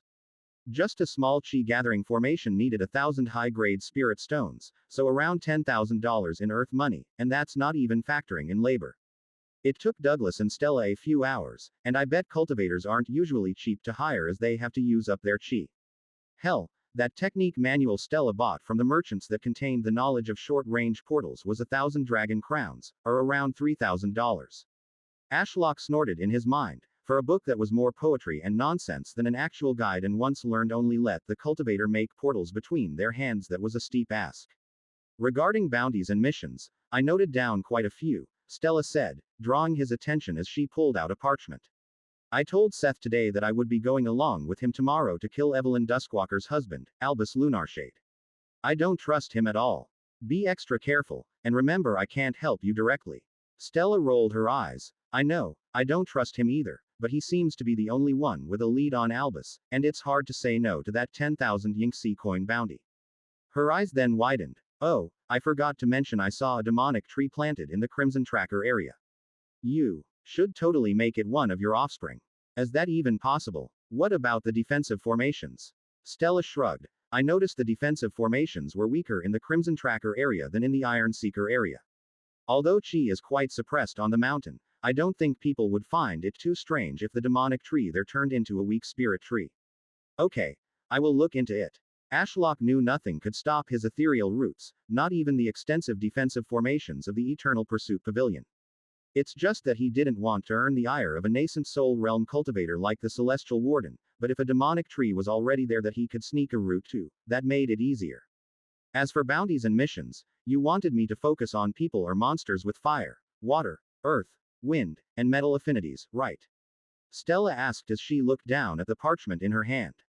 Yes, I need to devour cultivators or monsters with those affinities to form an inner world and advance to the nascent soul realm, Ashlock replied.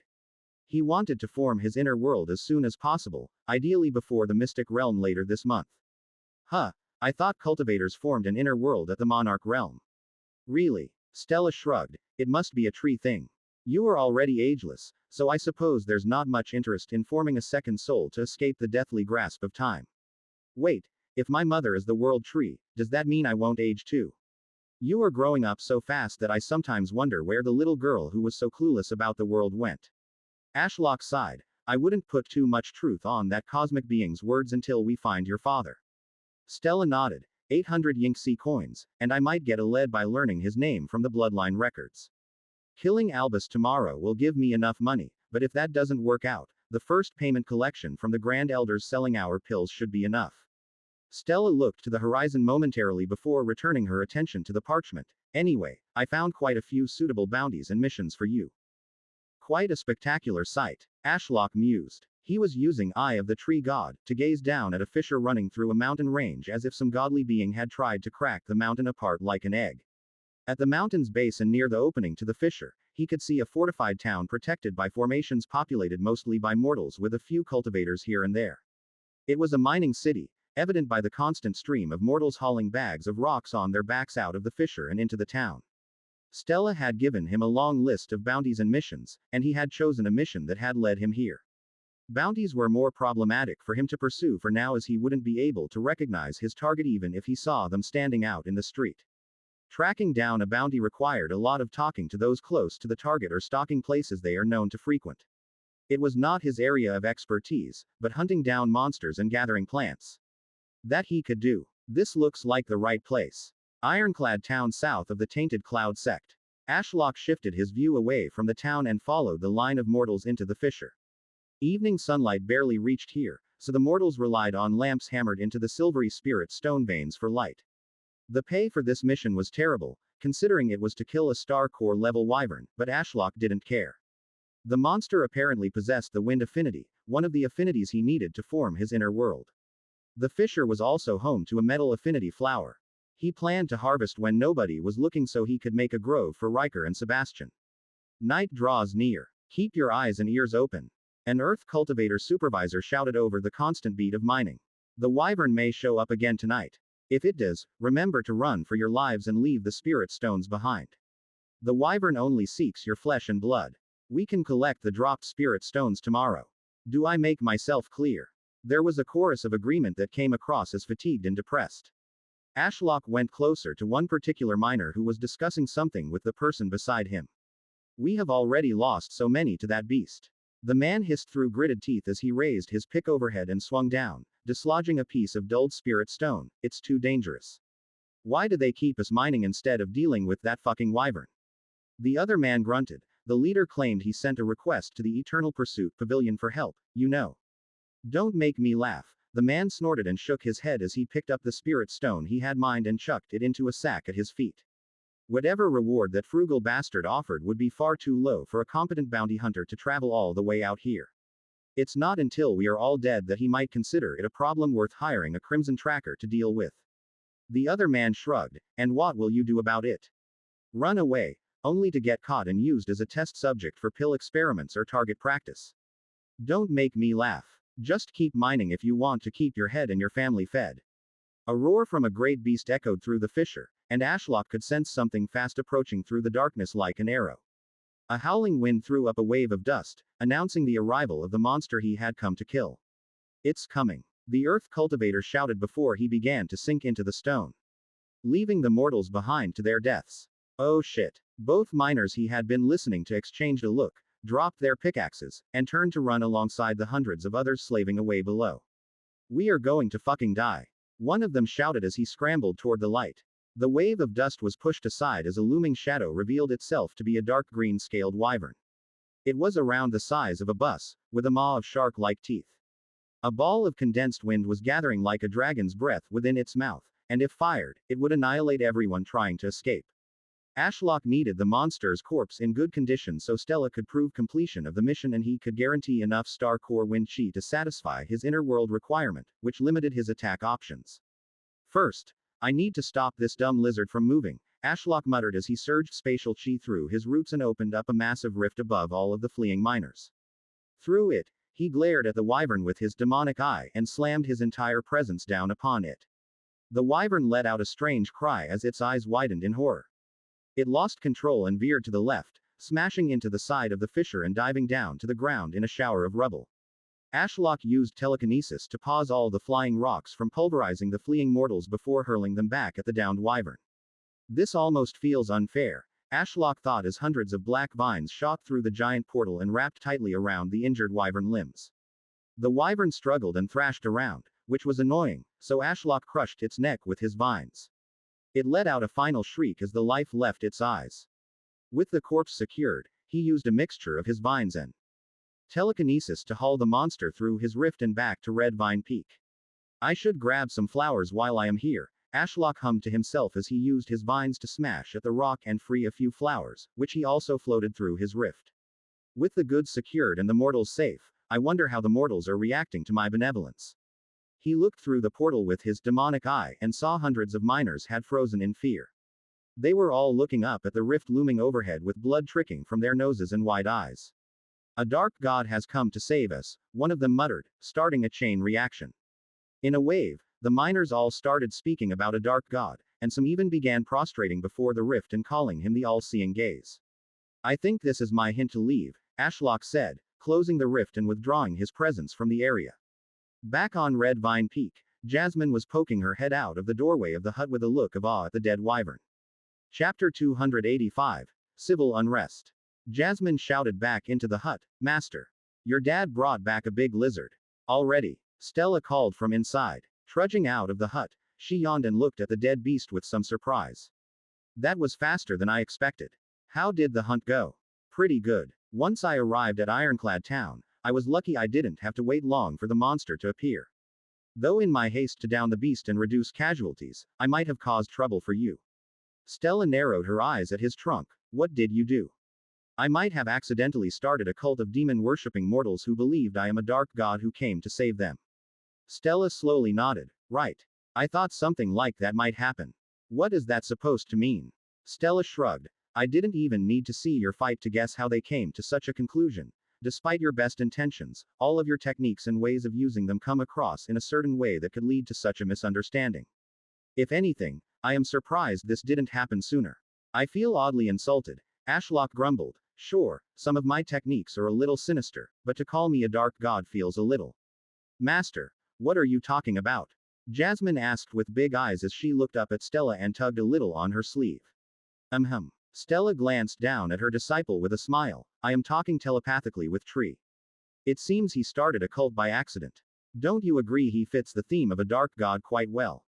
Jasmine looked at Ashlock's towering truck, the wyvern still bound in black vines covered in thorns, and then finally back at Stella. Yes. Don't agree with her. Ashlock sighed. She didn't even hesitate. Stella walked over to the wyvern corpse, laughing and with a dagger in hand. Good answer. Jasmine, now come help your master.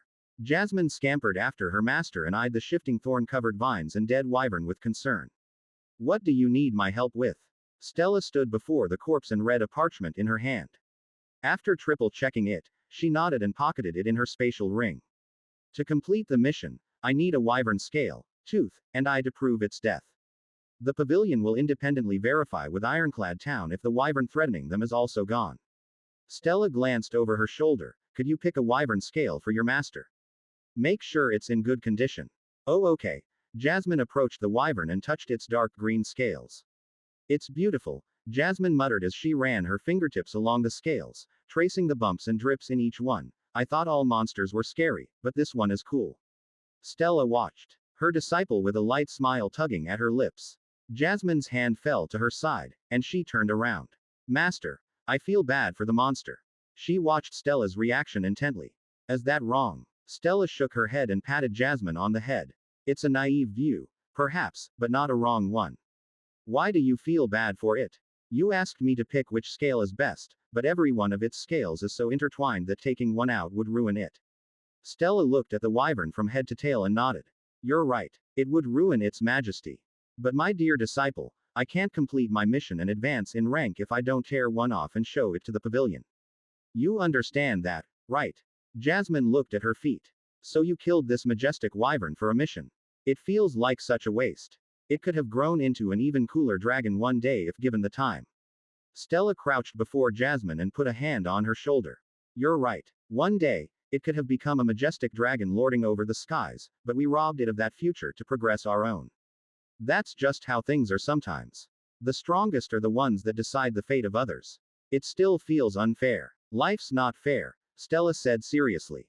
The sooner you learn and accept this truth, the easier your life will become. Sometimes, you will have to kill others to live or leave those you love behind to survive. Life is full of difficult choices that you will have to face and decide for yourself how to deal with them. Think back to Sleimir. Your family was caught up in a fight that had nothing to do with you, right? What happened? Dad almost died, Jasmine mumbled.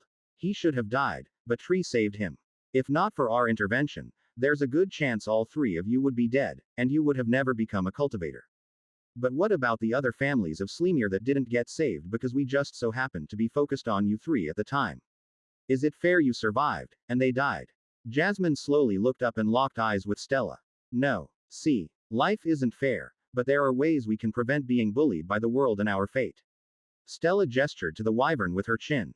This fella got greedy. He would still be alive if he had devoured a few mortals and then moved on to another feeding ground. Instead, he earned the ire of the mine owner and had a bounty placed on his head. It would have been fine if he was a nascent soul realm dragon, but he is a weak wyvern, so his fate was sealed. Do you understand the lesson I am giving, disciple? Jasmine nodded. Don't attract unnecessary attention or be so strong it doesn't matter. You're so smart. Stella ruffled her hair. Now, do you think you could pick a scale for me? Jasmine nodded and meticulously inspected every scale within her reach as the wyvern's corpse towered over her, casting a looming shadow. While she did that, Ashlock had analyzed the metal flower he had taken from the fissure. It was called an ironclad rose, likely the reason behind the town's name. Expending some chi, he created a grove on the mountain ridge and would inform Sebastian and Riker about it later. This one, Jasmine said eventually, pointing at the dark green wyvern scale before her. Stella smiled. Good choice, Jasmine. Why don't you try and pull it free? Okay. Jasmine wrapped her fingers around the scale's edges and tried to pull. She grunted as her muscles strained and her face reddened. Green-tinted chi wreathed her arms and legs as she put her hold back into it, but the scale refused to loosen. With one final pull, she lost her grip and fell on her back, panting. I give up. Spreading out her arms like a starfish, she glanced over to Stella. Sorry, Master, it's impossible. Stolen story. Please report. Stella shook her head with a laugh. Nothing's impossible, Jasmine. With that, Stella walked over and effortlessly pulled free the scale with one finger as if it were some loose wallpaper and waved it over her disciple. See, Jasmine pouted. I loosened it for you. Stella smirked. If you say so. Stella, could you stop showing off and hurry up with the harvesting? I can't hold back my hunger forever, you know. Ashlock said, half joking. He was itching to see what absorbing the wind affinity soul would do, and this wyvern corpse was making his vines water. Oh, my bad, Tree. Stella deposited the scale into her spatial ring and jumped up onto the wyvern's back. She walked along its spine to its head and crouched next to its eye. Wakey wakey wyvern, Stella forced its eyelids apart and plunged her hands in with a crazed grin. Using telekinesis to keep it together, she removed the wyvern's eye, which looked like a blood-filled jelly ball, and stowed it away. Burning away the eye juices on her hands with soul flames, she hopped down to its mouth. Jasmine watched all of this from the floor in horror. In seconds, her face had shifted from bright red to ghostly white. Unaware of her disciple's expressions, Stella picked out a random tooth the size of Jasmine and easily ripped it free. It was stored away in a flash of silver, and the harvest was complete. Okay. Tree, all done. Enjoy your meal. Thanks. Ashlock didn't hold back and began to devour the corpse. Digestive fluids were secreted from his vines, dissolving the thick scales and tough flesh with a hiss. There were also the sounds of bones cracking as the vines tightened their grip. Isn't it time you returned home for dinner, Jasmine? Stella asked the girl. She slowly nodded. Yes, though I have lost my appetite. Why? Stella tilted her head. It's not good for a growing girl like you to skip out on meals. Go home and make sure to eat a lot.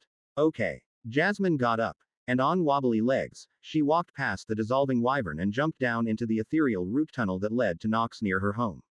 Poor girl. Stella shook her head as she went to sit on the bench. Reduced to such a state after trying to free a wyvern scale. I'm not sure if that was the root of the problem. Ashlock replied. What is then? Stella asked sweetly. You looked rather insane while taking the wyvern apart. Maybe you scared her. Ashlock suggested. Stella snorted and waved him off. I have no idea what you are talking about. If anything, your way of eating is likely the reason. What? No way. Then we can agree to disagree, Stella said, lying horizontally on the bench and closing her eyes. I'm going to grab some rest. Today was too much for me. Wait before you sleep. What did Jasmine want to speak to you about? Ashlock asked. Oh, she said she still didn't know what affinity to pick and wanted to experience some more things to give her ideas. Stella looked up at his canopy with a smile. I am glad she is putting so much thought into it. I will have her speak more with Elaine and maybe show her some things like alchemy to see if that interests her. Good idea. Stella hummed in agreement as she closed her eyes again and started breathing softly after a few minutes. Have a good sleep, Ashlock muttered to himself as he had already withdrawn his presence from her mind. The sun was setting, so he would also sleep soon under the 9 moons. But first, he needed to deal with the system message that had appeared in his mind. Absorb Wind Star Core for Inner World. If so, you will gain no sacrificial credits. No sacrificial credits. I suppose that makes sense since all the chi I absorb will be going toward my inner world. Ashlock accepted the prompt and looked within his own soul at the cloud of untamed chi, which the system called a chaos nebula. Once he fed it the required star cores and sacrificial credits, it should form into an inner world. He watched as wind chi flowed through his roots and into his soul, but instead of being transformed into spatial chi and joining his chi reserves, the wind chi phased through his soul unchanged and mingled with the chaos nebula. With the introduction of wind chi, the previously static cloud of untamed chi began rotating inside his soul and gaining speed until it turned into a full-on storm. His system was then updated. Requirements to turn Chaos Nebula into an inner world. 3,429 10,000th sacrificial credits. 0/1 absorbed fire star cores. 0/1 absorbed water star cores. 0/1 absorbed earth star cores. 1/1 absorbed wind star cores. 0/1 absorbed metal star cores. Rewards upon formation of the inner world. You will ascend to the nascent soul realm. The system will be upgraded with new features. Transpiration of Heaven and Chaos B will be upgraded. Your attacks will carry the weight of your inner world behind them, and your rate of cultivation will increase the more you develop your inner world. 1 down, 4 to go. Not bad. The others shouldn't be too hard to come by. The bigger concern is the sacrificial credits, Ashlock mused. The monster farm has been netting me a few hundred credits a day, so it's only a matter of time, but it's still far too slow. Luckily, he had a solution. Using telekinesis, he floated up a parchment lying near his root and read the list. It was the bounties and missions that Stella had written out for him. A lot offered really crappy pay, which is likely why they had been left unclaimed by other bounty hunters. But he didn't care about that. Some of them had details regarding locations with lots of monsters, and they also gave him a good reason to break into and assassinate the elders of other families in Nightshade City. I will complete some of these tomorrow, but now it's time for sleep. Ashlock activated Nocturnal Genesis, and he entered the dreamscape. Looking up at the moons, as usual, one was lit with a purple glow while the others were dull. So it has nothing to do with my inner world then. How can I get the other moons to change their affinity? A mystery for another time. Glancing over to the north, he saw Nox in her field of white flowers. Under her canopy was her shadow dryad looking up at the sky in the dreamscape while a shadowy hand rested on her bark. Enjoying the view. Nox seemed startled as she looked around. Ashlock. Yes, it's me. Oh, hello. Nox's shadow waved in his direction. Did you need something from me? Nothing in particular. I just came to check on you. Have you got anything to tell me? Ashlock yawned. It was so relaxing and pleasant in the dreamscape that the weight of sleep was heavy and warm. He felt ready to drift off. Nox's shadow looked down the mountainside where Ashfallen City was in the real world. I do have some concerns. I know I was only tasked with protecting this place from our enemies, but there is a lot of civil unrest in the city. I fear if things go on, a war is more likely to start from within. Really? Ashlock paused. I thought the Red Claws were handling it. They are trying their best but are outnumbered thousands to one. The mortals fear to raise concerns with the cultivators, and the cultivators don't know how to deal with mortal disputes except with violence or money. Nox's shadow lowered her head. Gangs have already started to form, bullying others for their share of the free food and selling it in bulk to Darklight City. Ashlock didn't understand. He had saved these people and given them free food and shelter, and he even sent the Red Claws to police the city, so where had it gone wrong? I have even protected a few mortals from being kidnapped on this mountainside as they are nearby enough for me to send my shadow fiends after them, Nox continued, but from what I can tell, the situation is far worse down in the old mines. I can even sense some chi types other than fire chi that might be escaping the senses of the Red Claws. So rogue cultivators have finally started moving in under my nose. Ashlock realized his fears had come to fruition. A freshly formed city of 100,000 people was bound to breed a darker side. The question was, how should he fix this issue? He had the power to turn the city into a paradise or hell. He could come in with a heavy hand or turn a blind eye. With so many options, was there a correct solution? Thank you for telling me this, Nox. I haven't given the city the attention it deserves recently, and you have given me a lot to think about. Nox's shadow bowed. I am just happy to have been a help, and if you don't mind me asking, how is my sister? Being well taken care of, Ashlock assured her. Duskwalker will soon rise once more under the banner of the Ashfallen sect. In fact, Stella will be killing Albus Lunarshade tomorrow. That's a relief. Evelyn will finally be free from that monster. Nox's shadow leaned against her bark, gazing at the 9 moons. I would love to meet Evelyn again one day and say I'm sorry for forcing that fate onto her. Ashlock hummed in agreement. That day may come sooner than you think. Chapter 286. Solving Politics the Stella Way.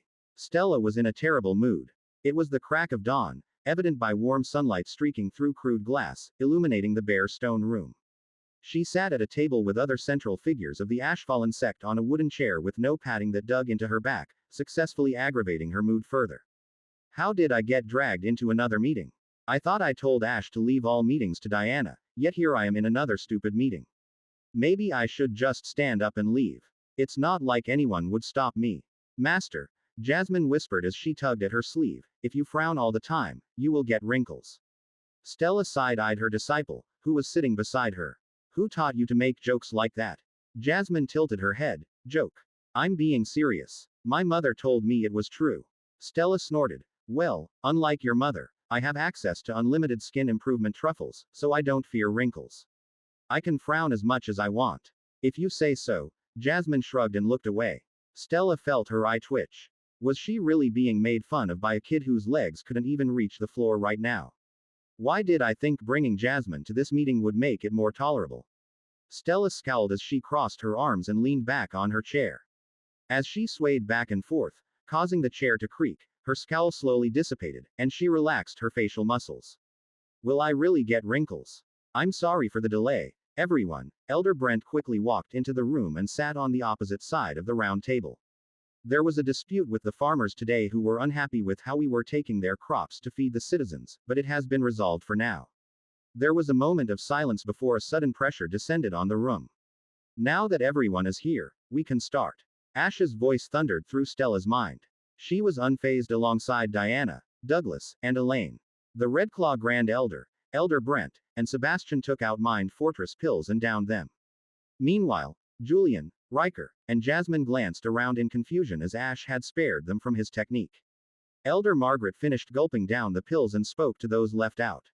The immortal just contacted us telepathically. I will relay what he says to you three via my chi so as not to bother the others, Elder Margaret said with a smile. Julian gave her a nod. That is appreciated. Though I have to ask out of curiosity, If this is a meeting regarding the city's development and future, what is my daughter doing here? Dad. Jasmine shouted at her father. Don't get me wrong, Jazz. I don't disapprove of your presence here, but I thought you were busy practicing cultivation from dawn till dusk. So I wondered what the purpose of you attending this meeting is. Jasmine glanced back at Stella. Actually, I had the same question, Master. Why am I here? Stella smirked. How else will I have you attend these meetings in my place in the future? As my disciple, it's only right that you have to suffer. I mean attend these meetings with me. Master, Jasmine loudly whispered, you are letting your true thoughts out. I'm about to let a lot more of my true thoughts out if this meeting drags on any longer than it has to because of pointless questions. Stella glared at Julian. Julian backed off with a smile. Looks like you have your work cut out for you, Jazz. What is that supposed to mean? Jasmine grumbled at her dad. Elder Brent coughed awkwardly. I agree with Mistress Stella. We are all busy people, so let's not focus on unimportant details. Immortal, if you may, what have you summoned us here for today? Stella, stop causing trouble. I am not. Getting on topic. Last night, I was notified by Nox that there is widespread civil unrest among the populace of Ashfallen City, with gangs starting to form that have attempted kidnappings and even stolen food. There are also unknown cultivators gathering in the mines with unknown origins and goals. Ash said. The mood around the table turned more serious. I have brought you all here today to work out a solution to this civil unrest, how to deal with the cultivators, and to improve the lives of those in Ashfallen City. Stella glared at Elder Brent and the Grand Elder. Isn't the security of the city your job? What has your failings got to do with me? The Red Claws exchanged a glance. Elder Brent bowed toward the table. I apologize deeply for my failings. Apologies are useless. I want solutions, Ash said. Elder Brent, in your opinion, what led to this lack of control? Feel free to speak your mind, and don't hold back. Elder Brent straightened up and coughed into his hand. If I may really speak freely, then I have a few thoughts. Go ahead. Elder Brent took a breath to steel himself before addressing the room. The biggest issue we have faced so far is that we are heavily outnumbered. At any one time, around 30 cultivators from our family are patrolling and watching over the city. Even with spirit sight, they can't catch everything happening to 100,000 people. A lack of manpower rather than outright incompetence then. Well, Elder Brent scratched the back of his head awkwardly. I will admit I have had some trouble getting the youngsters to take their roles seriously. Most of them see it as a waste of time, and even when the mortals ask for help, they often cause more trouble. It's been getting slowly better over time, but there's a reason the noble families usually leave the mortals to police themselves. You're speaking too much. The Grand Elder hissed under his breath. No, this is a good discussion. It's better to admit to problems than keep quiet about them to save face, Ashlock rebutted, silencing the Grand Elder. In conclusion, Elder Brent, and tell me if I am mistaken, the Red Claws are both outnumbered and ill-suited for the job I have tasked them with. Is that correct? Elder Brent slowly nodded. A fact I hate to admit, but it's true. I should have told the Immortal about this issue sooner. Please punish me as you see fit. There is no need for punishment. My oversight led to me assigning cultivators to a job better suited for mortals. Could someone tell me how a city like Darklight City keeps crime under control? Julian stood up and bowed respectfully. If I may, having lived as a mortal in a city overseen by cultivators and also walking the streets of Ashfallen, I have some insight. Stolen novel. Please report. Just spit it out. Stella snapped. The Immortal isn't going to eat you for speaking out of line, and this is a meeting. It's what we are here to do. Right. Wait. Eat me. Julian gulped. Darklight City is run by a council of mortals. Usually, cultivator families only care about what they can get out of a city, such as spirit stones or labor, rather than how it's run, so they let a group of mortals govern the city so long as the production quotas are met. I see, that makes sense. What about crime? Crime. Julian seemed confused by the question. Every city has rampant crime because of rogue cultivators. Why? I can answer that. Douglas stood up. For those here that don't know, I used to be a rogue cultivator drowning in debt until I was taken in by the Ashfallen sect. I did many things I am not proud of to survive and grow in power. It's a cutthroat world of crime out there, so strength is all that matters to staying fucking alive. However, the noble families are greedy bastards, no offense. They buy up and hoard all the cultivation resources, leaving little to go around for the rest, and as you can imagine, the resources left aren't going into the hands of upstanding members of society. The Grand Elder chuckled. Greedy bastards are one way to put it, but he is right. We set quite high quotas for the city to meet each month, so they have little to spare for anyone else. See, greedy bastards. Douglas grinned, though I have to say I can't blame you now that I live in your shiny shoes. Life is much nicer up here atop a hoard of wealth. So the rogue cultivators that Knox detected are likely the source of the crime. Douglas crossed his arms and drummed his fingers. If I had to guess, they are either a bunch of upstarts or a smaller gang that got driven out of Darklight City by the powerhouses and then found Ashfallen City. Although there's little here, there's much to be gained from being the first to take over an area. Stella had been leaning back on her chair and picking at her nails while listening in. With a sigh, she looked up from her nail at Douglas. Then we have a solution. I will go slaughter them all, and then no more problem. Douglas shrugged. Yeah, that would work. No. Elaine shook her head from her seat beside Douglas. I understand you want the meeting to end quickly, Stella, but that's a short-sighted solution. Unless you want to purge the city every week, they will keep appearing like cockroaches. Stella narrowed her eyes. What would you suggest then? Elaine pushed up her glasses as she hummed in thought. Douglas, you mentioned stronger gangs driving out other rogue cultivators. What if we hired someone to act as a gang leader to prevent other rogue cultivators from acting in the city and then have the mortals police themselves? That could work, Douglas agreed. Any idea for who we could hire? Douglas looked up at the ceiling. I do, actually. I think Mr. Choi would be the perfect man for the job. That bald guy we hired, Douglas, from who? Runs the Golden Springs Noodle Shop. Stella wondered as the image of the man appeared in her mind. If a mountain could be a human, that was Mr. Choi. His bulging muscles had been barely hidden by the purple silk robe embroidered with golden koi, and his shark-tooth grin was enough to make her nervous. I think he was stuck at the 9th stage of the Soul Fire realm. With a few truffles, he would be quite a formidable cultivator under our control. Mr. Choi could work, Ashlock agreed. Could you contact him for me, Douglas? I'd like to offer him a heavenly loyalty contract and many benefits for joining. Your growth in cultivation should be proof enough that our methods work. I will try my best. Douglas sat back down. That just leaves the Council of Mortals and hiring of guards to maintain order within the city. Julian, could you handle that for me? Yes, my lord, Julian bowed, but if I may add, Ashfallen City will collapse soon and descend into a civil war even without the rogue cultivators. Why's that? Julian cleared his throat. People have been living off the free food and traveling to Darklight City to purchase things they need to live, but eventually, people will run out of crowns they earned back in Sleemere, and with there being no jobs in Ashfallen City, it's only a matter of time before crime becomes more rampant. Right, that's a good point. We should focus on having people employed in industries related to farming, manufacturing pill bottles and boxes, guards, and education. Giving people jobs also benefits us as the money will flow back to us when they purchase our pills. Are you going to let mortals become cultivators? Jasmine asked with a sparkle in her eyes. Not quite. I don't have the truffles to turn 100,000 people into cultivators at your level. But I can make diluted pills from the truffles such that if they ate enough, they would eventually be able to cultivate. Good, the Grand Elder said. Mortals becoming cultivators is unheard of, so anything stronger than that will attract a lot of attention. Your disciple and her family should remain as a unique case unless you want every noble family seeking us out. Stella ruffled Jasmine's hair. Hear that? You're special because of your benevolent master here. Jasmine just pouted as her head was rocked back and forth. If you don't acknowledge your master's greatness, you might regret it. Master, please, stop rocking my head. Okay, it looks like we are mostly done here. Ashlock said. Those who want to stay behind and help create the Mortal Council and the jobs, you are free to stay. The rest of you are dismissed. Stella was the first to stand up. I have never heard something better in my life. Hold on, Stella. I still need you to purge the rogues in the mine. No reason to turn down a meal that's causing me trouble.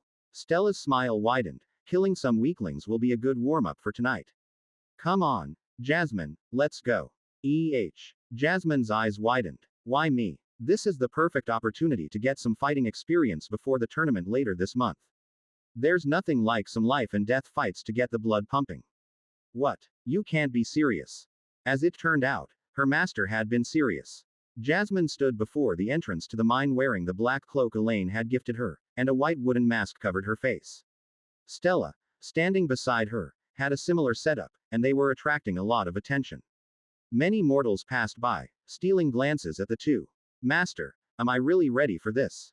Jasmine asked. Sure, why not? I will be here to help you, so don't hold back.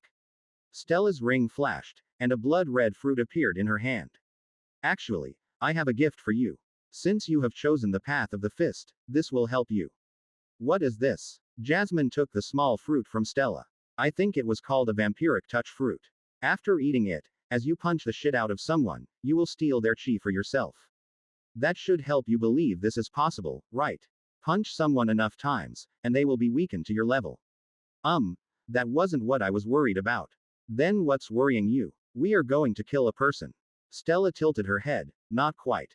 Jasmine felt a ray of hope. We aren't. We are going to be slaughtering people. Stella giggled and patted her shoulder. Now come, my disciple, the fun awaits. This is fun for her. Jasmine stood there dumbfounded. She watched Stella as she strode toward the cave entrance and drew her sword. But I have never killed anyone before. Jasmine looked at the blood-red fruit in her hand. Could I even kill a person? A man emerged from the dimly lit passage and stood in Stella's way. He was wearing a brown robe stained with dust and blood.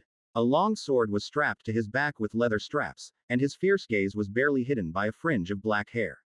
Miss, you are drawing quite the crowd.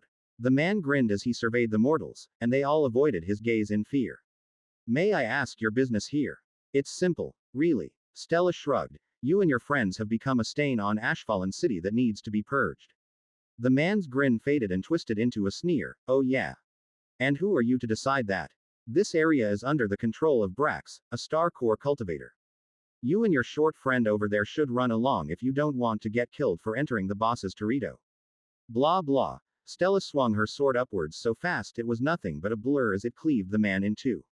Noisy people like you are the worst. The two halves of the man fell to either side, and Stella casually walked through the gap, trailing blood with every step. Silence filled the area as nobody dared to make a sound. Jasmine felt her heart pound in her chest at how effortlessly Stella executed a cultivator far above her strength.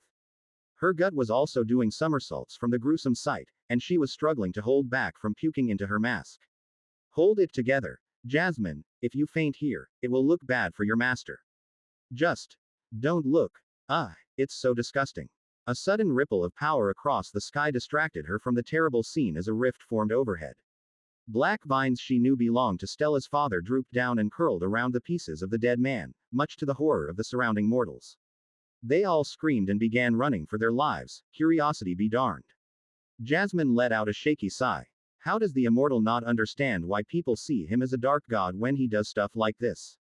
Hurry up, disciple. Stella waved to her with a bloodstained sword in her hand. If you dawdle for too long, I will have killed them all without you. I didn't want to kill them anyway. Jasmine shouted in her mind and clenched her fists. She forced herself to walk forward while muttering under her breath, she's insane. My master is absolutely insane. Chapter 287. Monsters in Human Skin. Stella was in a fantastic mood, humming a pleasant tune as she descended into the mine. Her eyes were closed as she saw the world in a series of interconnected grids in the spatial plane. A black metal sword embroidered with a golden star pattern that Ash had gifted her floated at her side with telekinesis. With a flick of her finger, it shot through a portal like an angel of death, followed by a pained cry that echoed through the mine. And two thumps as a headless body fell from a hole hidden in the ceiling. Jasmine at her side jumped at the sudden sound of falling bodies. Relax. These are all soul fire weaklings, barely above the realm of mortals. Stella ruffled her hair and laughed. I don't even need to fight them directly, see. I can slaughter them from afar with my sword. It was honestly a bad matchup for the rogue cultivators. Against most enemies, the cramped tunnels in the rock would give the rogue cultivators a way to attack from blind spots, set up ambushes, or even run away. However, the rock became trivial to Stella due to Ash's roots spreading throughout the mine and drenching the place in spatial chi.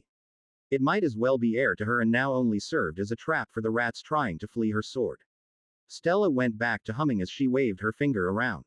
It may look like she was drawing runes or something in the air, but in reality, she was just pointing at the next target in the spatial plane and guiding her bloodstained sword through portals to get the job done. The distant cries and thumps were music to her ears. A sudden ripple of power spread through the spatial plane, and Stella could only marvel at the display control as rifts were torn open above the corpses, and Ash began feasting. You don't need to waste so much chi for each corpse, you know, Stella yelled at the ceiling. I can gather the corpses for you after I am done killing that Brax guy. A laugh echoed in her consciousness. Using this much chi is trivial to me. In fact, I should be the one killing the rogues, as this is wasting your chi. Stella waved him off. Nah, this is a good warm-up for tonight, and I barely have to expend any effort to purge these weaklings. I am a bit worried about Jasmine, though, Stella thought as she glanced over her shoulder at the green-haired girl meekly following her. The girl kept her eyes on the ground and seemed to tremble at the distant cries of slaughter. Perhaps feeling Stella's gaze, Jasmine raised her head. Master. That's me. Stella cheerfully replied in an attempt to brighten the girl's mood. The tunnel down to the mine was a bit dreary, with the low lighting, lack of scenery, and terrified mortals running past them. It was no wonder Jasmine was in a mad mood. There's no way she would prefer the meeting over a stroll with her master, right? I have some questions, Jasmine said. Sensing a hint of resolve in her voice, Stella toned down the cheerful act. I am your master. We share no secrets, remember. If you want to know something, just ask.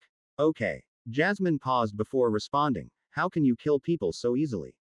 What a strange question. Stella tapped her chin as she continued her casual stroll. No enemies were left alive for the next 100 meters, giving her time to mull over her disciple's question. After some thought, she settled on an answer. I can kill people so easily because I am stronger than them, Stella shrugged. There's not much more to it than that. What else could be holding me back than a lack of strength? Jasmine seemed displeased with her answer. Do you not value human life? An even stranger question. Stella frowned. I suppose it depends on who they are. You are precious to me, for example. I would go to war with the heavens to save or avenge you.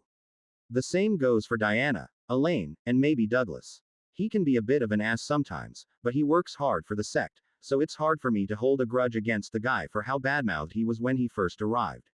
Stella realized she was going off on a tangent and fell quiet.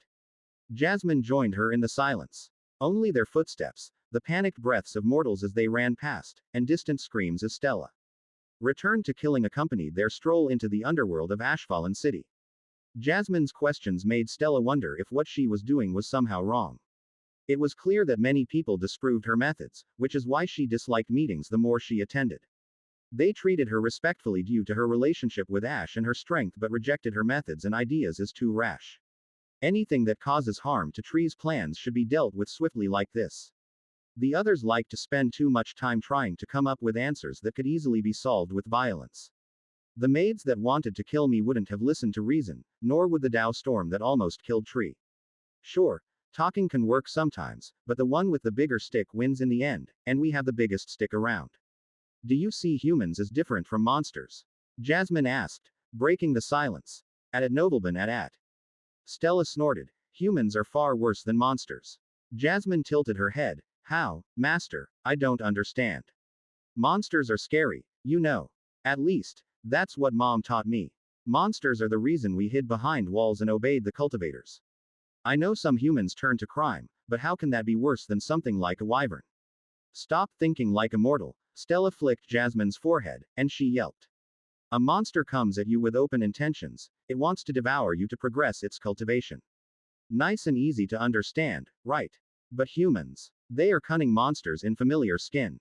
Stella ran her nail along Jasmine's neck, leaving a faint red line to show a point.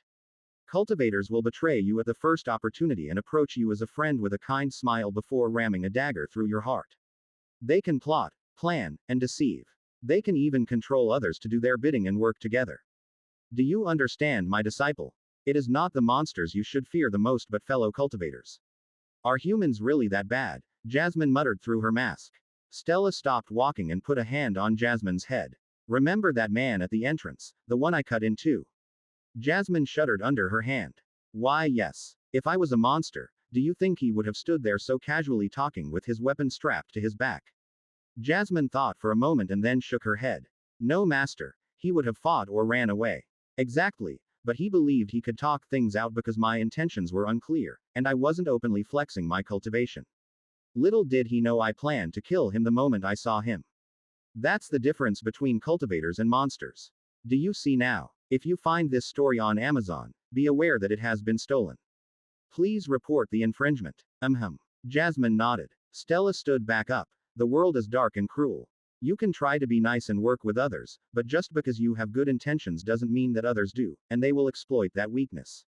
One bad apple in a sect can bring it down if people aren't cautious. I never realized it was so bad. Jasmine looked back to the floor. That's because you are spoiled, Stella said bluntly. You've lived a life as the daughter of noble mortals in Sleemir, and now you are a cultivator being raised in a safe environment with access to the greatest cultivation resources in this realm. It's not your fault, but you have been sheltered and protected from the darker side of this world. A sheltered flower like you won't survive out there.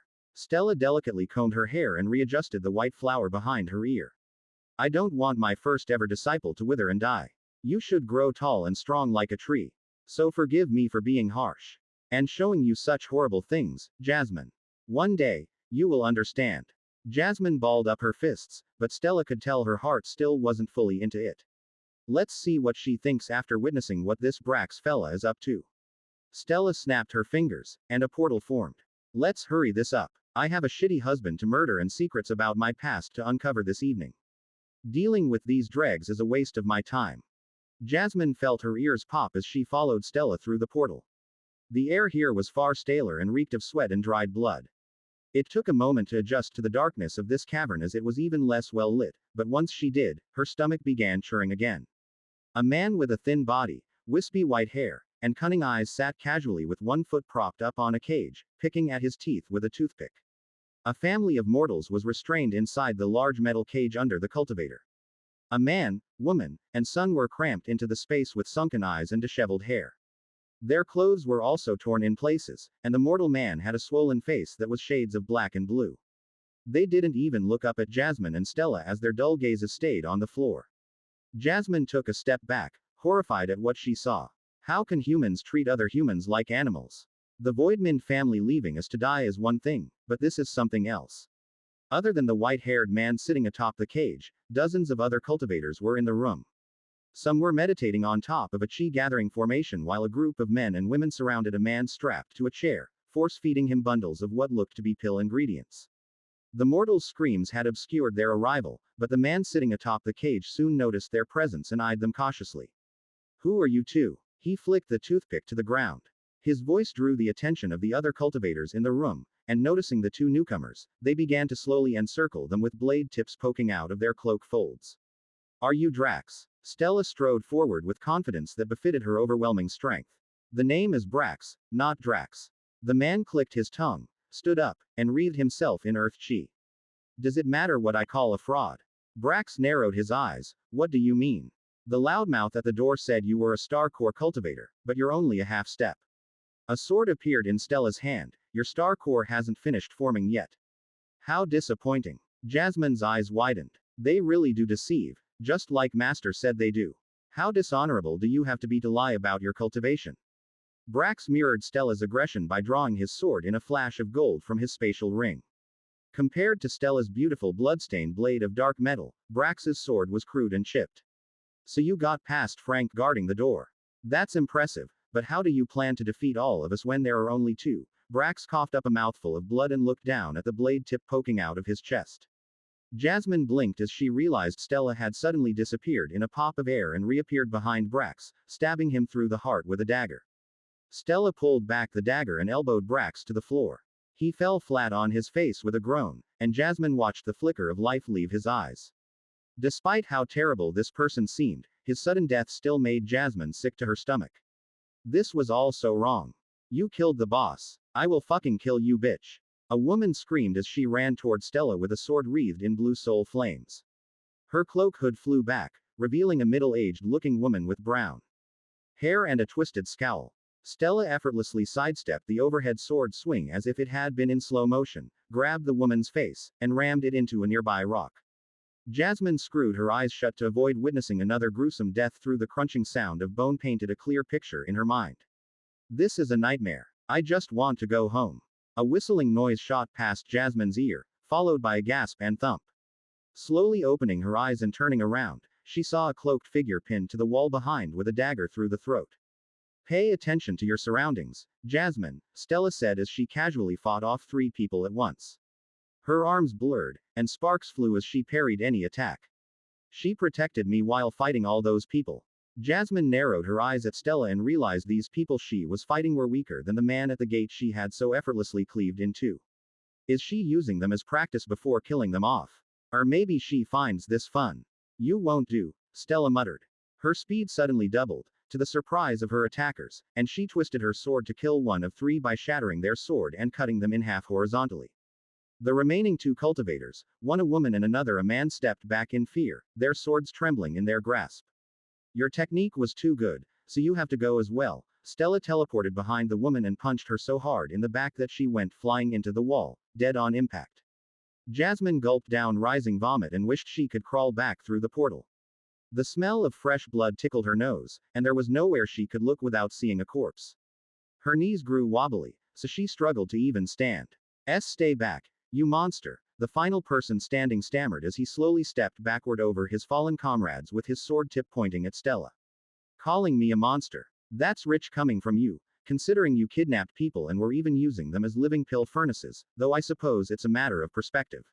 Stella said dryly as she flicked the blood off her blade before stowing it away. She then glanced around the room and locked eyes with the mortals. Bringing up her hand wreathed in spatial flames, with a simple hand gesture, the cages containing the mortals were ripped apart, and the brackets keeping the man stuck to the chair snapped. Go through the portal. Stella gestured to the rift with her chin. You are free now. Thank you. The man strapped to the chair wheezed as he dragged himself alongside the terrified family to the portal and left. The remaining cultivator also stepped toward the portal, but Stella flattened him with her presence. They were free to go, but not you. At least not yet. Why you might let me go? The man gasped out. Stella didn't answer him straight away. Instead, she strode through the blood and corpses to sit atop an empty cage. Having taken her throne, she let her legs swing as she declared his fate. Throw your sword aside. Yes, mistress, the cultivator, far stronger than Jasmine, was reduced to a servant before Stella. He threw the sword aside without hesitation. Good, I knew I picked the right one. I am honored. Don't be, Stella snorted. I picked you because you had the most pathetic fighting techniques, and I felt you would suit the role of a punching bag for my disciple here. Jasmine and the poor cultivator her master had picked out exchanged a glance. Here's how this is going to work. Stella continued, I will grant you freedom if you can stay standing after 20 attacks from my disciple. You cannot fight back and must keep your arms behind your back. If I see any hint of you attempting to harm my disciple, your head will fly before you even realize what happened. Nod, if you understand. The cultivator hesitantly nodded, and the pressure on him vanished, allowing him to stand. Per the instructions, he put his hands behind his back and towered over Jasmine.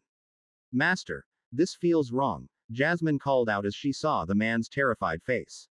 Stella shrugged. Jasmine, if you don't want to fight him, then this man has as much purpose as the corpses on the ground, and I have no reason to keep him alive. This is a chance to get real-life combat experience and see if your plan to use your fists against a real opponent will work. The man grew even more terrified, and Jasmine bowed. Little disciple, please give me a chance to live. Oh, okay. Jasmine hesitantly raised her fists. What kind of twisted situation is this? Don't forget to eat the vampiric touch fruit. Stella said. Now is a great time to test it. Oh, and don't hold back. Jasmine, for every punch you do that doesn't knock him down, that's 5 laps of the mountain peak you must do today. Master. Jasmine said in horror. Does that mean Stella will make me run 100 laps today if I don't knock this man out? Jasmine gulped down the blood-red fruit and gave the man a bow. I'm so sorry, but I will be more dead than you if I fail. The man returned a weary, tooth-filled grin. Let's both do our best to please the monster then. Chapter 288. Hellish Punishment. After eating the vampiric touch fruit, Jasmine felt a strange hunger clawing through her body toward the tips of her fingers. Despite the low lighting, she couldn't help but look down at her hand, fully expecting to see small mouths growing through her skin. Phew, Jasmine sighed in relief. Her hand hadn't turned into some monstrous appendage, but the hunger was getting to her. Her hand trembled, and it was tempting to scratch at her face and feast on her own chi. What the hell did Master make me eat? Jasmine had never felt so out of control of her own body before. Do monsters feel this urge to devour as well? If so, I can hardly blame them for mindlessly going after cultivators. It's maddening. While Jasmine was trying to regain control, the last cultivator Stella had left alive for her to practice punching on wreathed himself in murky brown soul flames that matched his stained and ripped robe. Jasmine unconsciously licked her lips. That chi was far above her own level and smelled so enticing. What in the 9 realms is wrong with me? Unaware of her intentions, the man took his stance. I'm so sorry. Jasmine reeled back her fist and directed all the chi she could muster into this attack.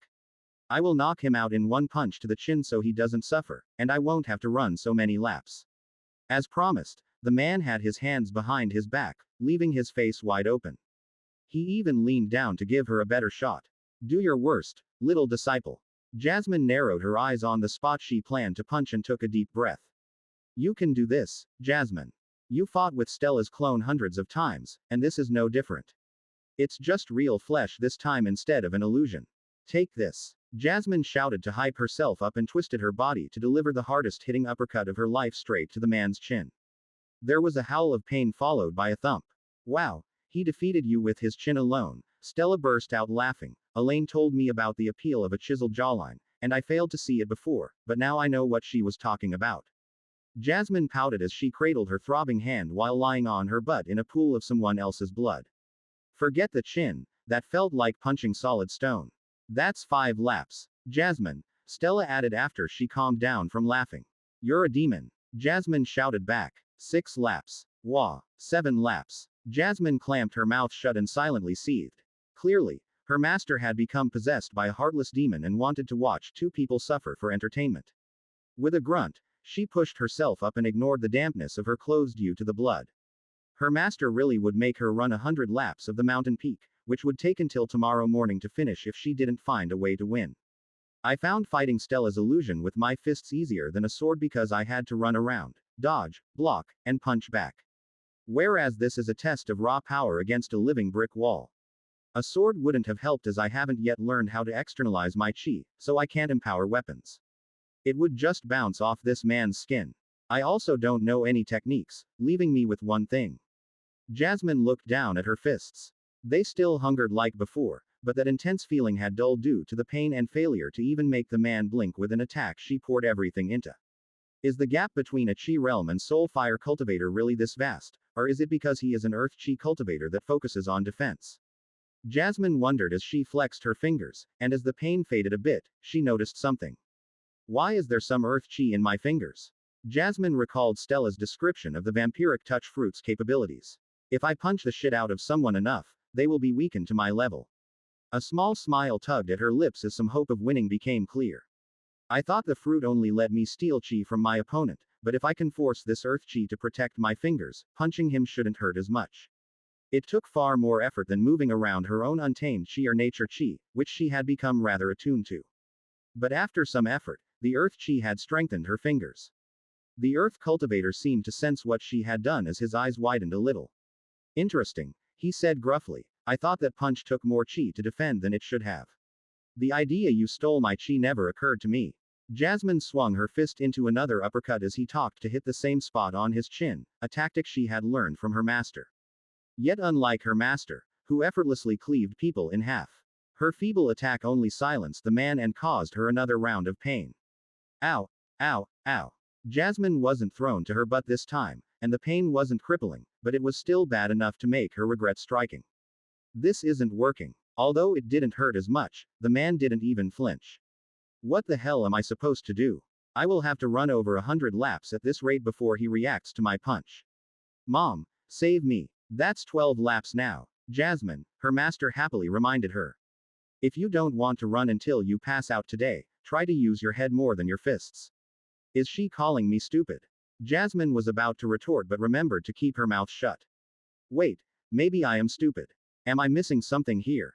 As mean as Master seems, she wouldn't give me an impossible challenge, nor does she want me to hurt myself like this. Jasmine calmed down and looked her opponent up and down. Since the start of the fight, he hadn't moved a muscle, and his arms were behind his back. There was no time limit on the fight, only a limit on the number of attacks Jasmine could do before the cultivator won. Think, Jasmine, think. What is Master trying to teach me here? That using my fists is a bad idea. No, she wouldn't have given me a fruit that makes fighting with my hands better if that was the case. Jasmine glanced at her master, sitting casually on the cage and playing with a dagger. Her expression and everything was hidden by a mask, but even if it looked like her master wasn't paying attention, she knew that her master had the whole cavern under her control. If I had a dagger and could empower it with my chi, I could poke a hole in the cultivator and have him bleed out until he fainted. Jasmine looked at her nails. If I think of my hand as a dagger, couldn't I drain him of his chi instead of his blood and then knock him out with one punch? But punching him hurts and steals so little chi each time. Hold on, who said I have to punch him? Stella had talked about punching, which was a very Stella thing to suggest. That was certainly the most violent option and would work if she was the stronger one here, but when faced with an immovable mountain, what else was there to do other than chip away at it slowly? Jasmine stepped toward the cultivator but didn't curl her hand into a fist. Instead, she placed her palm on the man's chest near his heart and pressed down. What are you doing? The man asked with a hint of concern. Just stand there and watch, Jasmine said. She closed her eyes and began pulling on the man's chi through the power of the vampiric touch fruit. Earth chi flowed into her body like a raging river, and she tried her best to hold onto and control some of it, but she leaked the rest into her surroundings. If you spot this tail on Amazon, know that it has been stolen. Report the violation. This is impossible, the man muttered as his soul fire flickered like a dying flame. How are you taking in so much of my chi? Jasmine barely heard the man as she was too busy directing the flow of the earth chi through her body and expelling it into the surroundings. Otherwise, she felt like she would explode. If my spirit roots were any less pure, this would indeed be impossible. Did Master foresee this, which is why she fed me a spirit root improvement truffle daily? No. Stop. The man stumbled back a step. Get away from me. I spent years accumulating this chi. Don't take another step if you want to keep your head. Stella's cold voice echoed through the room, and Jasmine saw the dagger her master had been playing with floating beside the cultivator's neck. This is cheating, the man protested. How does this not count as an attack? Stella shrugged. I wouldn't consider a palm on your chest as an attack. If you are so concerned, then make an effort to stop her. Flood her with chi or have better control over your own. I can't, the man hissed through gritted teeth. My spirit roots are too impure to flood her with chi, and she somehow has greater control over mine. Stella laughed at his misfortune. Your earth chi is so murky it might as well be swamp water infested with heart demons. How many beast cores did you consume while forcing yourself to cultivate a chi unsuited to you? What? Don't play dumb with me. Stella tilted her head, and her blonde hair fell across her mask.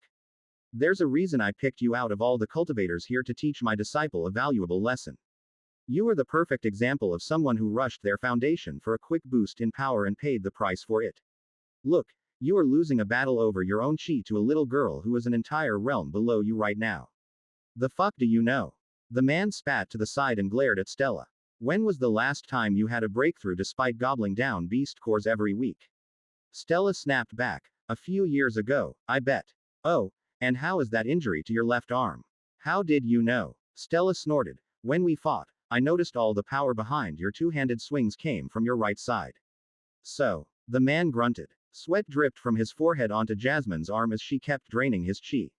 He didn't dare move as Stella's dagger floated a hair's width away from his neck. Here's my theory. Stella crossed her legs and rested her chin on her palm. You forcefully cultivated earth chi because it's one of the stronger and easier affinities to cultivate, right? You then rocketed in cultivation with the help of beast cores, never bothering to train or hone your foundations. Always winning through brute strength alone. But then, after many decades, the heart demons consumed your soul. Your cultivation stagnated, and you reached a bottleneck. Stella traced a line through the air as if showing his life story. Eventually, your rival surpassed you and came back for revenge. You lost horribly and ran with your tail between your legs to Ashfallen City. Am I right? The room fell into silence, and Jasmine was speechless. To her, it had seemed like her master was messing around and having fun while slaughtering these cultivators, but she had been paying such close attention to every detail. You're right, the man admitted as his head fell. Jasmine, did you hear all of that? Stella asked. This is a pathetic excuse of a cultivator and a fate all too many demonic cultivators reach. It's why they turn to horrible acts like using mortals as pill furnaces to try and create miracle pills that are pathetic versions of the heart demon expelling truffle. They always looked for shortcuts in life and paid the price for them. I understand, Master, Jasmine nodded. I won't slack off on training my foundation. Good. Stella clapped her hands once. You can kill him now. Huh. Jasmine glanced at her master, wondering if she had heard wrong. The man also looked back in confusion. At nobleman at. He has served his purpose and taught you many lessons. Now strangle him or rip out his eyes. Anything works. Stella hopped off the cage. Don't forget 100 laps are awaiting you if you slack off. Jasmine ran through the rules of the duel that Stella had stated and realized something. The only way for the man to survive was if he survived 20 hits from her, but if she failed to down him in those hits, she had a day of hell ahead of her. This man is evil, but I don't want to be the reason he died. Is that so wrong? Jasmine bit her lip as she debated what to do. Running 100 laps may be hell, but I don't want to live with the fact I actually sent someone to hell. With some resignation, she withdrew her hand from draining the man of chi as his soul flames had died out, and he could barely stand. Pulling back her fist, Jasmine reduced the amount of chi gathered and punched him in the chest. This time, it was the man who stumbled back and grunted in pain while Jasmine's fist felt rock solid, empowered by all the earth chi she had absorbed. Jasmine glanced at Stella, but her master made no comment about her lack of lethal violence, so she went for another punch and then another. Always making sure to use just enough chi to make it look like she was trying while not causing the man to pass out or fall, which would guarantee his death at Stella's blade. Just bear with it. I am going to give you a chance at freedom. Jasmine thought as she let off 2 more punches. The man almost tripped over a corpse as he wiped blood from his broken nose. Only a few more to go. That's 20 hits, Stella said coldly. Jasmine lowered her hand and eyed her master cautiously. Stella hadn't said a word as she beat the man, so she wasn't sure if Stella had noticed she wasn't giving it her all. Who am I kidding? There's no way she didn't notice. Master. Jasmine lowered her head. It seems you have made your choice, Stella said dismissively as she approached the man. The question now is, will you come to regret it? Either way, a promise is a promise. Mr. Cultivator, you survived 20 hits from my disciple, so I grant you freedom. A portal rippled to life before the man. There you go, a rift to the surface. Good luck to you. Really? The man asked, and Stella gave him a silent nod. The man hauled his broken and bloodied body through the portal, and Jasmine's eyes widened as she finally recognized the other side. That's Red Vine Peak. Why would Stella send him there?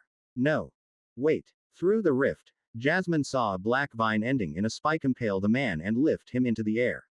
He coughed blood and hung there limply as his body began to dissolve. Master. Jasmine turned to Stella. You said he would be free if he survived 20 hits. Why are you killing him? Me. Stella tilted her head. What a strange thing to say. I am standing next to you without moving a finger. I only ever promised him freedom. I never said anything about protecting him from others who may want him dead. But, Jasmine watched in horror as the man she had steeled herself to save was devoured before her eyes. If a meteor crushed him, or a monster suddenly appeared and was eating him, you wouldn't expect me to go save him, would you? Jasmine glared at Stella with tears rolling down her cheeks. You never planned to let him live, did you? Stella took off her mask and ran a hand through her blonde hair. No, I didn't, and you should have suspected that, Stella sighed. I told him our names, mentioned the truffles, and worst of all, he used people as pill furnaces. Do you even know what those are, my sheltered disciple? They create pills inside a person's stomach and use their chi, body, and sometimes soul as ingredients. Jasmine felt genuine rage through her master-disciple link. Stella's face twisted into a scowl aimed at the chair the mortal man had been strapped to. Why would I let scum like that live after he has served his purpose? I am more concerned with your naivety, my disciple. Jasmine lowered her head and balled her fists. I disappointed master. Stella clicked her tongue. It looks like I need to double your training. But first, you need to absorb the chi you stole and then think about your actions while running 102 laps. Yes, master, Jasmine answered dejectedly. Despite her effort, it looked like they had both gone to hell anyway. Jasmine wiped the sweat from her brow with her sleeve as she huffed out clouds of cold air. It was already midday, and she had only run 10 of her 100 laps. Yet she didn't feel that tired. Thanks to the chi I absorbed from the man, I ascended 2 stages in the chi realm and am now at the 4th stage overall. Jasmine remembered how excited she had been to tell Stella about her progress to the 2nd stage yesterday. To think I would double my progress in a single fight. Jasmine ran near Ashlock and glanced at the bloodstained stone where the man she attempted to save had dissolved into a puddle. In hindsight, she realized how foolish it had been to try and deceive Stella, but a small part of her was still glad she wasn't the one who ended his life.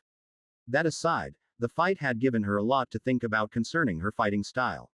If I can somehow harness the power of the vampiric touch fruit as an affinity, wouldn't that work wonders once I reach the soulfire realm and start manipulating plants with my nature affinity?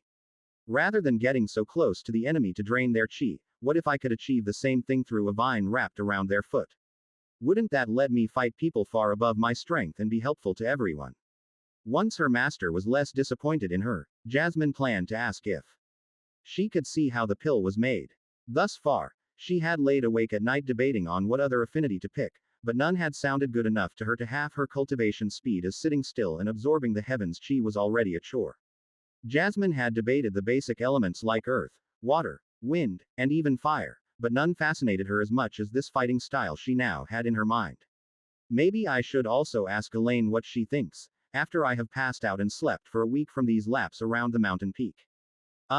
Jasmine shouted in annoyance across the empty, silent mountain peak. All she had for company was her heavy breathing, clouds of breath, the rustling of the leaves, and the occasional bird chirping. Everyone was off doing work for the sect, leaving her all alone to endure her punishment. This sucks. Guilt aside, maybe she was starting to regret being so foolish after all.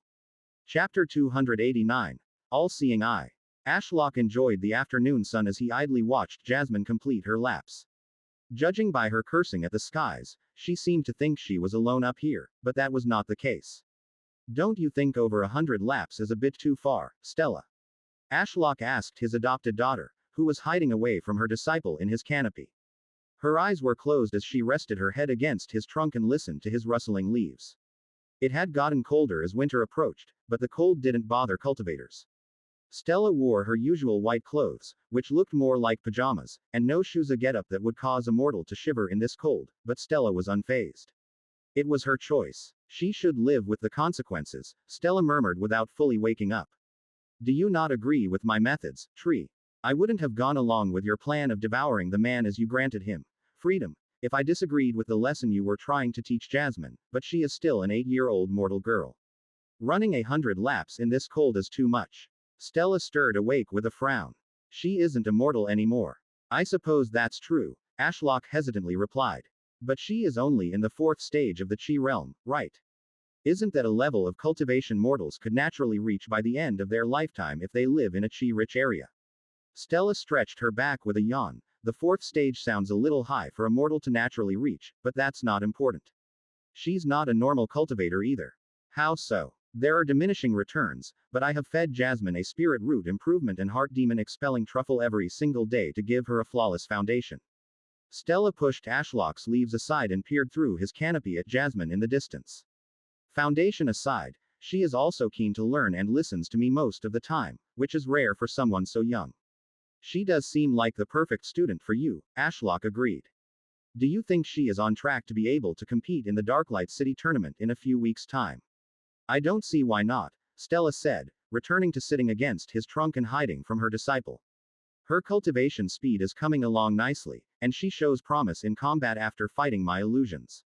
I would even go so far as to call her rather talented at cultivation, but she has a fatal flaw.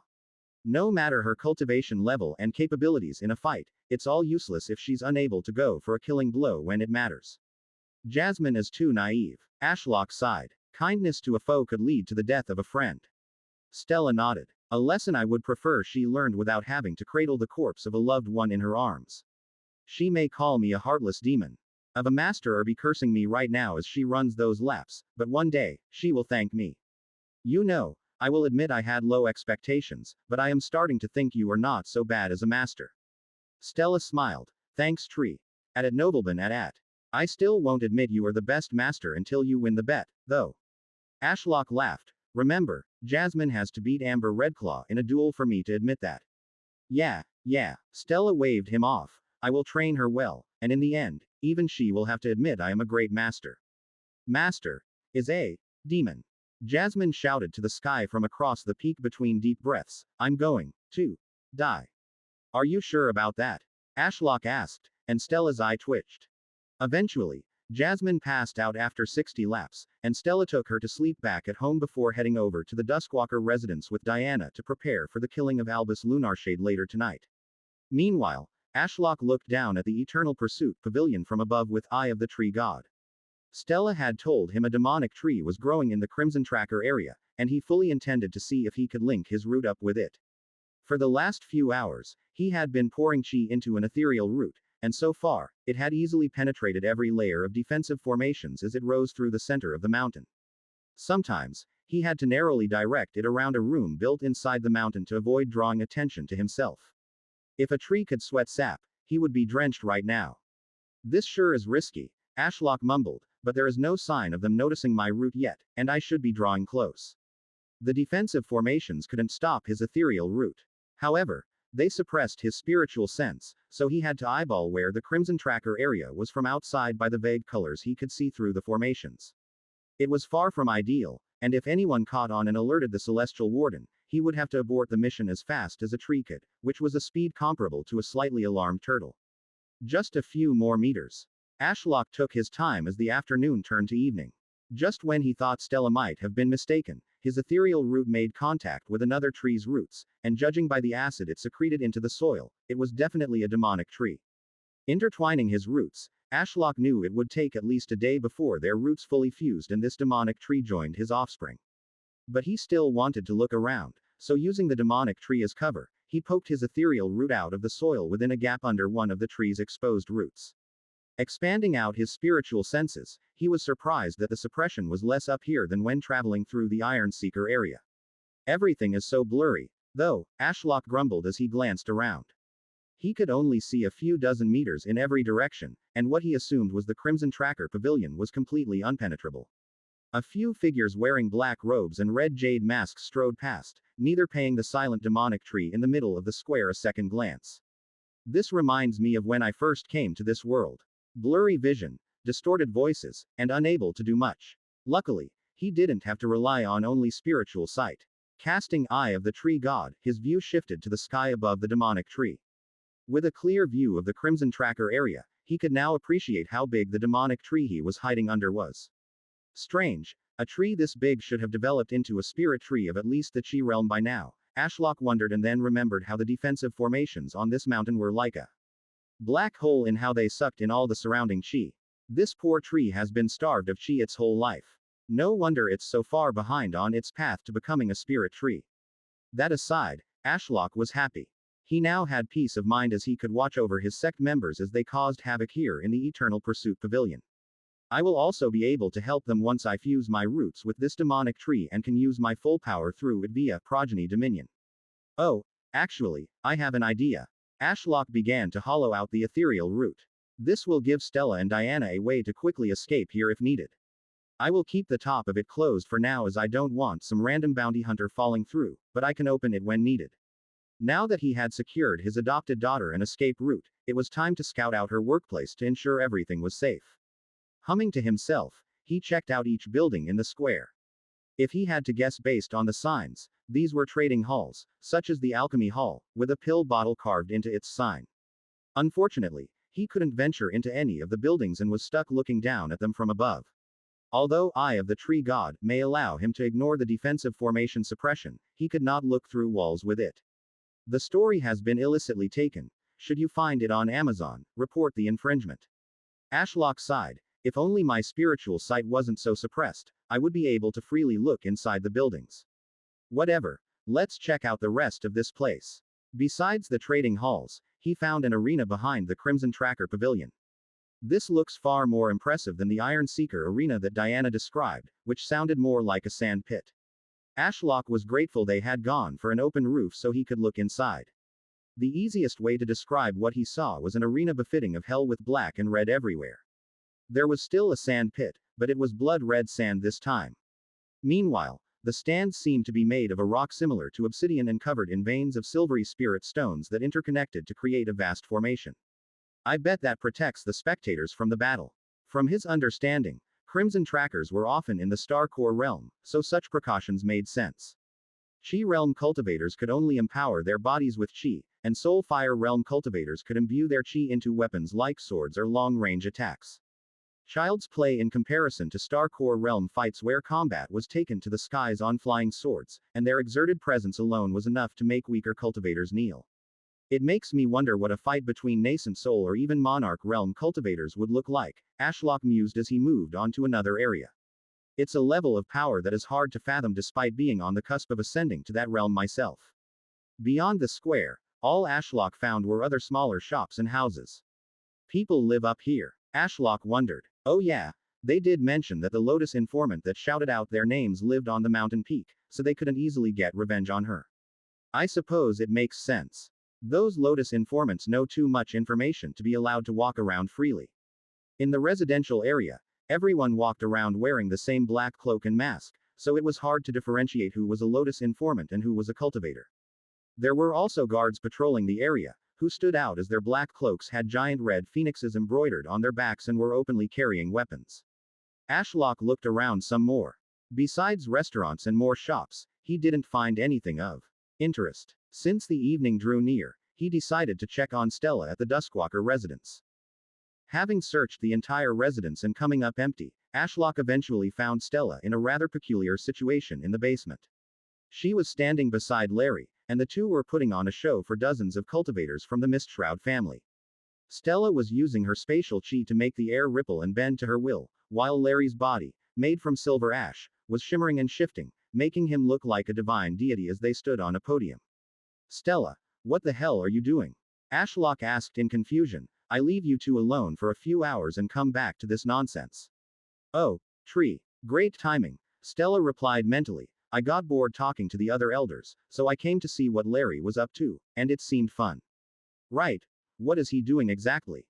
Stella shrugged. Dunno. These idiots seem to think he is some divine being, but none of them can understand the ancient runic language, so he has done nothing but wave his legs at them, which seems enough to earn their awe. I see, Ashlock muttered as he looked over the crowd. They all had distinctive silver hair and deep violet eyes. However, one girl stood out from the rest as she was right at the front and seemed far more into it than anyone else as she slammed her head repeatedly into the floor. Who's that crazy girl at the front? Stella glanced down. Ah, that's Elysia, the one corrupted by Maple's sibling. Having such devotion from someone capable of summoning a world walker would be useful, Ashlock mused. He hadn't put a lot of thought into this whole cult thing as it felt disingenuous as he wasn't really an evil god, but if the people were happy to trick themselves into believing he was, how could he turn down such a beneficial relationship? Heavenly loyalty contracts are great to prevent betrayal, but they don't force the person to devote their whole being to me like a cult member would. Maybe I should lean more into this. What did those mortals in the mine call me? The all-seeing eye. Ashlock continued watching the zealous devotion and realized he could reward devotion with pills. Actually, no evil cult is complete without a secret language. Since Larry can only speak the ancient runic language, I should have them all become fluent with language comprehension fruits. Oh, I also want to be able to speak to them directly, so I should have them eat Mind Fortress fruits. Their minds are already broken from Mystic Chi, so without the help of the fruit, they might even die. Since Mystic Chi let them create things from their imagination, he would give them an experience they would never forget. Hey, Stella. Yeah, let's start a cult. Elysia Mistshroud wiped the blood off her forehead. The cold stone beneath her knees was cracked and pounded into the shape of her face as she had continuously bowed as deeply as she could since last night. Her plan was simple. If she pounded the glory of this divine monster into her consciousness, perhaps it would recognize her, and its teaching would become clearer. The spider, made from a cloud of shimmering divine ash, had uttered incomprehensible words of wisdom thus far and shown them how to pray to it by waving its legs. If only I could comprehend a speck of its divinity, I'm sure I would be able to peer further into the beyond. Elysia got giddy just thinking about it, so with all her strength, she bowed once again, smashing her face into the rock. Rejoice. A woman's voice carried by chi filled the room, silencing everyone. Who dares? Elysia straightened her back and was surprised to see the words had come from the cloaked woman beside the divine spider. Your devotion has been acknowledged by the Herald of the Divine Ash, His Highness King Larry of the Nine Realms. The woman continued as she raised a black dagger and pointed it to the ceiling. As such, you have earned the right to be gazed upon by the immortal who summoned him, the all-seeing eye. Elysia's entire body trembled in anticipation as she slowly rose to her feet. Yes, yes, yes, yes, this is it. The divine spider finally accepted my faith. My self-torture was not in vain. A sudden pressure descended on the room, making everyone buckle slightly. Elysia grunted as she strained the muscles in her neck. She refused to miss the arrival of this all-seeing eye. Suffer under the gaze of the all-seeing eye. Those worthy should step forward under its scrutiny to receive his profound words. The air above the woman holding the dagger cracked and rippled before a rift like no other, reaching all the way to the ceiling, slowly opened.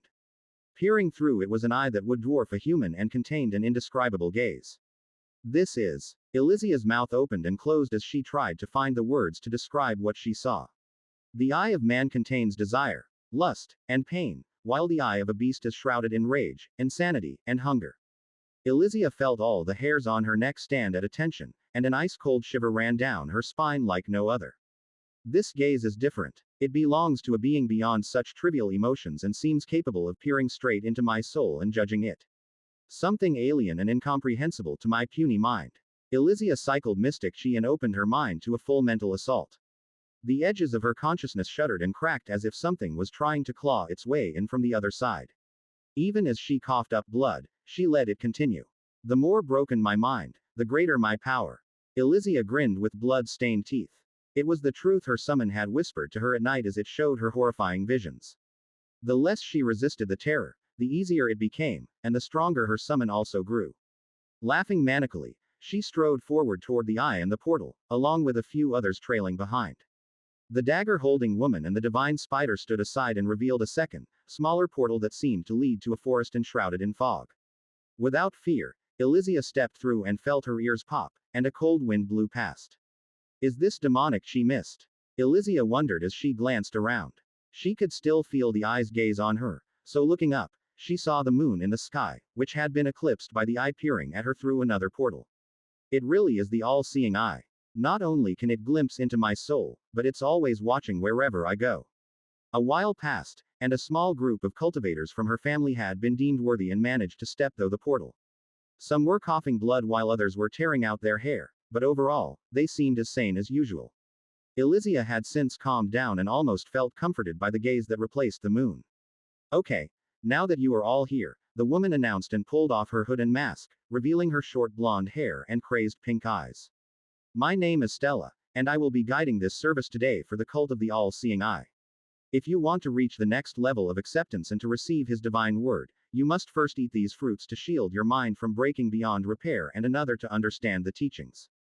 What fruit? Elysia wondered but was soon answered when two fruits fell through the portal in the sky and floated before her. Reaching out, she devoured both without another thought. One tasted sweet, the other sour. She felt a calming wave pass through her consciousness and also heightened attention to those speaking around her. Everyone done? I hope so. Otherwise, you may never be sane again. Stella laughed as the tree behind her suddenly extruded a presence similar to the one from before and burst into purple flames that reached the skies. Now gather close. You don't want to be left out. Elysia obeyed the words of the cult leader and huddled with the others below the burning tree. A bubble suddenly spread out, engulfing them in another dimension filled with mystic chi. Stella was gone, leaving them alone with the tree. I have deemed you worthy of joining the cult of the all-seeing eye. 1,000 voices echoed in Elysia's mind, and the surrounding mystic chi seemed to mirror the being's thoughts as it transitioned from an aimless purple mist to a dense forest of towering demonic trees casing a looming shadow. Everyone else was gone. It was just her kneeling before the all-seeing eye. Despite her surroundings, Elysia could feel the encroaching darkness barely held off by the fruit she had eaten and a million eyes on her. The floating eye shifted and looked at her more closely. I can feel great potential in you, Elysia Mistshroud. More than the others as you have seen things others have not. Elysia planted her head on the ground. I am honored by your praise. The eyes and 1,000 voices sent visions through her mind as if existence bent to its desires. Am I going through enlightenment? I appoint you as the new cult vice leader under Stella. The voice declared. Serve me well. Elysia looked up and met the eye's gaze. It would be an honor. Chapter 290. Princess of Ashfallen. Uninterested in being drowned in mystic chi and having her mind wholly torn apart, Stella left Ashlock to his evil god antics and headed back through the portal to the basement of the Duskwalker residence and upstairs to the meeting room. Her hand paused on the doorknob as she overheard the voices from inside. It didn't sound like politics or finance-related speech, so with some hesitance, she turned the knob and walked inside. Everyone was here except the Grand Elder of the Mistshroud family. Despite his claimed superiority over the other mystic chi cultivators, he also fell for Ash's scheme and was deemed worthy of joining the cult of the all-seeing eye. Added nobleman at. Oh, Stella, just in time. Diana stood up from her chair. We should leave to meet Seth soon. Stella smiled at her best friend. Yeah, it's almost dusk, and he should be waiting for us at the meeting point in Nightshade City. It wouldn't be good to leave him waiting. Evelyn looked between them with concern. Are you two really sure about this? I know you are both stronger than anyone knows, but there's a good reason the bounty reached as high as 10,000 Yingxi coins despite Albus Lunarshade's cultivation level. I was actually going to ask you about that, Stella said. She pulled out her pendant and inserted some chi into it, revealing the bounty she had saved was on its back in golden letters. Death of Albus Lunarshade. Target's estimated threat level. Star Core 2. Affiliation with the Lunarshade family. Nascent Soul 6. Bounty. 10,000 Yinxi coins. The bounty is placed by Corvin Blightbane. For more information, consult a Lotus informant. It says here that the bounty was placed by Corvin Blightbane. Stella glanced at the Grand Elder of the Blightbane family, who sat hunched in a chair beside Evelyn. Like fading embers, his eyes peered through a curtain of hair as dark as rotting wood, and he let out a small sigh. Corvin Blightbane was my father. He placed that bounty on Albus before his death. Stella raised a brow. How did he die? The same way you two are about Toha hunted down Albus Lunarshade after. That crazed bastard kidnapped his wife and ended up perishing at the hands of the Lunarshade's Grand Elder. The man let out a sad chuckle. My old man was so blinded by rage he pulled the rest of us down with him. Most of us died seeking vengeance. Only a handful of the Blightbane family are left now to live on as a sad husk of our former glory. So this 10,000 Yinxi coin bounty was placed before your father's death and still remains? Stella asked. The Blightbane Grand Elder nodded. We could request the Eternal Pursuit Pavilion to give us a portion of the money back, but we have not bothered. As angry as I am with him, that bounty is his legacy. He wanted nothing more than the death of Albus Lunarshade, so I have left it alone. Stella's eyes widened a little. I forgot how much this family of Death Chi cultivators cared about the legacies. Now, it all makes more sense. Why hasn't the bounty been completed thus far? Diana asked Evelyn, who still looked concerned. Is it because it's similar to Nox, where people feared the person standing behind them too much to dare complete the bounty? That's part of it, Evelyn agreed, though plenty have tried to kill Albus despite the risk of angering the Lunarshade family. Those fools were convinced they could skip town before news of the bounty being completed reached the ears of the Lunarshade Grand Elder. What happened to those who tried? Diana said. All died, Evelyn said bluntly. No matter their cultivation level, they never came back. I appreciate what you two are trying to do for me in this partnership, but I still think this is too risky. There are other bounties or missions you can take Stella to reach the Crimson Trackers, and in time, you will make those 10,000 Yinxi coins from selling pills. It's not worth it in my eyes. Stella and Diana exchanged a glance. It should be fine, right? Diana asked, a hint of skepticism in her voice. Stella tapped her chin and hummed as she thought this mission over. It should be fine. Since it's happening outside the Eternal Pursuit Pavilion, the Immortal can lend us his assistance, Stella reasoned. I can tell this is a trap from a mile away, believe me. The question is how and who. Seth is certainly suspicious. Diana stroked her chin, but he is our only way to supposedly find this man, as even Evelyn doesn't know where he is most of the time. It's true, Evelyn said as her face twisted into a scowl, and I prefer it that way. I only visit the Lunarshade residence to ask where he is when times get tough, or I must mellow them out of acting against us. What that bastard does in his free time is of no interest to me. Stella nodded. Makes sense. Also, Diana, Seth may be suspicious of your true strength, but he still believes me to be an early-stage star core cultivator at most with subpar skills, as I didn't get a recommendation letter like you did. We can use that to our advantage. Fine, Diana sighed. I don't see how they beat us with the Immortals' support unless the Lunarshade Grand Elder is there. In which case, we can only hope Larry or Maple can save us. Stella held her cloak's hood in place from bellowing in the cold winds with telekinesis as she soared over Nightshade City, standing on her sword. To her side was Diana, who was also on a sword rather than using her wings, as they didn't want to attract that much attention. Two star core cultivators with uncommon affinities flying around here already raised eyebrows, but a gliding demoness would earn the ire of the pavilion. Tree, are you there? Stella asked the air. Always, he replied, his presence blooming in her mind. Ash's voice used to break her mind, but now it was the most comforting voice in the world to her. Stella pouted. That's a lie, and you know it. Hey, I am cutting into my sleeping time to watch over you. Is that not proof enough that I am always here? Stella rolled her eyes. You are so unbelievably lazy. The sun hasn't even fully set yet, and you are talking about going to sleep. For a tree, I would argue that I am quite productive. I mean, I just established a cult in a single evening. Is that not impressive? Stella snorted. Impressive. Are you trying to take credit for other people's work again? Larry was the one who gathered them all, and you didn't even come up with the cult name yourself. You stole it from some mortals that got scared by you.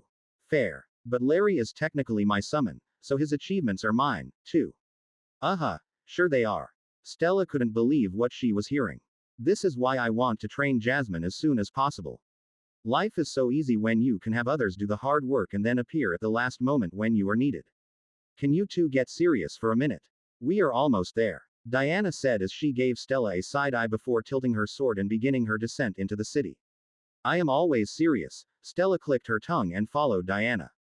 Anyway, why are you two going alone anyway? I may watch over you and have the Ents and Larry on standby, but why not take the other elders with you? If you stumble upon this narrative on Amazon, it's taken without the author's consent. Report it. Stella shrugged. Seth said if we had too big of a group, it would cause Albus to flee while his goons fought us off. Apparently, he only takes on fights that he believes he can win. What about the fact you guys are hunting down a lunar affinity cultivator during dusk? Wouldn't he be weaker during the daytime? Stella tapped her chin. I think Seth said that Albus only appears in public under the moonlight. Ash sighed. How convenient. This is beyond sketchy. I agree, Stella nodded, but it should be fine. We are far stronger than Albus believes. My bounty claims I am at the first stage of the Star Core realm when I am actually at the sixth. That's true. I worry about you, but I must admit you have grown in strength at an impressive rate. Ash said, warming Stella's heart. On that note, how do you feel about the chances of your bloodline activating during this mission? Have you had any further insights into how it works? I think I have it mostly figured out, Stella nodded. After some self-reflection, I believe for my bloodline to activate, I need to feel like my pride as a ruler is threatened rather than a location like your trunk or my life. That's the conclusion I reached, too. Do you have any idea why it's your pride specifically? It hasn't activated in times your life was threatened, which I would think is more important than your pride. What use is pride if you're dead? The cosmos told me those of my bloodline have ruled the realms since time immemorial. Stella explained, which wouldn't make sense as cultivators at the top have lived too long for an ordinary person to catch up and make them bend the knee. But my bloodline helps me bridge the gap by letting me tap into the knowledge and skills of my ancestors, so long as I maintain the pride of the crestfallen bloodline. Interesting, so you believe your ancestors will lend you their aid to overcome adversity if they believe it will bring shame to their legacy. Stella nodded. Yeah, something like that. It makes me even more glad I didn't use a fake name when registering with the Eternal Pursuit Pavilion because I bet my ancestors would be less happy to assist me if I had. Also, I noticed they provide me with more help the greater the challenge I face. I see you have been putting a lot of thought into this since the duel with Diana, Ashlock replied. So, do you believe you have a way to activate your bloodline on command now? Yeah, and I plan to test it during this bounty hunt. Stella frowned. However, I still don't know how to activate my ancient bloodline's ultimate state, where I summon the Celestial Library and gain unlimited access to all my ancestors' knowledge. Considering how its presence basically crippled you, I don't think you are ready to use that on command anyway, Ashlock reassured her, and that seemed like a plausible explanation. Although it made Diana back up in fear, I was so overwhelmed by the presence of the library and the cosmos that guarded it that I wouldn't be able to deflect an attack. For now, it's probably best that I focus on mastering the active part of my bloodline. Stella disliked her bloodline as it felt like borrowing another person's power, unlike Diana's, which directly empowered her. However, she did retain some of the skills she exhibited while under its influence. The more my ancestors' knowledge lives through me, the stronger I grow. It's only a matter of time before I can harness everything stored in that celestial library as my own strength. Just you wait, Cosmos. I will prove I am not an ant unworthy of your knowledge. Armed with determination, Stella landed beside Diana, and they made the rest of their way to the meeting point on foot. Stella stood in an alleyway near a main street alongside Diana and Seth. They used the secret keyword, Bitch Lotus Informant, to verify each other's identity as all of them wore their masks and thick black cloaks to obscure their body shapes. Okay. Now what? Where is Albus? Stella asked impatiently. They had been standing here in silence for a few minutes as the sky darkened and the coldness of night approached. Seth poked his head around the corner while answering Stella's question in a whisper. At the end of this street is the Holy Moon Gambling House. It's owned and run by the Lunarshade family, where Albus likes to spend his nights indulging in sin. An event is scheduled for tonight, which starts once the moon rises. He pulled back and turned to face them. This street is locked down by guards of the Lunarshade family. We will need to get past them first. So, a slaughter. Stella drew her sword. That's easy enough. Seth raised his hands. Whoa, hold your horses. All of the guards wear artifacts that will activate an alarm in the gambling house if they are killed. It's best to try and have them all attack you at once so you can kill them all in one go and then storm the gambling house. Diana sighed. What a load of nonsense. First, you tell us to bring a small fighting force of only 2 of us to avoid attention, then make us wait until the moon is out, and now you are telling us to draw attention. Not to mention, you seem to know far too much about all this. Stella added, narrowing her eyes behind her mask. Seth shrugged. I am a bounty hunter and have spent months tracking Albus's activities. Meeting the requirements for the Crimson Trackers aside, I have personal reasons I want him dead, too. You are free to back out of the plan now, and I can find someone else, but this is 10,000 Yinxi coins from which you are walking away. It's just a dozen family guards, I am sure you can handle them. He deflected all of the questions.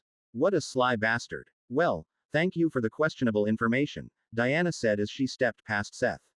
You can leave now. We will take it from here. Seth tilted his head. I'm coming with you too. Who else will identify Albus once you are inside? Don't worry. I won't get in your way. I will hang back and cover your escape path. This guy is up to something. It's best to keep your friends close but your enemies closer. Ashlock said in Stella's mind. I will keep an eye on him for you, so don't worry. Stella nodded and patted Seth on the shoulder. Whatever, let's go. But, Diana groaned. Diana, hang back for now as well. I need to test something. Stella stepped out into the street, her sword resting on her shoulder, and began strolling toward the majestic building in the distance. Diana walked a step behind and hissed under her breath, Stella, what are you up to? She used to hide her voice from Seth, who followed close behind. Seth said we need to draw the guards' attention, right? Stella said via her chi without having to turn her head, I also want to test my bloodline by drawing attention to myself, so this will kill 2 birds with 1 stone. What nonsense are you on about? Diana huffed. This is a bounty from which nobody comes back alive. We should take this seriously. I am. Stella said with confusion. I am at my strongest when my bloodline is active. Without it, we would be at a significant disadvantage. The only problem is what I must do for it to activate. Oh, you found out how to activate it on command. In theory, yes. Have you ever heard of noble cultivators defending their family's honor by entering duels? Yeah. A bunch of prideful idiots. Diana shook her head. You say one off-handed comment about their family, and before you know it, they are throwing a glove at your face and demanding a duel to the death. Those Skyren bastards were the greatest offenders of this, according to my father. Stella smiled wearily behind her mask as she noticed several cultivators surrounding them in the spatial plane. Well, Diana paused her steps. Don't tell me. There's no way in hell that the way to activate your bloodline is what I think it is. Sometimes the worst answer is the right answer. Stella sighed. Identify yourselves. A white-robed man hopped down from a nearby roof, blocking their path. Many others followed, and soon, a dozen gathered between them and the Holy Moon gambling house. They all drew swords that glinted in the moonlight. Stella estimated that a few were in the early stages of the Starcore realm. Slaughtering them would be a breeze, making this the perfect time to test her theory. She stepped forward and slowly removed her mask, revealing her face to the enemy. As the cultivators studied her face, she felt a slight tingle. It seems showing my face is enough to awaken it a little. Stella thought with relief. I do not recognize you as a friend of Lord Lunarshade, the man at the front insisted as he raised his sword higher. Identify yourself. I will not repeat myself again. My name is Stella Crestfallen, first princess of the Ashfallen sect. She raised her chin at them and stared at them condescendingly. Your lord is a stain on my domain that I wish to eliminate. Do you dare prevent my passage now that you have heard my name? Diana groaned behind her, but Stella could feel it working as the tingle turned to whispers. The man glanced confusedly at those beside him, who shook their heads. Looking back at her with a reddened face, he bellowed, Woman, are you sane? I have no knowledge of the Crestfallen family or this Ashfallen sect. If you are so eager to die, I welcome you to impale yourself on my sword for speaking so rudely about my lord. Despite being faced with many antagonistic opponents, Stella felt that familiar calmness spread through her body as the whispers in the back of her mind grew irritated as if they had taken that insult personally. Her bloodline had activated, but there was a problem. Other than the calm state, she felt nothing else. Either my ancestors aren't insulted enough, or they don't deem this enough of a challenge to bother lending their aid. Stella stored away her sword and had an idea. I want to teach Jasmine some better fist fighting techniques, but I never really learned any. I have always relied too much on my sword. Raising a single finger, Stella smirked at her enemies. If I, Stella crestfallen, cannot defeat you all with a single finger, then may my bloodline be forever mocked. Her mind suddenly opened up to a flood of information about a technique that forced its way into her mind like a raging river. It was overwhelming, and her head began to throb with a pounding headache. Her vision blurred, and standing up became difficult. She started swaying and trying not to throw up. Arrogant bitch, the man's face twisted into a scowl, and he charged forward. You think you can defeat the head of the Lunarshade Guard with a mere finger while drunk? You can hardly even stand.